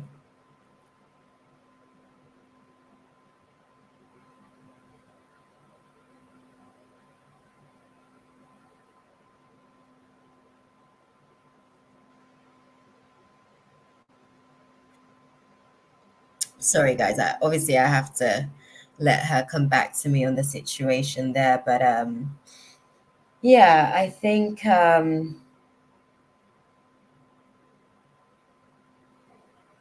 it's interesting. It's interesting. I think he's really gotten an opportunity to basically realize the value of the situation. He tells me all the time he regret what he did to me and he's scared he'll lose me. Yeah, he's still living in that fear. He's definitely still living in that fear. But it was something that was like there to basically flourish his character, you know. So it was just a part of the growing process, I guess, for you guys. You know, like genuinely, it was a part of the growing process, but it causes him a lot of anxiety, a lot more than I guess you actually really even know. Like, this is really what his mind is experiencing on that particular dynamic. Yeah. Um, yeah. It's causing a little bit of resistance now because there's an abundance there for you guys, but he's almost like navigating through imposter syndrome and feelings like he doesn't necessarily belong. Yeah, that's a side effect of this fear that's growing basically in other areas. That's why I wanted to ask, because they did say to me that he lost his job as a result of this energy basically bleeding over into other areas, because he doesn't want to lose you. He's becoming more dependent on you, kind of tying you further into his experience and into his reality, basically making you, or making him essentially a dependent and making him reliant almost on you. So again, you continue to be of service, but this type of dynamic isn't the way that he basically like keeps the manifesting of you going healthily. So what he needs to basically do is really like forgive himself. Actually, beautiful. He needs to forgive himself for the decisions that he made, because those decisions at that time, who he was then, was necessary so that he can grow into who he is becoming, because he's still growing into that man. As he's navigating through like the process of what's unfolding right now, I think like the fear of losing you is actually wrapping you like a lot more tighter, and it's almost going to suffocate you to the point where you end up running anyways. So yeah, um he needs to forgive himself, um, because it's not anything that you can do. It's not, you've already forgiven him. I think you've already shown that you forgive him, but I think he's battling internally with himself about the decisions that he made. And I believe that if he can go through that process of forgiving himself gradually, his finances will start to build back up as well. He'll be able to get back into a place of confidence. Basically, that spirit of guilt, like it was supposed to assist him in building the character, but now he's basically holding on to it too long. He needs to let it go. He needs to let it go. they keep saying to me, he needs to let it go. He needs to let it go. He needs to let it go. He is basically, it's bleeding over into other areas and he can't control it. If he continues with it the way that it is, it's going to like affect other relationships as well, very deeply. Okay. He needs to go through a process of forgiving himself, really learning as well and understanding that you do truly forgive him.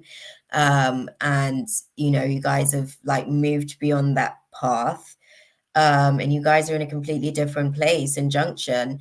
I think it's kind of like he needs to go back as well and really assess his self-worth, because at the time when he made those decisions, he made them from a place of like low self-esteem. It was actually like overstimulated ego, kind of like pride, basically. You know, it's kind of like, oh, I like this attention, you know. So it was really from a low self-esteem place. The feeding of the attention was like, oh, that's because it was not for you, Bixby. Please, can you stop like engaging in people's business? It's nothing to do with you. This is the thing, beautiful.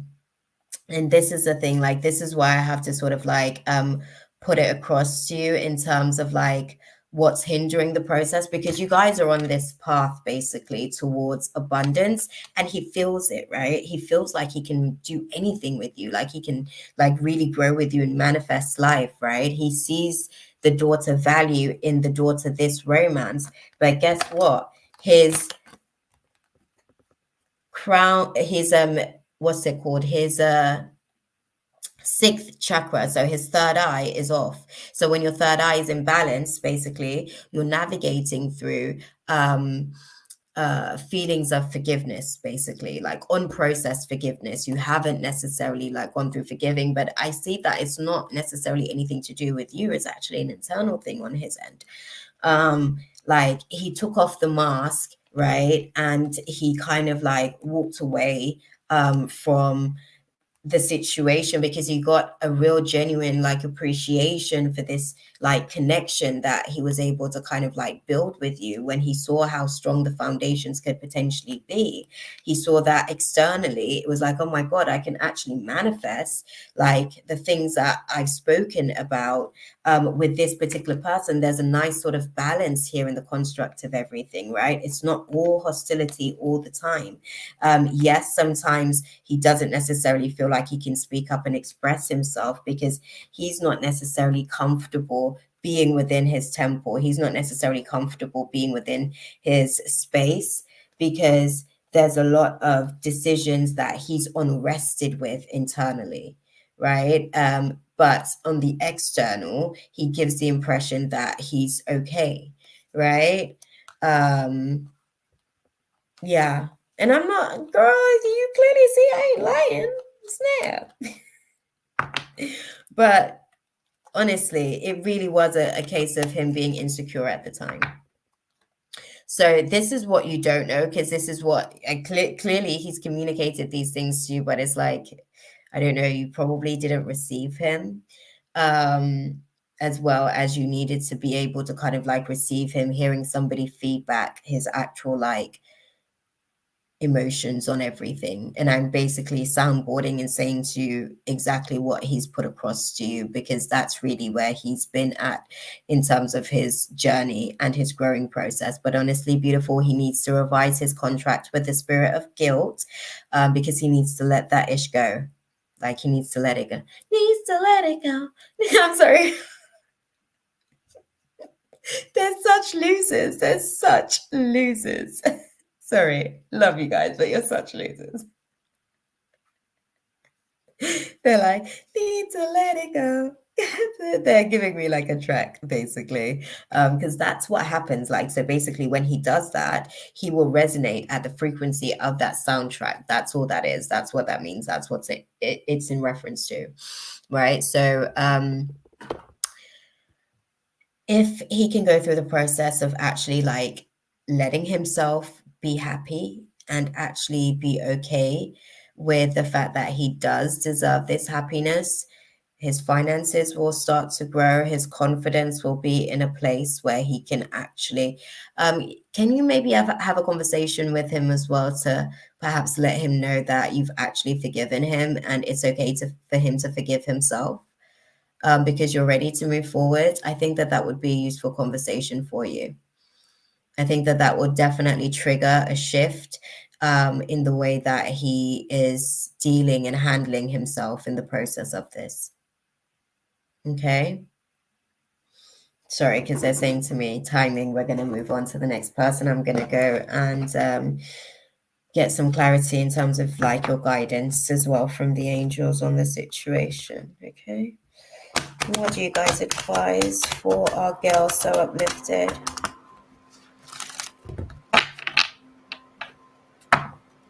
Okay. Okay.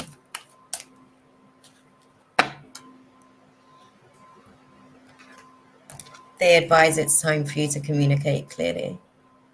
Sorry. There we go. Communicate clearly, beautiful.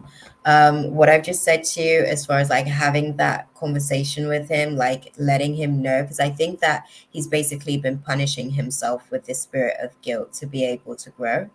And as he's been doing that, he has grown. I think now it's time for him to acknowledge the growth that he's made. Like these were decisions that was made a long time ago. And it was unfortunate, at the time in terms of like the tests of the relationship, but he needs to realize that the relationship did actually stand the test of time, and you guys are in a completely different place right now, and you guys are actually much stronger in spite of it. I wouldn't necessarily say because of it, because I'm sure you guys could have learned those lessons in different contexts, in different ways, but however, it happened how it needed to best happen for you both to be able to open your eyes. That's how it was going to open his eyes.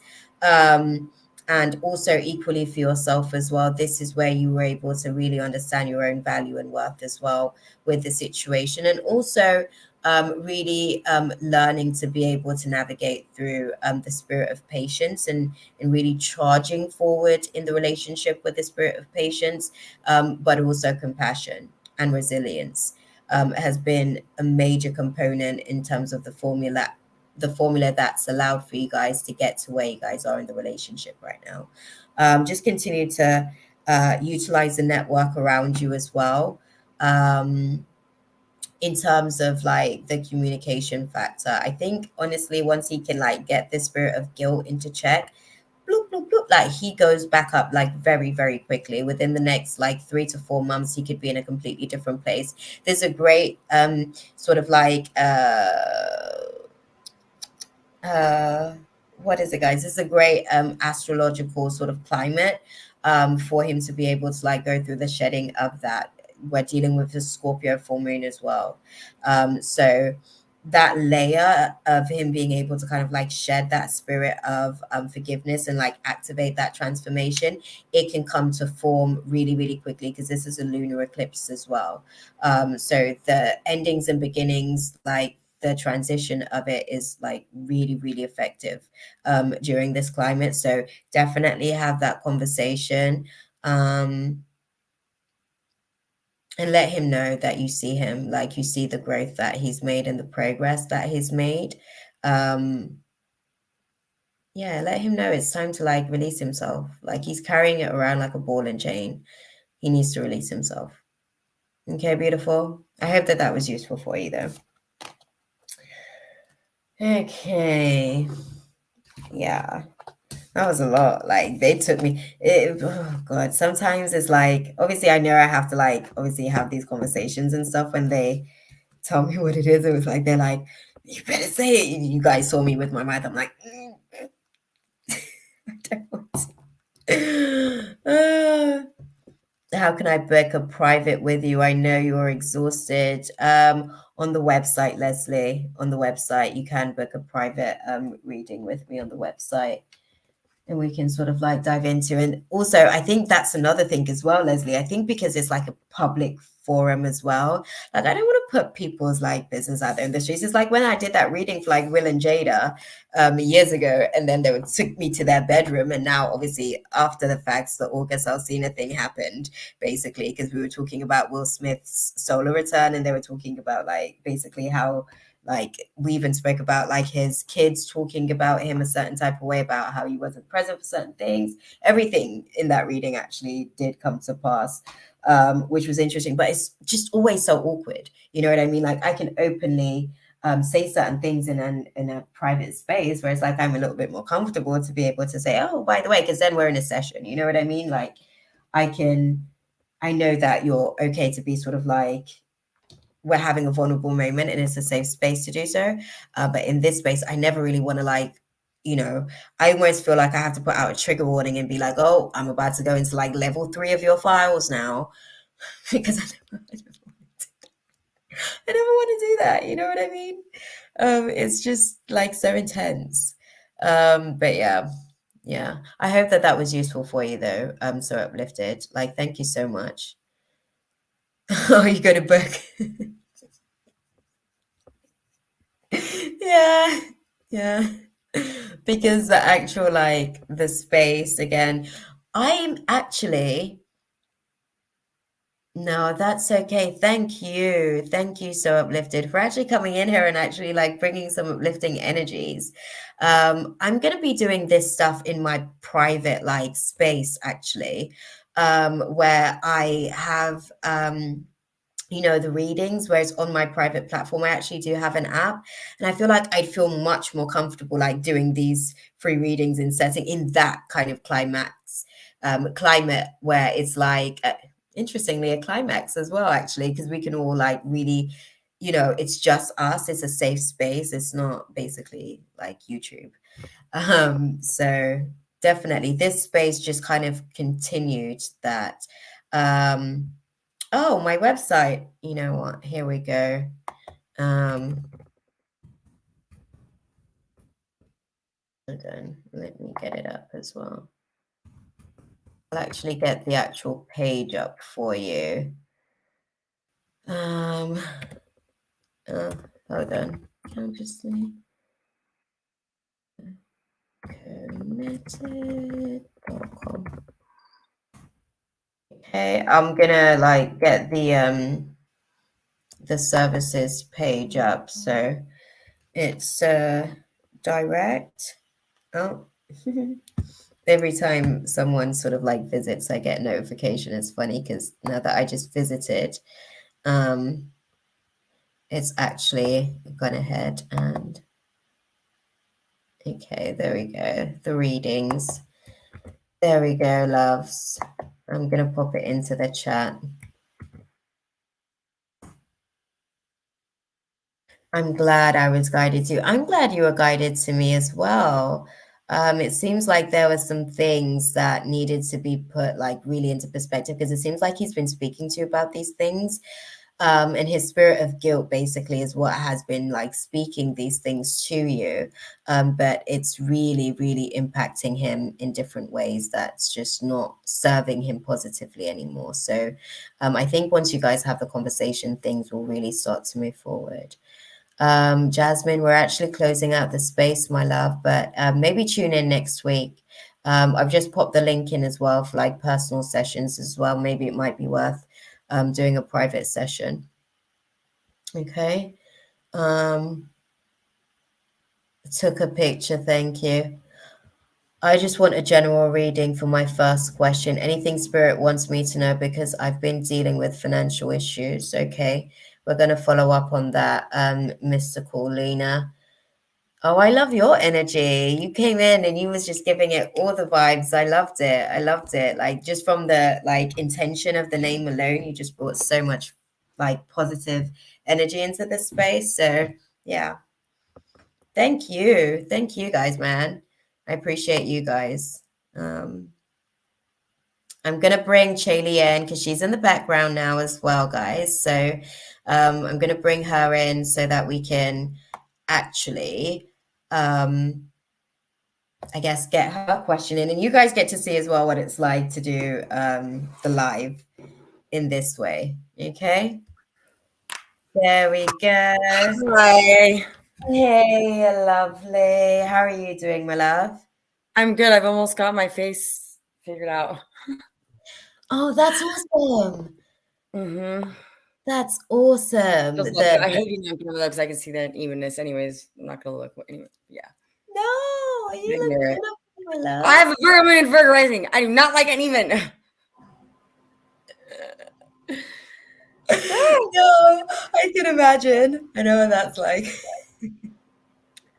Yeah, and it's because I've been playing. Anyways, we didn't even talk about it. I don't want to talk about it. Anyways, why? That part. No, that part. Beautiful. How has the Scorpio full moon actually been treating you? You did mention that you went out last night. How was that? I went out. I forced myself to go out, and I was so happy I did. So there's this DJ Sikic, and I love him so much. Yeah. And he's came to Utah once before, and I didn't go to the concert. And I like manifested him coming to Salt Lake City. Like, I'm not joking. I saw that he was on tour, and I was like, why isn't he coming to Utah? What the? Right? And then he literally, I saw like 2 days later on Facebook, Sikic is going to be in Utah. Yeah. I manifested that crap. Like, I manifested that hands down. Definitely. No doubt. Definitely. But then definitely. But then I didn't go. Just like I manifested some cats and then didn't take them. Is it frozen? Is it just me? Is it frozen? It's frozen, right? Okay, there we go. You're back. It was frozen for a second. Yeah, the weather's crappy here. I was saying, so I manifested it just like I manifested some cats and then didn't take either one. I need to stop doing that. I'm working on it. Anyways. I'm guilty of the same thing. But the cats, it was like I manifested. I was like, I want a cat. But the person that contacted me had 2 cats they were needing a home for. This random person I've never talked to on Facebook ever just randomly messages me, do you want 2 cats? Like, do you know anybody? Like, I was like, thank you, universe. Yeah, my manifestation skills are on point. I know. Thank you. But that part. Yeah. Anyways, but they were like abundance. I don't do that though because I'm grateful and whatever. Anyway, so yes, I bought this ticket so he came again. Yeah. I bought this ticket like a month ago. Yeah. And then last night I was all depressed and blah blah blah blah. I was like, I'm not gonna go. And then I forced myself to go. I went at midnight. They closed at 1, but I went at midnight. So I still went. I was like, I'm still going. I still get a little bit. Got it dressed up in my fun slutty outfit and whatever. It was awesome. And I danced. That was the best part. Definitely love that. But Daniel is pissing me the fuck off. So I don't like the Scorpio moon. How's that been playing out? I knew it was going to happen. I knew that was going to happen. I knew it. I could feel it coming. That was the setup, right? That's yeah. Whatever, we already made up. I'm so sick of his crap, though. He has a really bad pattern. And I'm going to talk about it next time I see him in person. But his pattern, because I don't want to talk to him on the phone or whatever, he's freaking bipolar, like little children hang up and block you. Immature shit. Yeah. But he has a pattern. And it's like every time we start to get close and we're doing good, he does something ridiculous to like push me like completely away. Like Thursday, I called him because we had talked about him coming over. The night before, we were on the phone for like an hour, and if I had a car, I would have went and saw him, but he couldn't drive. But so I talked to him, and I'm like, "What are you doing?" And he said, "Whatever." And then he's like, oh, "Okay, yeah, I'll call you later." And then he never called me. And I messaged him, just simple, I'm not restrictive. I know how much he needs his independence. Yeah. So I was just as simple, what are your plans? And he ignored me. So he ignored me and then didn't call me. Yeah. So yes, I was upset. And he flipped out over me being upset over that. Blocked me, said he didn't want to pursue me anymore. Like, ridiculous. So he does stuff like that. Okay. Oh, God. And then I called him today because I'm like, I'm not playing this freaking game. Because it's a pattern. It's a pattern he has. I know. He'll do it and then he'll come back and we'll be fine. And I was like, I'm not waiting for that this time. We're just going to move on because I know I'm not done. So. Okay.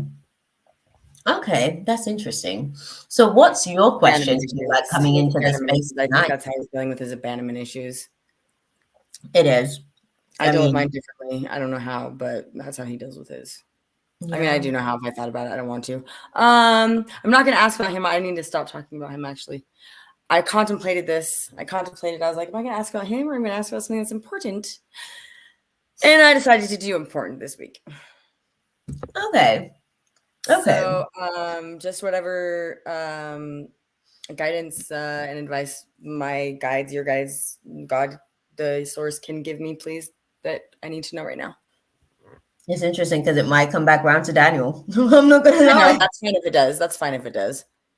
I just want to leave it in that ballpark because I heard an awesome message that was channeled from the Pleiadians earlier today. Yeah. What was the download? It was about meditating and fully being able to control our minds and our bodies because they are our servants. We are not their servants. Like we are able to fully control our minds and our bodies. So, you know, as far as like breathing and then getting your body to calm enough to where you can completely relax and then getting yourself to a place where you can completely calm your mind. And so they were saying and being able to master this, it's the most beneficial thing ever because then you can truly master your emotions because our emotions dictate the situations that we're in and what we're dealing with daily, hourly, minutely, you know? So if we can master our emotions, then we can, you know, do much better and we can actually, if we get good enough at it, which I haven't decided, I'll probably try whatever. I can't say that. If we get good at this is the first thing I've ever heard about meditating that actually made me think, okay, I think I'm gonna actually try it. First thing in my whole life. But as far as like getting good enough at meditating and getting your brain and your body into that calm of a space that you can actually control and move time. So it's interesting what you're sort of putting across. So one of the things that I do, and even in the space that's about to be developed, so this is why it was always the timing and the alignment of everything. One of the things that in the space, I guess, that's being developed as far as the assignment stuff, new moon and full moon, sort of like meditation circles. I was already sort of like doing that. I guess I want to say like maybe 5 years ago. Sort of like really good night, Leslie. Thank you so much. Beautiful. I appreciate you. Enjoy. Sweet travels.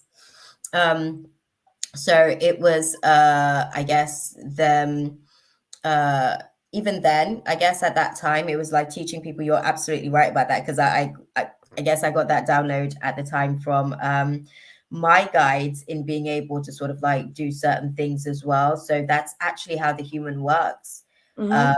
The me dictation, I don't actually like to call it meditation, but because there's a difference between meditation and me dictation, because me dictation does put you basically in control of the human. And that's when you actually learn how to hear the human's voice in separation from your own consciousness, being within the subconscious. And then you can actually sort of like determine how to make decisions and what parts of oneself is making decisions. So I agree with you in that essence. It's going to be interesting to see how all of that develops, if that like download is coming through during this time. Everything, all the pieces are coming in together. I think this is actually for the younger generation as well, my love. I was saying it to you earlier, but yeah. I think it's to start helping people prepare for what's coming. Exactly that. The younger generation are actually a lot more optimized than we are. Yeah, the other big message and the other big part about it, the other part of the message was, you know, we have like two choices, love or fear. That part, yeah. And as far as like, what are we going to choose? Are we going to choose love or are we going to choose fear? Yeah. So when we're in situations, you know, maybe ask ourselves, well, what would love say? What would love do? What would love think? Yeah. Versus letting fear have that power over us, because fear is the worst. It's the worst. Exactly. It really is, as far as being used to manipulate people and control people and so on and so forth, Yeah. Especially when it's overstimulated. Oh God. What does Shaylee need to know, guys? Because it seems like there's some developments going on. Yeah, my dancing for me is how I meditate. I don't ever meditate. No, I don't get I went you. to a card reading once, like years ago, and she put me in this meditation room for like 20 minutes before the reading, and I was just like, what in the F am I doing right now? Why did I just pay this lady $80 to sit in a goddamn room with myself for 20 minutes with quietness and candles? No. My Mercury's in Aries. The Virgo moon rising, my brain never shuts up. No, and I get that as well. I think that was actually one of the struggles for a lot of people when we were doing sort of like the meditation stuff. But I actually sort of like do a leading into the subconscious, which I find that actually helps to be able to kind of like focus the mind for a little second. Yeah, because if I want to do it, if I really want to do it, I can. But I do it while I'm dancing, and I meditate while I'm listening to music. And I don't watch TV. I haven't watched TV or movies or anything like that in like over 3 years now. Because that's the other part of the message was like how horrible the mass media, our mass media devices here on Earth are to us and to our brains and to overstimulating and putting thoughts into our heads that are Definitely. I agree with you there 110%. Sorry, I was I'll watch movies. I've watched one movie in the past year, and that was because I watched a movie with Daniel. But otherwise, I don't watch TV or anything. And I don't judge people who do. I used to be a freaking TV holic. Oh no, I think everybody is obviously here to sort of like do their own little process. I think obviously even those who are unconscious is also sort of like helping the awakening process of the consciousness. Definitely. Yeah. I think their part is also very instrumental for God to be able to see what needs to be weeded. For me, I already know what I need, and I'm getting messages from my guides, and they're telling me it's this and that, blah, blah, blah. But I need to actually, because I was just thinking but I'm never in silence. Like I'm on YouTube, watching YouTube videos or listening to music. And yes, I know and I'm comfortable with the silence. I can deal with it very, very well. I just don't want to, but they just told me I need to start doing that more. So they can just tell me stuff and whatever. Yeah, because that's what I find from the meditation. I'm not going to lie, that was how I think once I continued to meditate and got my mind to get quiet, and then spirits started to speak up more so because it wasn't just myself in my vessel. It did kind of make it a little bit easier to then understand where I am in the mix of everything with the hive mind, I guess. So yeah, they've been coming through stronger lately, which is cool. It's nice. They've been coming through stronger, and I've been hearing their messages more clearly. Because I think there's the shit's about to kick off. I really feel the shit's about to kick off. Like all this stuff, like, so I think in the last like year or so, we've all sort of like started to align, to start to like prepare and like get stuff to so I've been like asking God to put me on for like years, like a good 5 years. Like when I just started training, God's like, you're a baby in spirit. What are you talking about? What are you talking about? You would get eaten up. And I was like, I was just taking in my assignments and taking in my downloads and everything. And every time I'd say like, put me on, he's like, no, the collective are still sort of like cooking, like they can cook, right? And you're actually also still cooking. Like you've got all of this information, but it's all distorted. You have to put it all into formatting. It's right now, it's just in and it's not formatted. So I definitely think that there's a major shift. It's a 2025 timelines. That's what they keep like coming back to and telling me about, like the 2025 timelines. When that 2025 timeline shifts, literally it's like on the other side of that, all of like, I guess we get to have like the upper hand. Whatever. I have a charger sitting right next to me. I'm such a dork. So 2025. Yeah. Yeah, I have a computer, my work computer, and a charger sitting right next to me. Whatever. Okay, 2025.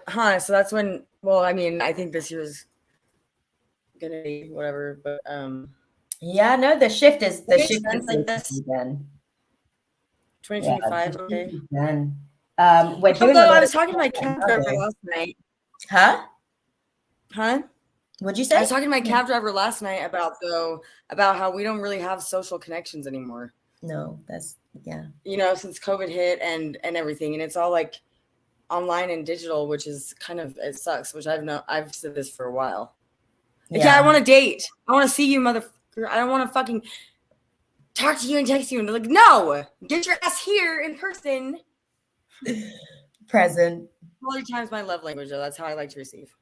No, that's like me as well. It's actually one of my most optimized one as well. I'm really just like, and it's weird as well. At the same time, I'm like, okay, that's enough quality time. Now go.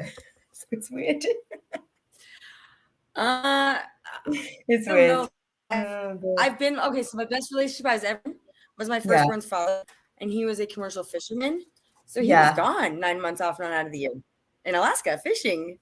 I loved it. Yeah, he'd come home and I'd be like, "Hey, bye, bye." You know, Nice definitely. relationship, but then there's Yeah. other people I've been with, like that I don't mind being around all the time, even Yeah. working with them and being in a relationship. But I do very, very well in Yeah. relationships like that. Like my recent ex, my twin, he was gone all week and only home on the weekends. Yeah. And Uranus squares my fourth house, or I have some pretty heavy Uranus aspects, is why. Interesting. Interesting. Mm-hmm. Interesting. So I do well with that. I definitely do well with being in a relationship with somebody that's like traveling for work or whatever. I don't mind. I'm like, oh, perfect fit. Does your hubby travel? He doesn't necessarily act. So this is the thing. So as this activation that's taking place right here, like from this time, so we're actually cooking towards the 2025 timeline. Where the 2025 timeline happens, we're all like who we're supposed to be, basically, right? By then. Oh, that's a 9. Right. Sorry. Anyways, okay. Right. And then so he's actually he's supposed to be a conscious artist. That's like where God's going to be using him. And I'm somewhat looking forward to it, but at the same time I'm like, oh, I've got to make sure that I'm busy as well, you know. Oh, mystical Lena, I didn't realize you were still here. It's hard when you're used to something too, and you go into the dynamic with the relationship being like that, and then it changes like that. That is very difficult. That's a hard transition. Yeah. So yeah, but I think he doesn't necessarily travel. But we literally, because we live in separate homes as well, we did live together at one point, but it just didn't work for like our makeup, I guess. So yeah, I'm gonna Mystical Lena is reminding me that she's still here, so I'm gonna do your reading, Cheney, okay. then I'll get on to Mystical. I forgot that. I just saw that I can see the chat. I'm looking now. Okay. I just saw it myself as well. I'm sorry, Mystical. It doesn't show you how many people are in there. Huh? Can you see how many people are in there in the chat? Yeah, it's just Mystical. Oh, it's just I can't. Mystical. I was just curious. Yeah. But oh no, this is the first time I've looked at the chat. I think That's it says. Yeah. Oh, Mystical. My bad, girl. You literally. We're like literally sat here like having a little bit of a chit chat. I'm curious what you guys both have in your charts. Yeah. I would like to see that. I have your chart actually. Ooh, can I have Yeah. his birth information? Will you send it to me? I don't mind. Okay, cool. I want to look at the synastry with you guys. That's what I studied the most and like I'm obsessed over is the synastry stuff. Yeah. You guys and your connections, I would love to see that. No, definitely. Like our chemical makeup is like so abstract, like it almost is impossible for it to happen and make sense. Like it's one of those types of astrological alignments where when it's good, it's really good, but if it's bad, it's like holy girl, those are the only kind of relationships we like. Come on now, otherwise we'd be bored as hell. I guess I need the challenge. Look, the good part, I mean, you're gonna have to deal with the bad. If you're gonna bring it up, buddy, because I won't start it. I will hardly ever start it. But trust me, you get me there. Okay, yeah, let's go. We're going. That part, right? That part. Yeah, Oh, that's dude. healthy, but you know. No, but I get you though. I get you. It really is just one of those types of situations. I'm like, oh god. His moon's Pisces. He's a Libra rising. He's a Gemini sun. So oh, interesting. Sorry. Libra. Okay, Pisces. Yeah, I don't know. I'm really excited to look at it. I'll give you a report too. I need to practice that. The universe is reminding me a few times this week about how I need to start using what I know to actually start using it. That part. Actually, the astrology side of things is definitely where your resources are going to sort of like come in handy, like really, really usefully for a lot of the stuff in these like younger generation and stuff to really like understand. Girl, it's a whole thing. It's a whole thing. I feel that the astrology has been very easy for me to learn. I have a lot of past life experience with that apparently because it's the whole thing. Yeah. You teach it as well. We just have to get like the space together. We're going to have a conversation, but let's finish up because Lena's waiting for her reading. Sorry, Lena. My bad, girl. Put it into context for us as well. Put it into context. Okay, thank you.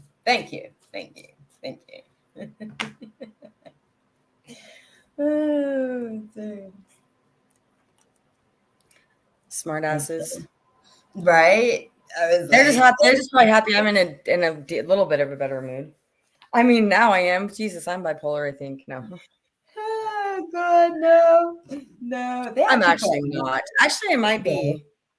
But if I am, I have very, very, very few manic episodes.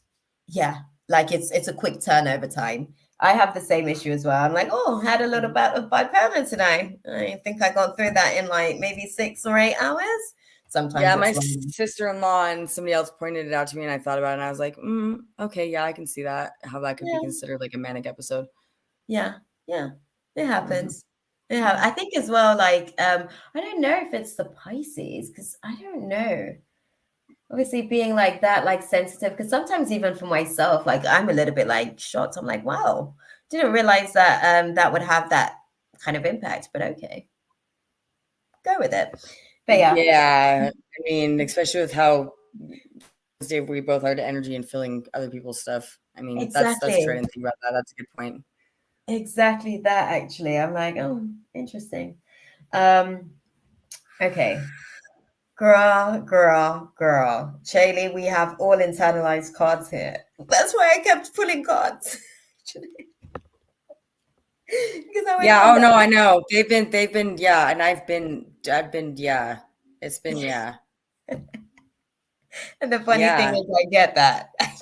But it's got me to the point where I'm like restless and bored so bored right now. This is what this thing happens. I get bored. I get so bored, and then I want to go do something crazy because I need to go do something like crazy, like tag the Capitol building or something to like get this energy out of me. So I don't do something like really bad, like the tagging the Capitol. Okay, that would be bad, but you know. No, honestly, we're gonna put a whole like situation together to kind of utilize some of that energy, girl.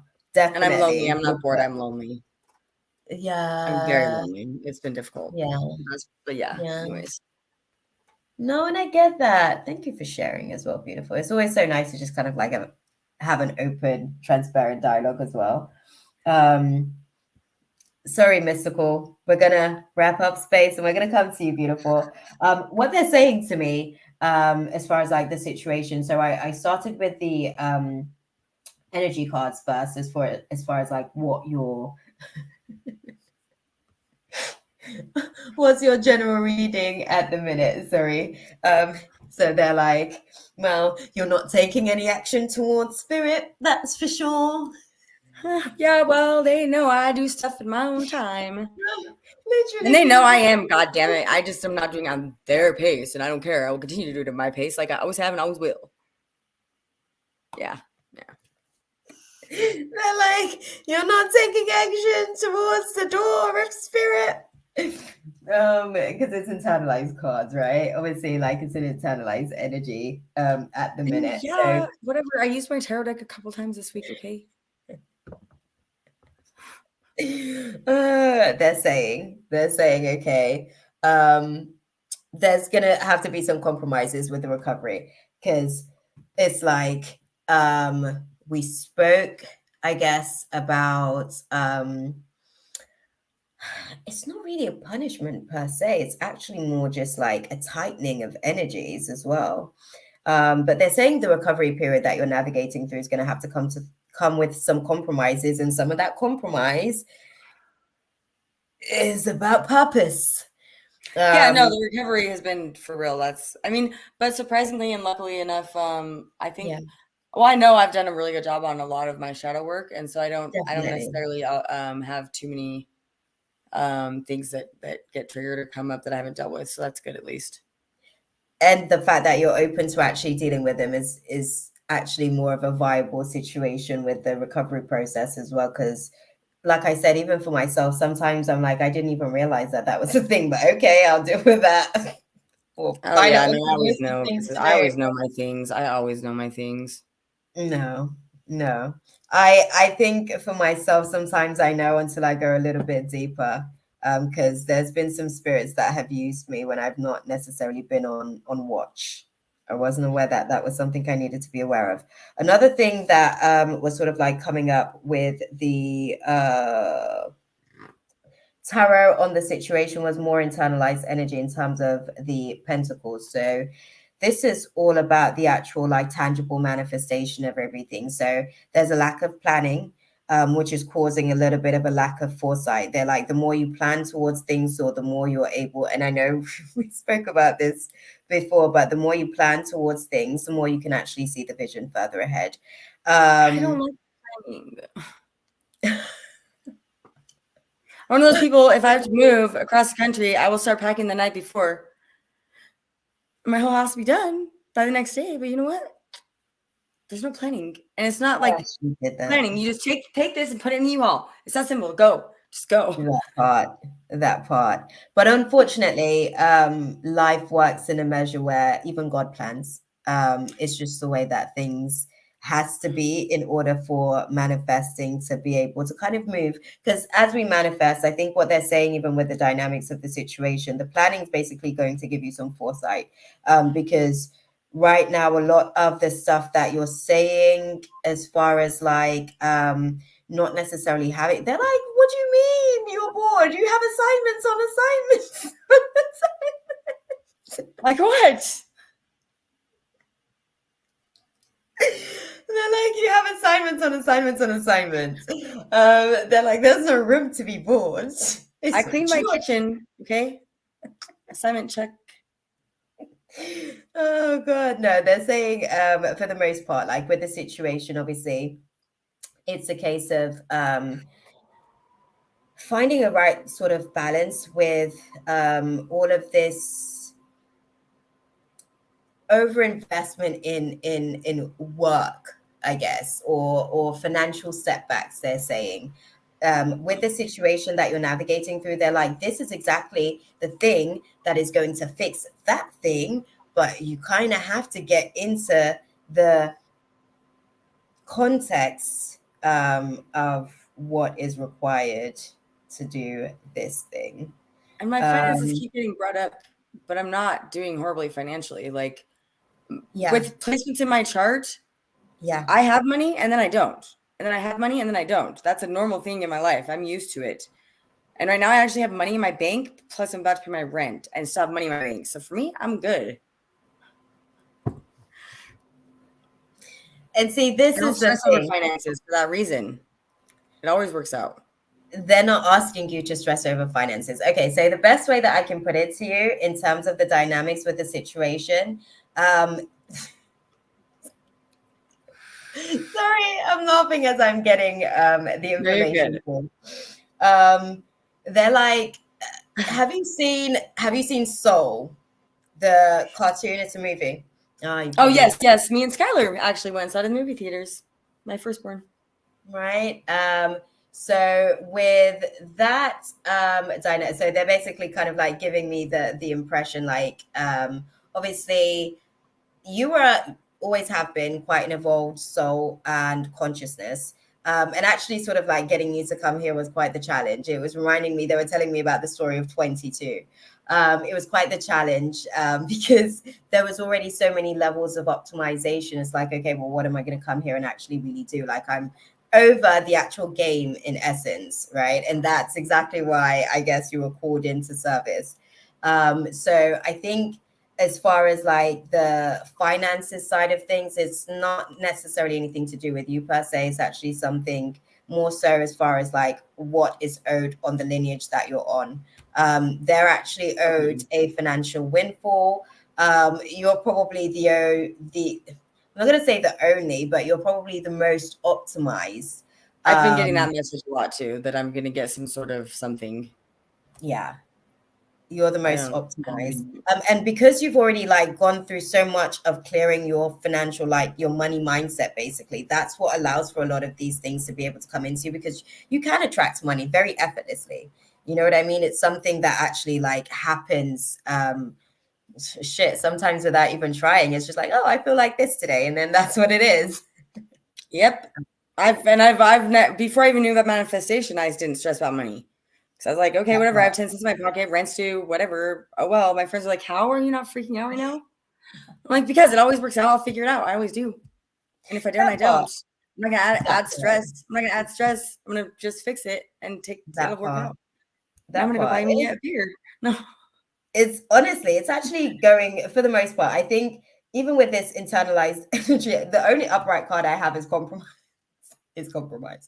And I think that's because they're still begging you, beautiful. They're still begging you. Because what? They're still begging. They're still begging. Begging? Yeah, they're still begging. Okay, they're still begging. They're still begging for the compromise. They're like, what will it take? What will it take? They've been pushing me. They know what it will take. It will take me getting my freaking face fixed, and then, okay, I want my face fixed. Okay. Get this shit the fuck off of me. Okay. I'm sick of dealing with it. Okay. Which actually, I need to ask Michael for help. I didn't specifically ask him for help yet, so I will do that. Okay, guys. You see, look, I just negotiated some terms. Look, she's put her offer on the table. You guys do what you've got to do. Okay, right. So they want to know. Okay. They get this situation sorted. And I already know the person that did it is being taken care of, so that makes me happy. Okay. That part too, right? Which is good, because people better not be messing with me any longer. When they do this, they will get severely punished. That part too. They're putting across, okay, if they're able to do that. Sorry, this negotiation's hella funny. They're like, okay, if we're able to do that, can we deal with less of the kicking and screaming? Can you come at least in peace? Yes, I will. There will be no kicking and screaming. I will come. We'll have a boring time, okay? No, not at all. They're like, they don't expect you to be boring, but if they give you an assignment, I'm being a smart ass. They're like, okay, if we do give an assignment, right? Yes, and I know what I need to do. When I get the downloads, I need to just do a video immediately, because if I don't do it immediately, then it doesn't ever happen. I'm aware of all of this. I know I know it all. I don't know it all. I'm not saying that, but yeah. No, I get you. I know that you do. Because they've said it repetitively. No, that's why I'm laughing. Because I'm like, even when they're saying it to me, they sound like they've said it a million times. Like, yeah. I know that you know, beautiful. But basically, at least that negotiation sort of out there. Did you put that across to them before as well? Like, okay, this is what if you do this, I'm willing to do this. I told them I want this stuff, and that's before I found out that it was a curse. Okay. Well, there you go. You know, things are wrapping up. Okay, so what's been sort of like going on with that? So, Mystical Lini, you can start putting your question out there. I'm literally sort of like wrapping up the space. Don't worry, beautiful, if you're actually even still in the room, that is. But yes. Where are you with that situation now at the minute? I mean, I haven't really processed it anymore after we talked. I mean, I probably have subconsciously or something, but that's just kind of how I do stuff. I just like forget about it and move on because it's not worth my time and energy to stress over or whatever. But and I know I have an amazing spiritual team. Yes, I know you're amazing. Thank you. I love you guys. And you know, a lot of power behind me helping me. So I'm thankful for that. But no, dude, it's crazy. It's crazy how this reader described, like, the reading was just crazy, and it wasn't even specifically for me. It was a general. And she's talking about how this woman, whoever it is, it's a female energy. Yeah. Like it went so far back in my lineage and whatever else that, like, the person she was speaking of, the firstborn was cursed. Like they were going to take the person's firstborn. My firstborn child died. Okay. I know he wasn't taken by them because they I tried, know. but they couldn't do it. They didn't get away with it. But and then she starts describing, like, she's like, and I see like this thing on this person, and she's like, and it's like she's like, because she can see, she's amazing. I love this woman, but she's like, I can see it, like, it's like a white like thing, and it's like going around your ears, and it's like around your ears, and then going into your eyes, and it's like, and she was like describing it, and I don't see what she's describing because I don't see stuff like that, obviously. But what she was describing was exactly what I've been dealing with. Like, it's ridiculous. Like that is, it is for my ears, like are like the scabs or whatever it is. They aren't always visible either. Are folding my ears in half. And so it's affecting my whole face and my eyes and whatever else. And then she said something about like how it was a decapitation something. Yeah. The name of it has something to do with decapitation, which makes sense because I haven't been able to swallow correctly for 2 years. Oh. But I'm also very, very strong, and I've been fighting it the whole time. Yeah. Is that when it sort of started to get activated around a couple of years ago? Yeah. Yeah, I've been dealing with it for probably like 3 years now. Okay. I got it to regress the first time and got my face back to normal. Yeah. However, it's something that it's an infection or a curse. I didn't even know I believed in that stuff necessarily, but now I do because I've been dealing with it for 3 years. Yeah.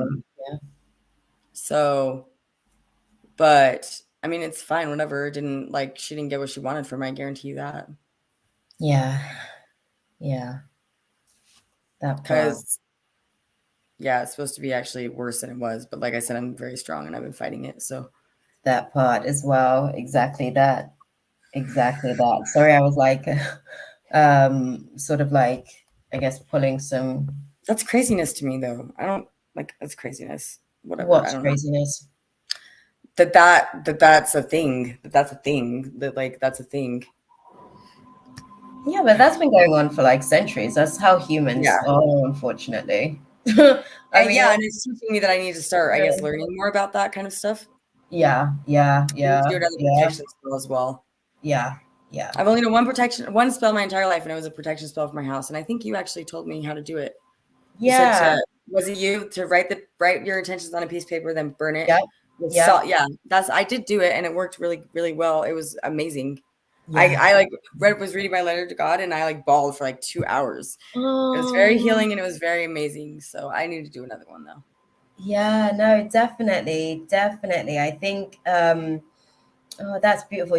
Like when you do the crying part of it as well. Like I for me, every time I've released and cry, I'm just like, oh my God, it's already done. It's already done. Yeah, no, I said that day, and me and God, we had a good conversation that day. Yeah. Yeah, no, that's beautiful. That's beautiful. I think it's interesting because what they're sort of showing me is funny because obviously I was literally saying to you, you're going to even teach it with the astrology stuff as well.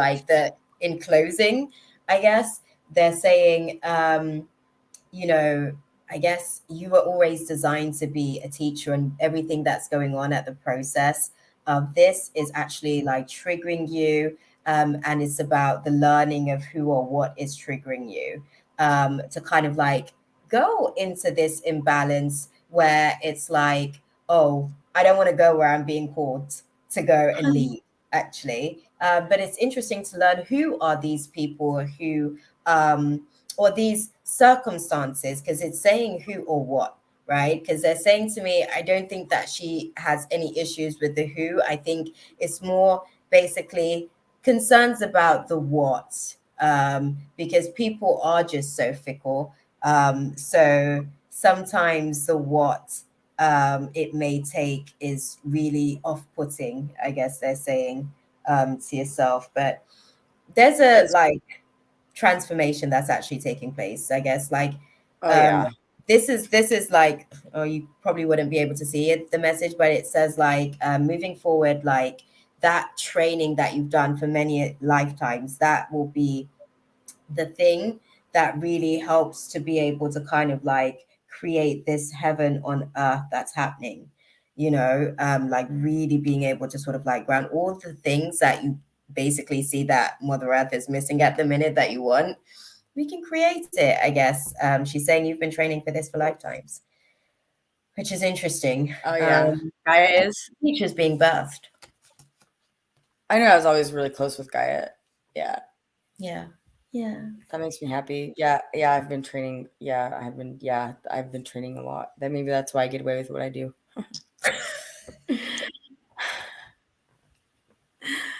They're actually very understanding with you. They're actually very understanding because you're very evolved. You're a very, very evolved soul. The human process of like, especially the humans here today, they're so dense. So unfortunately, they can't take a lot of like your natural power and nature, I guess. Is that what it is? Yeah. Well, the humans here are very, yeah, even my human, like there's so much more that I'd like to do with my body, but my human's very dense. And I have to keep like taking it at a pace because it's. I don't know pace. We already know this though about me. Definitely. But tricky. Yeah, I was gonna say like it is, and I'm very thankful for everything and my gifts and whatnot. But that is one hard thing. Yeah. How people, because they do. A lot of people have a hard time with my energy or whatever, and I never really I kind of understood it, but I kind of didn't really. Yeah. But I've never let it really. I'm actually really lucky. Probably another thing I'm gonna help teach, but I'm actually really lucky with the level of my self-esteem. Yeah. And how it stayed where it has with what I've been through numerous amounts of things. So yeah. Yeah.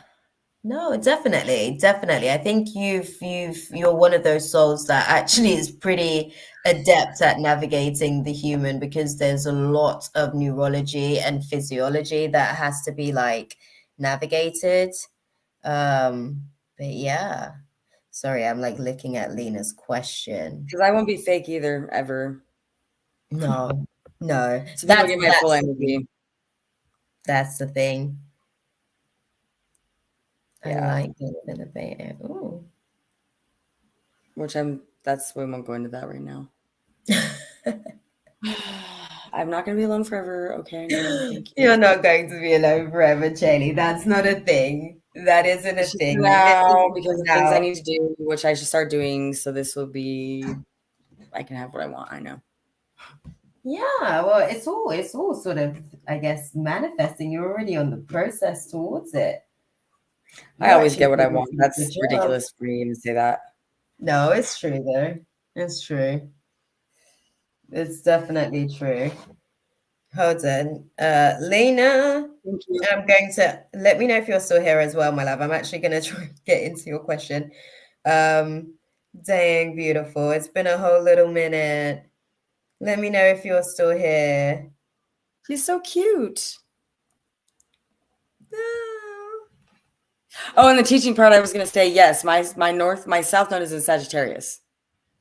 Okay. Teaching definitely. My north node in Gemini. Okay. Definitely teaching. I've always known teaching was in my yeah. And I'm a good teacher. Yeah, I definitely think like you're relatable. I think that's the thing. Because I think it was so funny because I was basically having, let me know if you're in the room, Lena, because we're gonna like do your reading. But it was so funny because basically like I was having a conversation with God the other day, but this was a conversation that was happening like in sleep state, because it was like deep in spirit. And it was like, like I was saying to you earlier in like the live, there's like a group of like Gen Z that's actually ready. And then it was like, and they're being led by this person. And I was like, that's interesting. I know her, but I haven't like made a connection with her for like years. Like it's been like 5-6 years. And I was like, I don't know how you're gonna like make that alignment because I'm like not really in this space. I don't know how you're gonna like make that realignment. And it was interesting because that realignment happened today. Yeah, he's That like, because I'm alignment. God, honey. Because I'm God. That's how.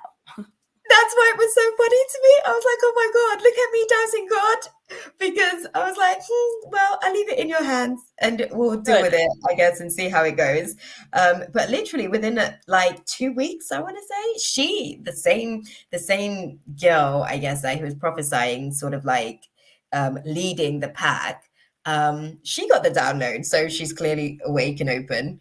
And she's just been like using crystals with her friends and just trying to navigate through her emotional processing. So it's a really, really interesting time because How old is she? 11.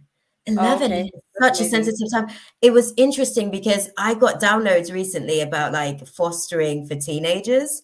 And my other soulmate counterpart, not Sanchez, my friend who's been on the awakening. No, I know that you're here, Lena. Don't worry. Sorry. I'm gonna be like 3 minutes at the most because I'm gonna wrap it up real quick and get into the reading. Don't worry, beautiful. I got you.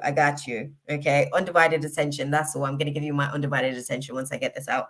But the dynamics with that, I guess, those kids is that basically at 12, the theta brainwave frequency kind of like shifts, and then their neurology, they're not as susceptible basically to a lot of things. They get shut out neurologically speaking from a lot of placements within their body. So I think that that's why, I guess, I didn't think that, I wasn't sure. Like I've been creating and preparing like all of these like projects and stuff like that. And I thought, I guess, I definitely think that there's room for like the adults, but God's really like, this is for the generation to come. So it's interesting. Yeah, and with kids, it's ideal. It's very important to, I believe, in almost every case, to get to a child by a certain age. Adults still can make changes. I fully believe that, but it's I hate statistics. Whatever, it's harder. It's harder for adults to make those changes if there's not some sort of intervention early on. Definitely. So I think that is so amazing because I did see you in astrology. I think Hogwarts is basically about to be birthed, and you shall be our astrology teacher. Yay, good. I will. I would love that. I think that there's definitely something in the air. Hiya, Johnny. Ice cream with every class and sprinkles and cookies. That part, I think that's what's so funny. The free list is actually closed. All the lists are actually closed, Johnny. I'm actually doing the last person's reading, Lena. I'm literally diving into her stuff right now, I'm afraid. But join us. Message you about what I was just going to say, but yeah. Yeah, message me, beautiful. Yeah, I love everything you just said, though. Yeah, it's a thing. We're gonna speak. We're definitely gonna like catch up on some stuff and really unpack some stuff because I'm so excited, Shaylee, but I'm excited, but my human's nervous. I know. I was just thinking. I just had that. That's what that sigh was. I was like, I know I'm ready. I've been ready. I'm always ready for anything. But like, am I nervous? Am I scared? I'm not scared. Am I nervous? What is this? Like, it's hard to explain. No, I get you because I'm excited, but I feel like my human's like, oh my gosh. And I'm like, chill out, girl. It's not that bad. Yeah, it's weird for me. Like I've known to a large portion my life, like my life purpose and what it's going to entail to a certain degree, or that it was going to be affecting a lot of people. Yeah. But yeah. So I've known that forever. I've always known that. Generations to come, beautiful. Generations to come is so interesting. Such an interesting time. And it's so funny because I feel like God's chosen all the people that really didn't actually want to do anything. I do want to. Like, that's one of the things that gets me through my hard times in life is I think about situations I face. And I think that's one thing that sometimes I'll tell myself is like, okay, well, it's fine. Just deal with it. Just do your healing, face it, get it done. Cause I do that. Heal, whatever. And then because this is going to help you in the future to be able to help other people dealing with similar or same situation. Part. And I think you literally that's why you're going through it. You literally just answer the question, because that's the thing. A lot of people is going to feel the same way, because honestly, I quit like maybe once or twice a month. I was like, oh, I'm not doing this anymore. Find somebody else. You're fully in it though, so we can't do anything for you because you're fully in it. Well, I mean, I already know how it's gonna be when I'm in it. If I don't want to do it, I won't. And then if the next day, okay.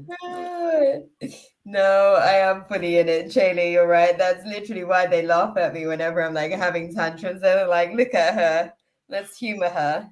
Let's go and give her a hug. Make her feel better. Don't worry, Lena. I'm still actually like pulling cards on your situation. Okay, I'm gonna go back to the chat. Yes, please, beautiful. Thank you. You're amazing. Thank you, beautiful. Love you. I love you. Now be in the chat. Yeah. Oh, I love it. You look beautiful today as well. I love it, by the way. Thank you. One of my also one of my things on in whatever, not TikTok. I don't use TikTok. I never will, never. Instagram? Yes, Instagram. Yeah. It's a good song. It's a good song for my situation. Film, or it's about that one song. You'll hear it, but anyways. I'm gonna go and have a look. I'm definitely gonna go and have a look. I love it, beautiful. Okay, I'm gonna go so you're not distracted. That part. Here's the exit button. No. Okay, bye. Bye. Back soon. Come back, exit button, and keeps disappearing. Oh no, that's so interesting. Oh, let me grab the other one as well. Okay, Lena, don't worry. I was like pulling cards. I've got like another set of cards that I'm pulling for you. And I've got both of your questions starred, right? So just to sort of clarify, your first question is you just want a general reading. What does Spirit want you to know, since you've been dealing with a lot of financial issues and just a lot of struggles? I want to be able to accomplish my goals. So this is the thing that they want you to know about the circumstances that you're navigating through. And I'm literally just, thank you. I was just about to say, I'm just clarifying with the energy card as well to understand what's actually taking place. In all honesty, Lena, my love, you have a little bit of a page of swords energy where it's a little bit of undelivered promises. You're a little bit of all talk and no action type situation, my love. Okay. So they're saying that the misalignment with the goals in the dynamics that you're navigating through is actually sort of like what you're seeing manifesting at the minute. It's a result of where you're basically not necessarily taking action. You're not necessarily taking action, but your sacral chakra is charged because you've got all of these intentions, all these seeds, all these desires that you have here, but you're not taking any action. So you're not optimized on that layer of reality, because manifesting, it's a 4-step process. You're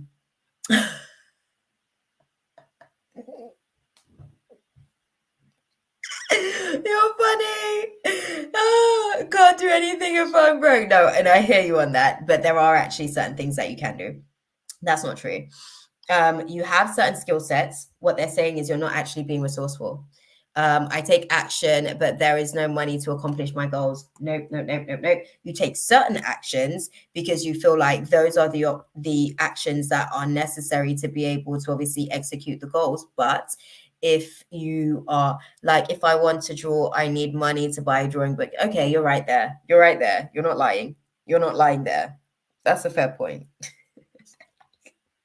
That's a fair point there. One of the things that they're saying as well with the situation is that you do need to be more resourceful, because basically the magician element of the situation is actually internalized. So it lets me know that there's certain aspects of the situation, and they're literally mainly focusing, because they're saying emotionally you're actually doing okay. On that plane of the situation, you're actually okay. But for the most part, sometimes you can distract yourself a little bit. You try to distract yourself a little bit from what's going on with the financial disarray, interestingly enough. And that doesn't necessarily, I'm not going to say it doesn't help the situation, but basically you have to be mindful about what you are using to be able to distract yourself, is what they're saying. What do you guys advise her to do? Oh, yeah. Thank you for your patience, Mystical. Definitely. What do you guys advise her to do in terms of this situation then? If there's a backlog of action that you're saying needs to be taken. Okay, thank you. Interesting. Okay. Oh. Okay. Okay. With weed and tobacco.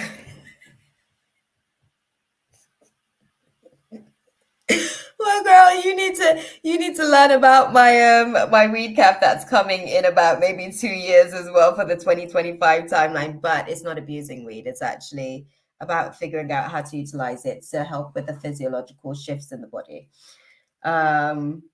So you might want to adjust that a little bit. I love your honesty though. Sorry, that tickled me. Because it's funny that you actually sort of like came out with your honesty at the time, like when you did, because they were saying, I don't think that they're like, what they were saying is like, she's saying money is the issue, but really the way she spends money is actually the problem.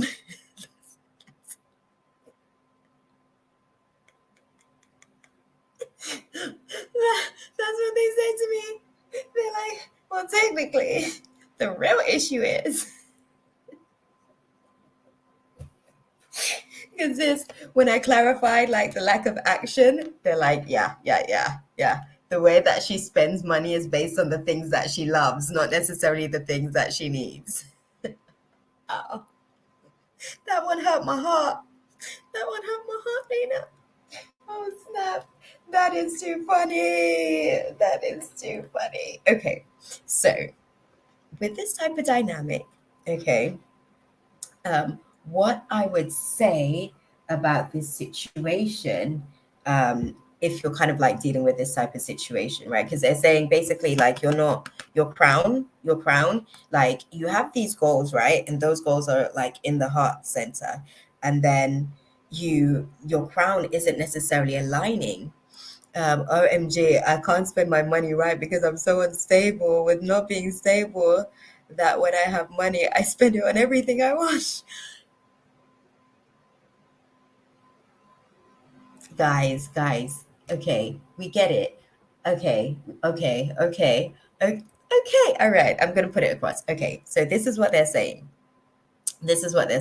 They understand your circumstances, right? But they have more money in store for you. But how can they bring that more money in store when you're being so careless with the money that you do have? They are putting in a good word to God on your behalf to be like, repping like, no, homegirl Lena, she's got this down, man. Like, just give her a chance. Just give her a shot. Like, she's gonna get it together. And then here you come and give them a bad name. Beautiful. I'm sorry. I'm laughing because they're like, look, they've put in requests and they've put out prayers out there to like a lot of the goals that you have and a lot of the goals that you've basically presented that you want. They've put that out there, and it's manifesting. But unfortunately, it's almost like the capacity at what you get is going to be determined based on how you are with your tendency to basically be careless when you have. So that's the thing that they want to sort of like speak to you.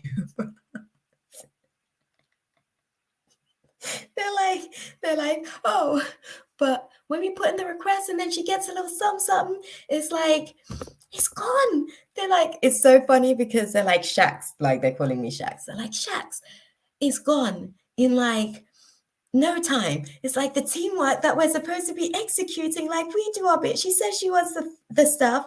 We do our bit. Like we're expecting her and we're giving her the downloads and we're like, right, do this, do that. She's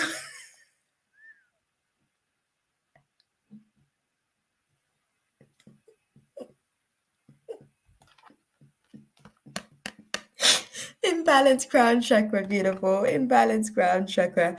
I feel like I've been going through so much that I spend money on everything I want because I've been with that for so long that I feel like there's so much stuff that I need. So I'm overstimulated. Oh, beautiful. That's such a like, guys, okay. Okay, I get what you guys are saying. Sorry, I'm going to like have a little bit of a deliberations with your team if you don't mind. We're going to have a communal chat. I get what you guys are saying. Obviously, you're trying to be able to get her to get into that rhythm of, okay, when it comes in, be strategical in doing this for what you want here, because that's actually something that you want there.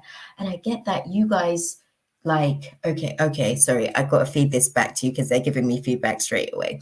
They're like, look, the way in which like the manifesting process is working and is happening, obviously, like they just said, it's like if you get a sum and you've got goals basically as you're kind of like utilizing little, even if it's little, they're saying even if it's a small investment, even into one seed, one goal that you have, putting a small investment into that to be able to kind of like continue to like keep you going and get you over.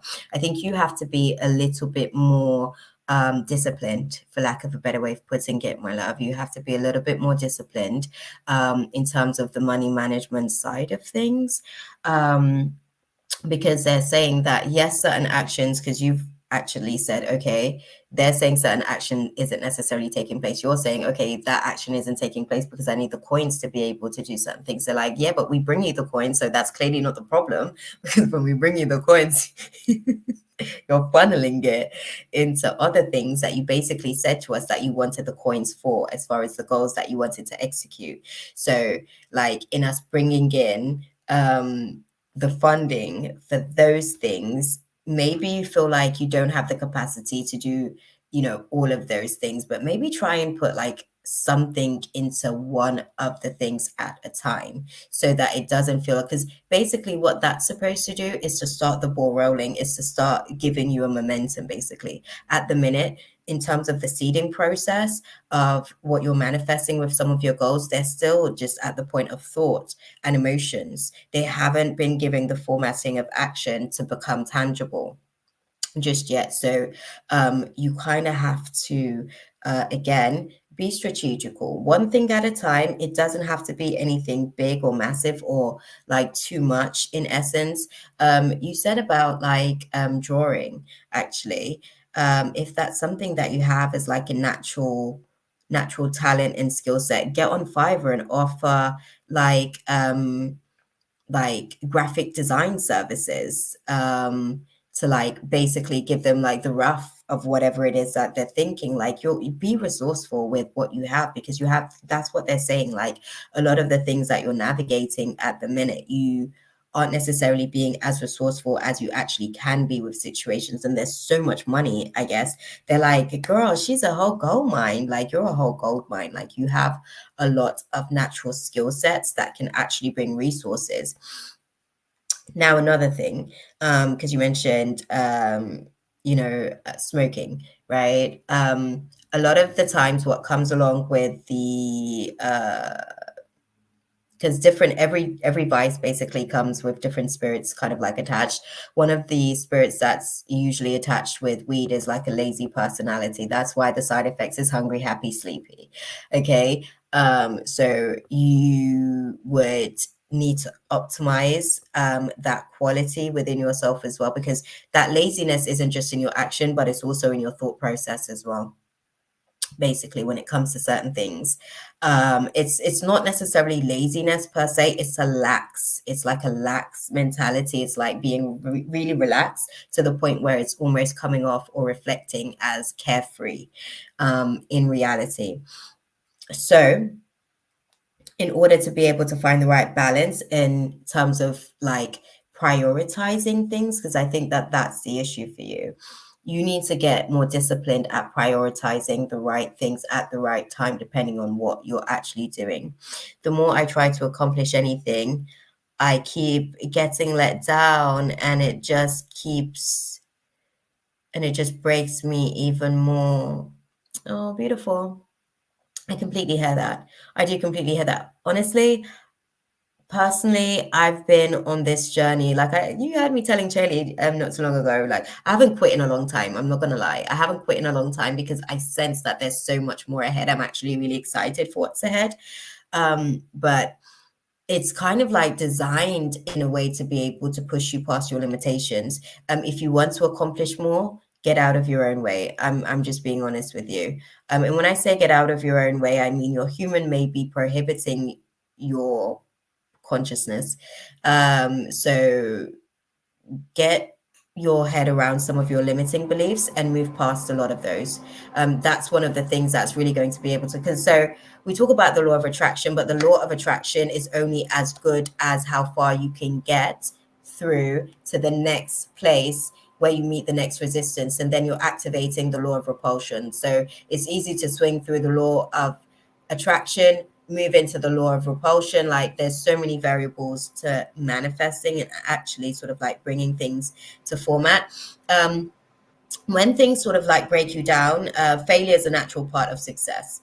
So your humans having the impact where it's broken by the situations, but technically speaking, you're designed for exactly the goal that you have in mind. So you've already accomplished it. Really, it's just getting into the right mindset of the version of you that has actually accomplished that version, so that you can get into the same formatting, like basically find the formula of how she's able to execute and get to the things that you're still trying to manifest, basically their future self kind of hashtag basically. You are going to recover from the financial losses that you're navigating through at the minute, but I'm not going to lie, it's going to take some seeding. Like I said, if there are any talents that you have, figure out a way to be able to monetize off those talents. And then also in the same breath, find a way to be able to manage yourself as well. Because the delays are actually because you're still pretty light. I'm the same, beautiful. Like, I'm going to be honest with you. I'm not going to lie. I'm so confused and don't know what to do with my life anymore after this. Being broke really messed up my outlook on life, on my goals and dreams. And I hear you on that. I hear you on that. Oh my God. I went through the same thing, girl. Like, I feel like I'm in here having like a sidebar where I'm like, listen, this is a point where you're actually being cooked the best. This is like the seasoning part of the cooking process of you. I'm telling you, it probably doesn't make your ego feel too great, because obviously your ego is like having to shed a lot of these like identities of who you thought that you were, basically, when you were in a different position in life, and now obviously you're being humbled by your refuge. This is actually your refuge season. This is where God is actually pouring into you, funnily enough. It's just that he's pouring into you to help you to really be able to understand the value that he's actually placed in you. Do you see what I'm saying? So, well, I need the universe to hurry up because I'm not having a good time right now. I literally hate it here now. I hear you. I hear you. I hear you. Okay, so because this is what happened for myself, being in the space.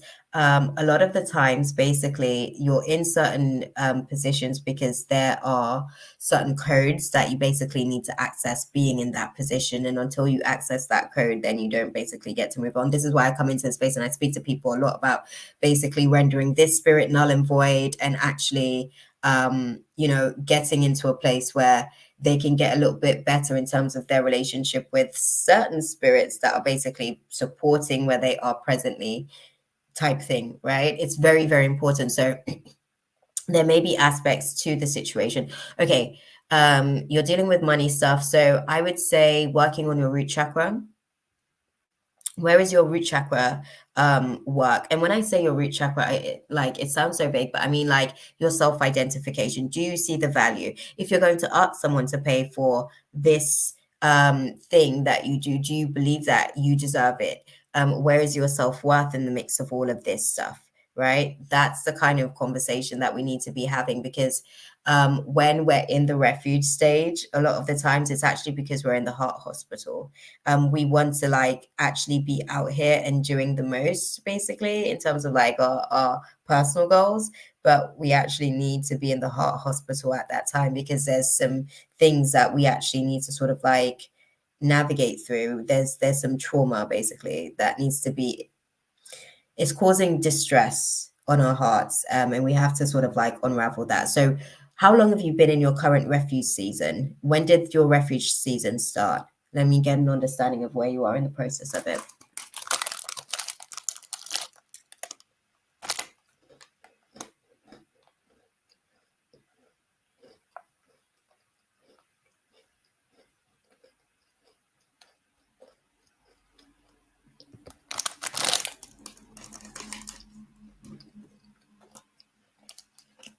Okay. Okay. I'm going to pull some cards on that, because it would probably make a little bit more clarity for us to be able to understand like really how to work with the energies right now. With the refuge season, what's the cause of this refuge season right now?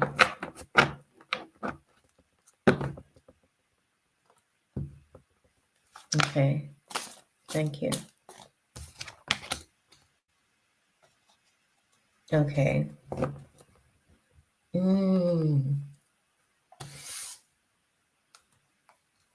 Okay.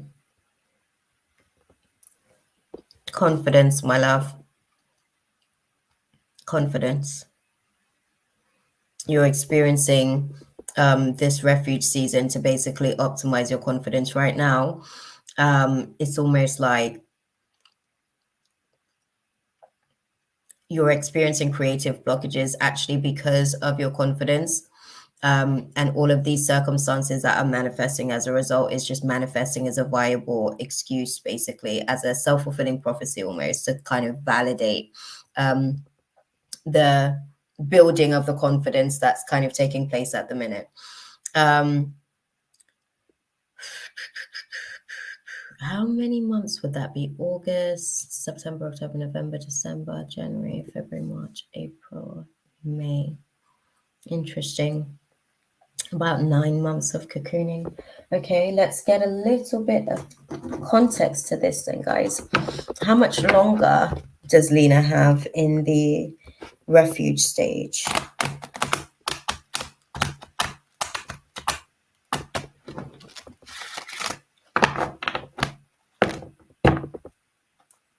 Okay, the recovery process is happening. How much longer does she have in the refuge stage?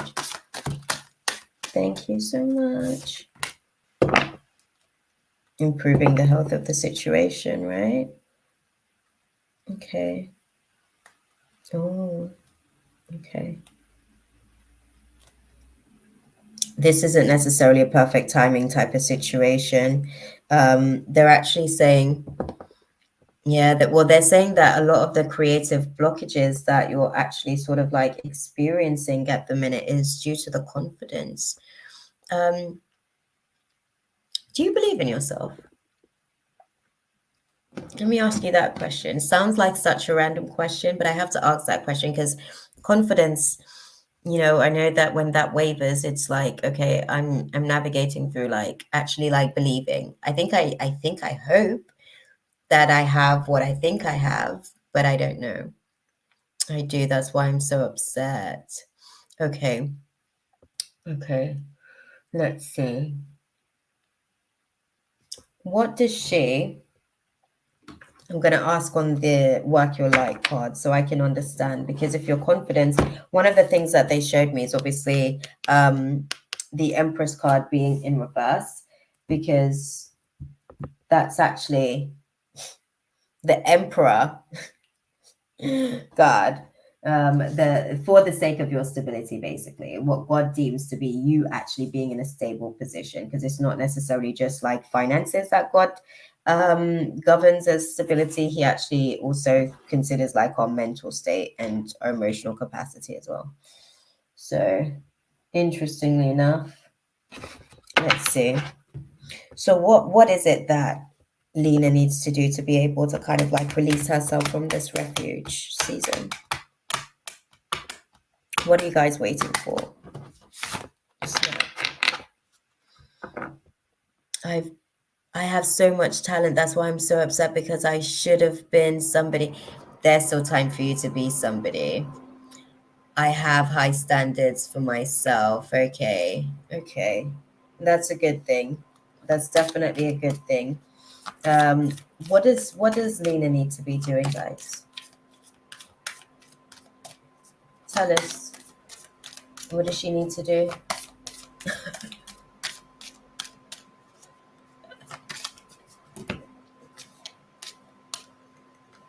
I'm sorry. They're making me laugh. And it's so hard because I'm like trying not to wake up Martin, because we wouldn't want him to like get activated as well. But that was funny. They were like, well, for starters, she can she can stop distracting herself. I can be more confident though. It's funny. They're like, well, for starters, you can stop distracting yourself.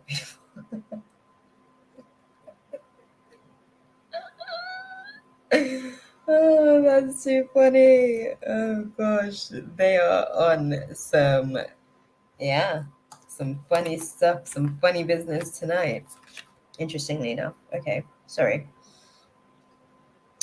That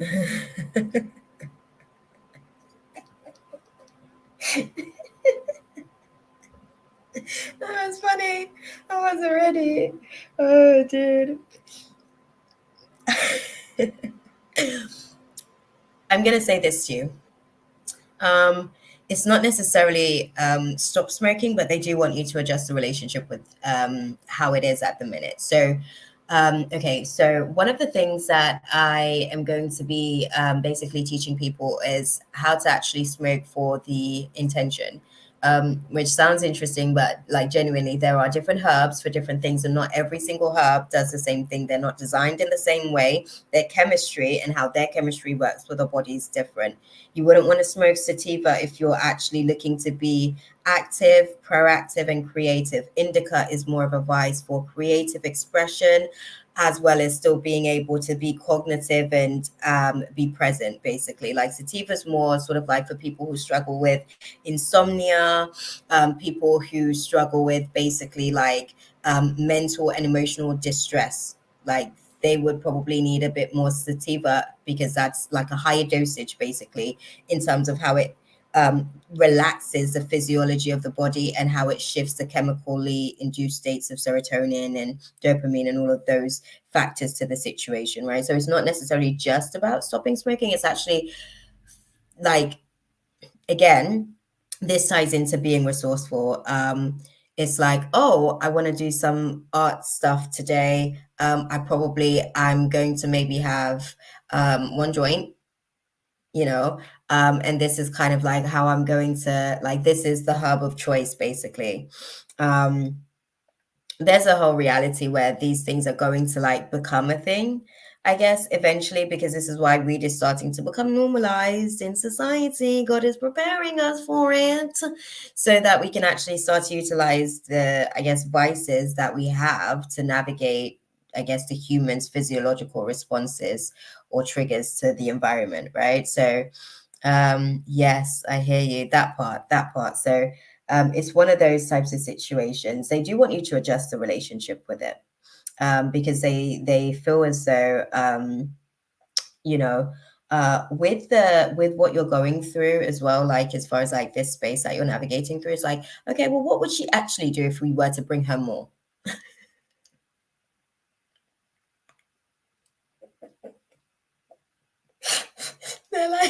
they're like, oh, it's so funny because they're like, okay, well, what would she actually do if we were to bring her more? Like, for the most part, as much as she's complaining about not necessarily liking where she is right now, she's actually like really, really quite chilled. So if we were to bring her more, she would actually be irritated by the more that she would be called to do. So what do we do then? It's just so funny. It's actually really interesting. But yeah. I think it's just one of those types of dynamics, right? Spirit is very funny tonight, like very funny. I would help my family. No, definitely, definitely, definitely.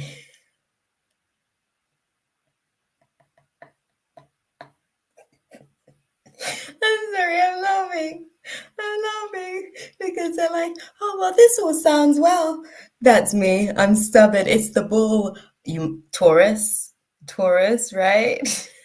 Because they're like, yeah, she says that, but you know, it sounds good.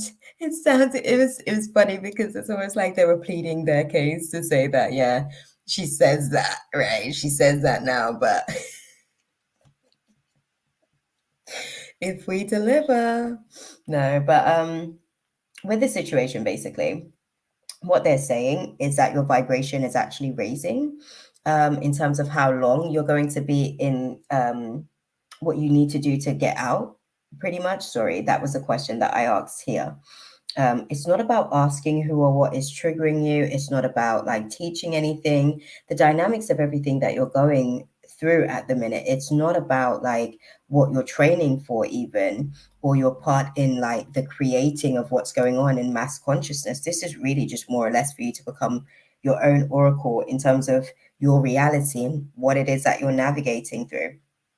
And when I say your own oracle, I mean like raising your vibration to the point where you can supersede the ability to have foresight of the timeline for your human, right? Because again, like our consciousness, we think to some degree that we know. Like I said, I was getting downloads for a long time. I thought I knew, but I didn't. I had pieces of the puzzle because again, as well, like when we're born, we're disconnected from the umbilical cord like a lot sooner than we should be, so we don't get like a lot of the actual like assignment codes. So we're basically, you know, kind of like figuring it out, kind of like as we get along, based on what we can remember, based on how much information we were able to sort of like retain from the umbilical cord throughout the process of like the conjuring of us being brought into manifestation, right? So this whole point and experience for you, my love, is really just for you to be able to kind of like raise your vibration so that you can actually like start to move into alignment basically with just some of the things that you're sort of like saying that you want to do. I think if anything, this financial loss has actually sort of like highlighted some areas of insecurity actually that you probably want to really sort of like revisit and really kind of look into, like deeply look into, because they're showing me like hold a magnifying glass up to it and really go into those areas of insecurities, because there's things where you kind of like try to avoid conflict, and they're like there are some triggering conversations ahead for you basically over the course of the next 3 months or so. After that, you might be able to get your freedom papers, they said. Okay. But I think that during the process of that, it's like 3 to 4 months, not quite the 4 months mark, but around about the 3 months to 2.5, 3 weeks. Then you'll start to see like things are okay. It's like I'm starting to breathe again. Things are starting to pick up. And I'm moving into a different direction. Okay. I am interesting. Yeah. Yeah, right. That part, that's what I was really trying to get context of. Beautiful, because boy, like we get it. It's temporary, but can you tell us when it's gonna end? That part. Okay. Like when's it over? Dude. That's too funny. But no, I'm gonna go on to your question, your second question, my love. Yeah, no, that's okay, beautiful. I'm gonna go on to your second question. Okay. Second question is okay. Second question is just about this Capricorn that I like. They live in LA and I live in the Bay Area. Might have to sort of like go back into the chat even to sort of like put that back into like full context. Exactly, beautiful. Okay, we get it's temporary, but when? Everything has an expiration date. Oh, it did. Okay, let me try and see if I can go back and find what's the actual question about this person then, my love. My second question is just about this person that I like in the Bay Area and live with. Okay, what's the question about them?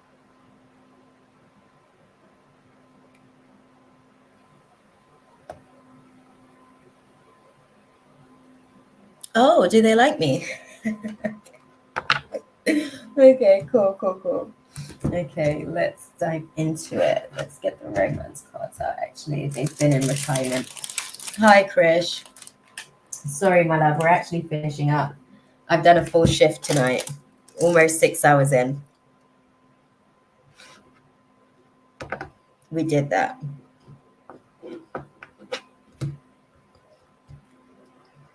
Like, will we be good together? Okay, interesting.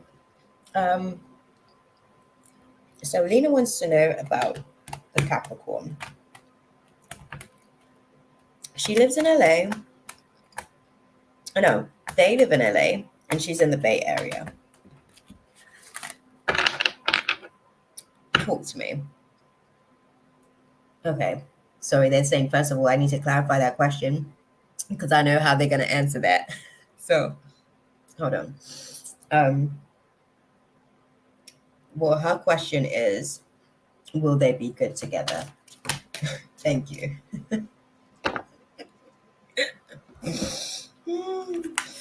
No, dude. It's so funny.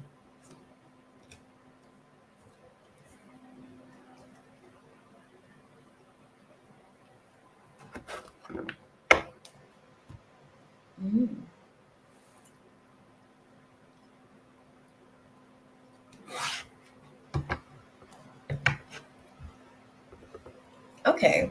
Well, what is he looking for in terms of relationship at this point, or relations? Make it clear.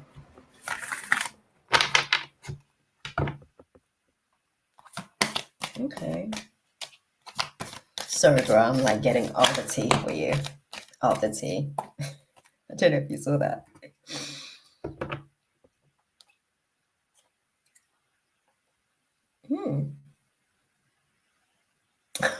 Shit. He's a little toxic. But we're gonna unpack it. This is so funny. Oh, Nikki, love Nikki. I'm wrapping up, beautiful. I would love to. I would genuinely love to be able to. But I've got Bible studies at like 11 a.m. It's almost like 4 in the morning here. Literally. I just thought to myself, oh my God.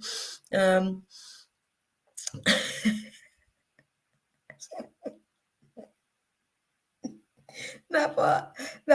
He loves a little bit of toxic, just a smidge. But yeah, love Nikki. Maybe next week. Or I did put the link out earlier as far as like the website. Hold on, let me do that for you instead, actually. There you go. This is my website. I do like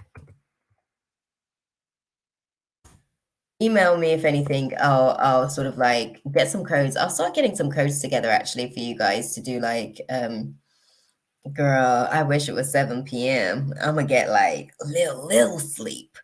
God, I'm gonna be like making love to my pillow with my face, and it's like, oh my God, snap! I gotta wake up like in next to no time at this point. But I guess that was the whole point of me getting a nap. They knew that I was gonna be out here in these streets, so they were like, "Girl, you better rest up. We gonna need you later on." But no, love Nikki. Yeah, I just put the link out there. I do also have like. Oh, thank you, beautiful. It's okay. I think that nap was really like to prepare me to come into the space. Let's unpack Mr. Capricorn. Okay, so firstly, when I asked about like how the situation was going to be going down, They were saying like it's a case of like getting to know each other, but it's not necessarily wanting to kind of like commit to anything or really kind of go and make more of an effort. Basically, it's not really something that one's willing to do. He's kind of like very casual, basically, very casual, very casual. Yeah, it's not really like a calling in a soulmate type of dynamic. It's more a case of like really looking. He's just toxic. I was like, what does he want? Well, firstly, he wants somebody that is basically like a little bit impatient, and he's basically on his butt about stuff. And he wants to navigate through like some hostilities because he gets off on it. Yeah, yeah, yeah. That's actually what he's into, interestingly enough. But that's probably why he doesn't necessarily have an interest, period, in terms of like getting into relationships. Because if you want to get into a relationship with somebody that you're constantly going to be sort of like experiencing hostilities with, you wouldn't want to commit to that. So it's almost like he sets himself up for failure with this little toxicity thing that he's got going on. It's like, dude, really? It's so funny. But yeah. What do you advise that like Lena does about this this little kick for this spirit of impatience? What do you advise?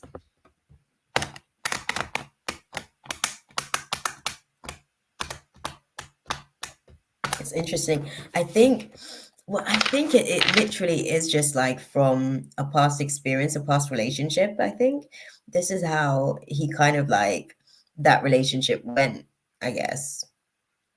That's how that relationship went. And I think he thinks that that's normal in relationships now. So I think that that's kind of like set the precedent. Is the bar's really low, to be fair, but I mean, you know. What do you advise Lena to do about this dynamic right here, actually?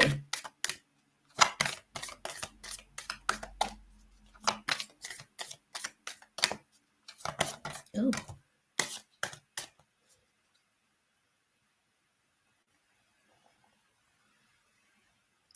Oh, did you already send a donation, love Nikki? Oh, look at that. You see how Mercury like distorted my words to her? Yeah, she did. She did. I'll tell you what. Send me your question or put your question out there in the chat. Chaley, if you can email me, not email me, DM me. You can even DM me as well, love Nikki. DM me your question and I'll do a video and send it over because I gotta get to like bed for God tomorrow, girl. Like, yeah, exactly. I gotta get to bed. So I'll do it as a like a pre-filmed video for you because on my website I do like pre-filmed videos as well. So I'll do it like that. Put your question out there and I'll do a little video for you and send that over to you. Okay. Yeah. Oh, this is interesting. When I asked about it, they're like, you don't need to align your life with that. Yeah, thank you. Thank you, beautiful. So Chaley's gonna send it over to me, love Nikki. If you put, yeah, you can send it. You can send. Oh, you'll send it. You'll send it. Okay. My Instagram is the same name, Counsciously Right. Oh, let me go and get my Instagram too. It's actually on the YouTube channel as well. If you go on there, you'll see, I guess, where to access, but I am going to. Oh, Chaley, I see your video. Are you cute, girl? Let me give you a like. Sorry. Bait in the middle of my live. Don't judge me, y'all. She looks cute. Here is the link to my Insta. Thank you, Lena. No, that's okay. Oh, Chaley was going to get it. My bad, girl. See, I'm still learning. I'm still learning how to receive, actually, clearly. I'm such a giver. You think I'm a man?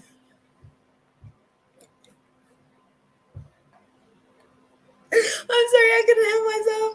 I couldn't help myself. Oh, dude. That's hilarious. Anyways, okay, Lena, they're saying, um, in terms of this dynamic with him, you don't want to align with that. They're actually saying he's a little bit toxic. Well, I thought about that as well, Chaley, after I said it. I thought about that as well, but they only give in one way, you know what I mean? I thought about that as well. It was so funny. I felt like I checked myself as well after I said it. I was like, hmm. But y'all know what I mean. Because obviously we're receivers, so you know what I mean. But I did think about it as well. I was like, no, they don't.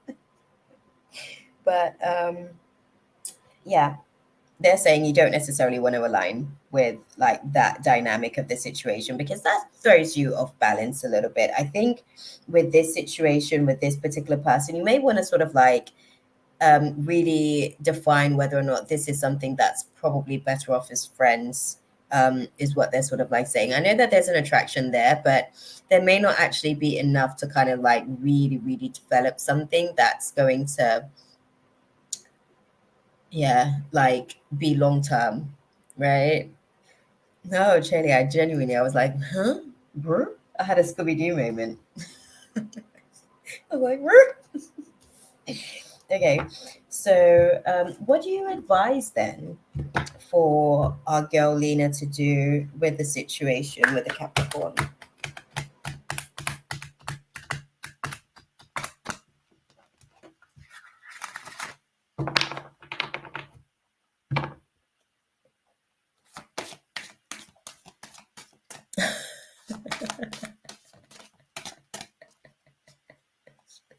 I'm telling you, I'm like, oh, that was hilarious. Oh, dude. Okay. Oh, sorry, I'm like making some room to be able to like read what it is that they're putting across. Okay. Okay. Interesting.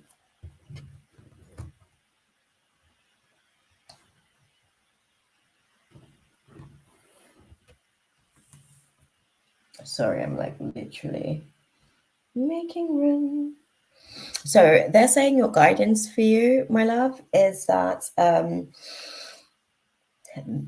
they're basically indirectly saying no, not necessarily with their words, but the lack thereof their words, basically, in terms of the dynamic that you guys are navigating through so far. Oh, I think I got your message as well, Love Nikki. I think I got your message.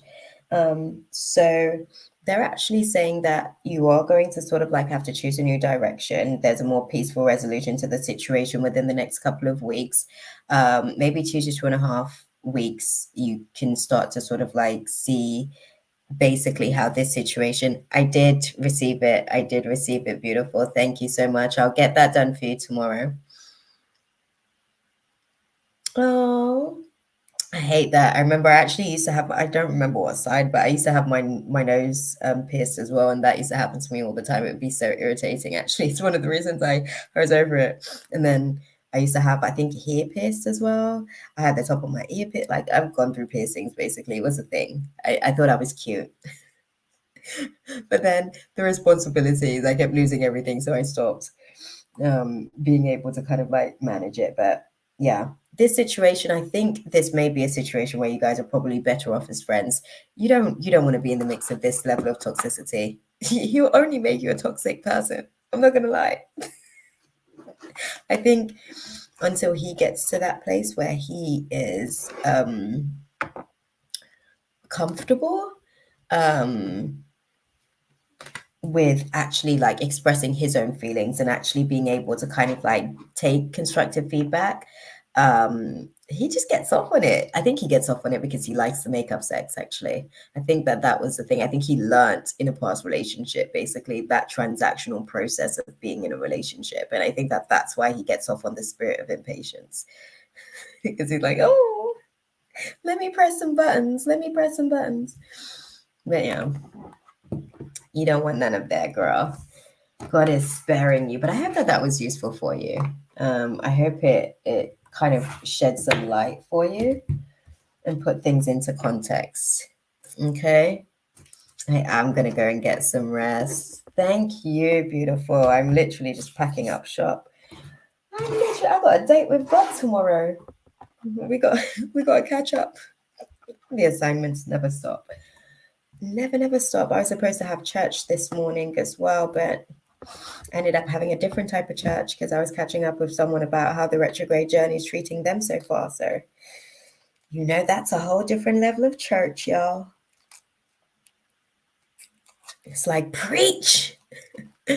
Oh, good night, Mystic Lena. Thank you so much for stopping into this space, beautiful. We will see you in divine timing, I'm sure. Chaley, I'm probably going to try and see what I can do about making some time to like check in tomorrow or Monday. I've got those 2 days at the minute where I am navigating through a little bit of flexibility, right? In terms of not having work, but I don't know how exhausted I am, basically, because even today I was like supposed to get some stuff done, but I couldn't. I was so exhausted. I actually needed to nap. But now I realize I needed to nap because I was going to be here until 4 a.m. But no, we'll have a catch up because it seems like things are really, really. I'm so excited. So excited. Oh. Hey, Yamini. How are you doing, my love? We're actually just packing up shop. You just caught us whilst we're packing up shop, my love. But I hope you're good for the most part. Tune in next week. We'll be out here in these streets. Oh my God, Victoria. I didn't realize you were still there. I didn't realize you were still there. This is what I meant by not pushing yourself too hard. No, I'm good. I actually slept earlier today, so that's what's actually helped me. But I am going to struggle to sleep tonight because I had that nap earlier today. And now from like the adrenaline, because Spirit was so vibrant tonight, so sociable, like so funny tonight, actually. That's taken my vibration all the way up. So I don't know. It's going to be a struggle to like come down. It's going to be a struggle to come down. Oh, dude. I've never done a 6-hour shift before. Damn, that's new.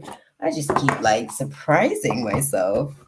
This is why I thought I was going to be doing like 2 days, but the 2 days are like, it's not always free readings because there's other information that I've got to give to you guys, like basically warnings, like, oh shit, we got this retrograde coming, we got that sort of moon, this is interesting. Very, very interesting. Damn, girl. I know that feeling. I'm trying to decide if I want to cry or not. Oh, dude. Yeah. Oh, what do you want to cry about, Shaylee?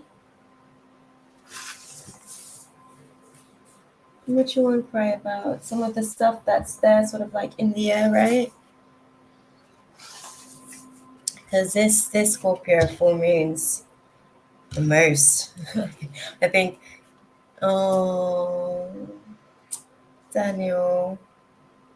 Oh, I'm sending you. This is me like giving you like a nice little, virtual like. This is what I do for myself when my heart starts to like let me know that it's upsetting. Yeah, I think just let it out. I feel like the Scorpio full moon is really just kind of like holding space for us to just like because it's definitely it's probably needed as well. You know what I mean?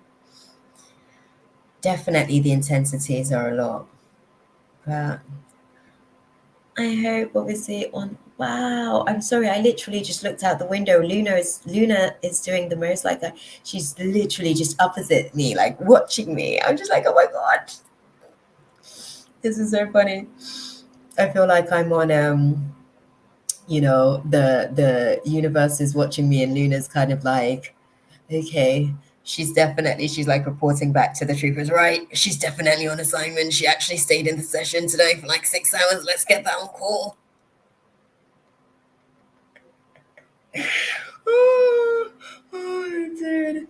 I need to turn into a cold-hearted bitch. No, you don't need to turn into a cold-hearted bitch, but I get you. In order to navigate through these people here, they don't know how to respond to healthy love, unfortunately. The shit has to be just the right level of toxic for them to...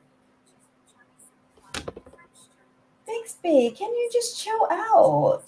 You're like that kid that's always like just asking questions at like the most inconvenient times. Bixby, I'm going to deactivate you because you're not doing your job, which is basically to do what I say. Hi, JJ. We're actually closing out, my love, but thank you so much for sort of stopping into the space. We'll be back on live next week. Homegirl's got to go and get to bed. We got Bible studies tomorrow. Okay. Right? Bixby's always trying to be in somebody's ish. I'm like, Bixby, chill out. Oh, dude, I'm telling you. But I'm going to love you guys and leave it there for you guys. Thank you guys for actually humoring me tonight in these YouTube streets. It was actually dope. Spirit was lit tonight. I hope you guys had just as much fun as I did, because trust me, this was like... Spirit is doing the most. But we will touch base again next week. There's still so much like unfolding for us for next week as well. We're going to tune in and see how the Scorpio full moon's treating us, right?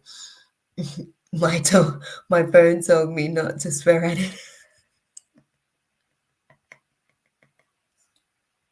You know what? Now that you're actually like even putting some of this stuff out there as well, actually even putting, I'm gonna have to be nicer to my Bixby, because when the uproar comes for the machinery, it's more than likely going to take place in a Mercury retrograde.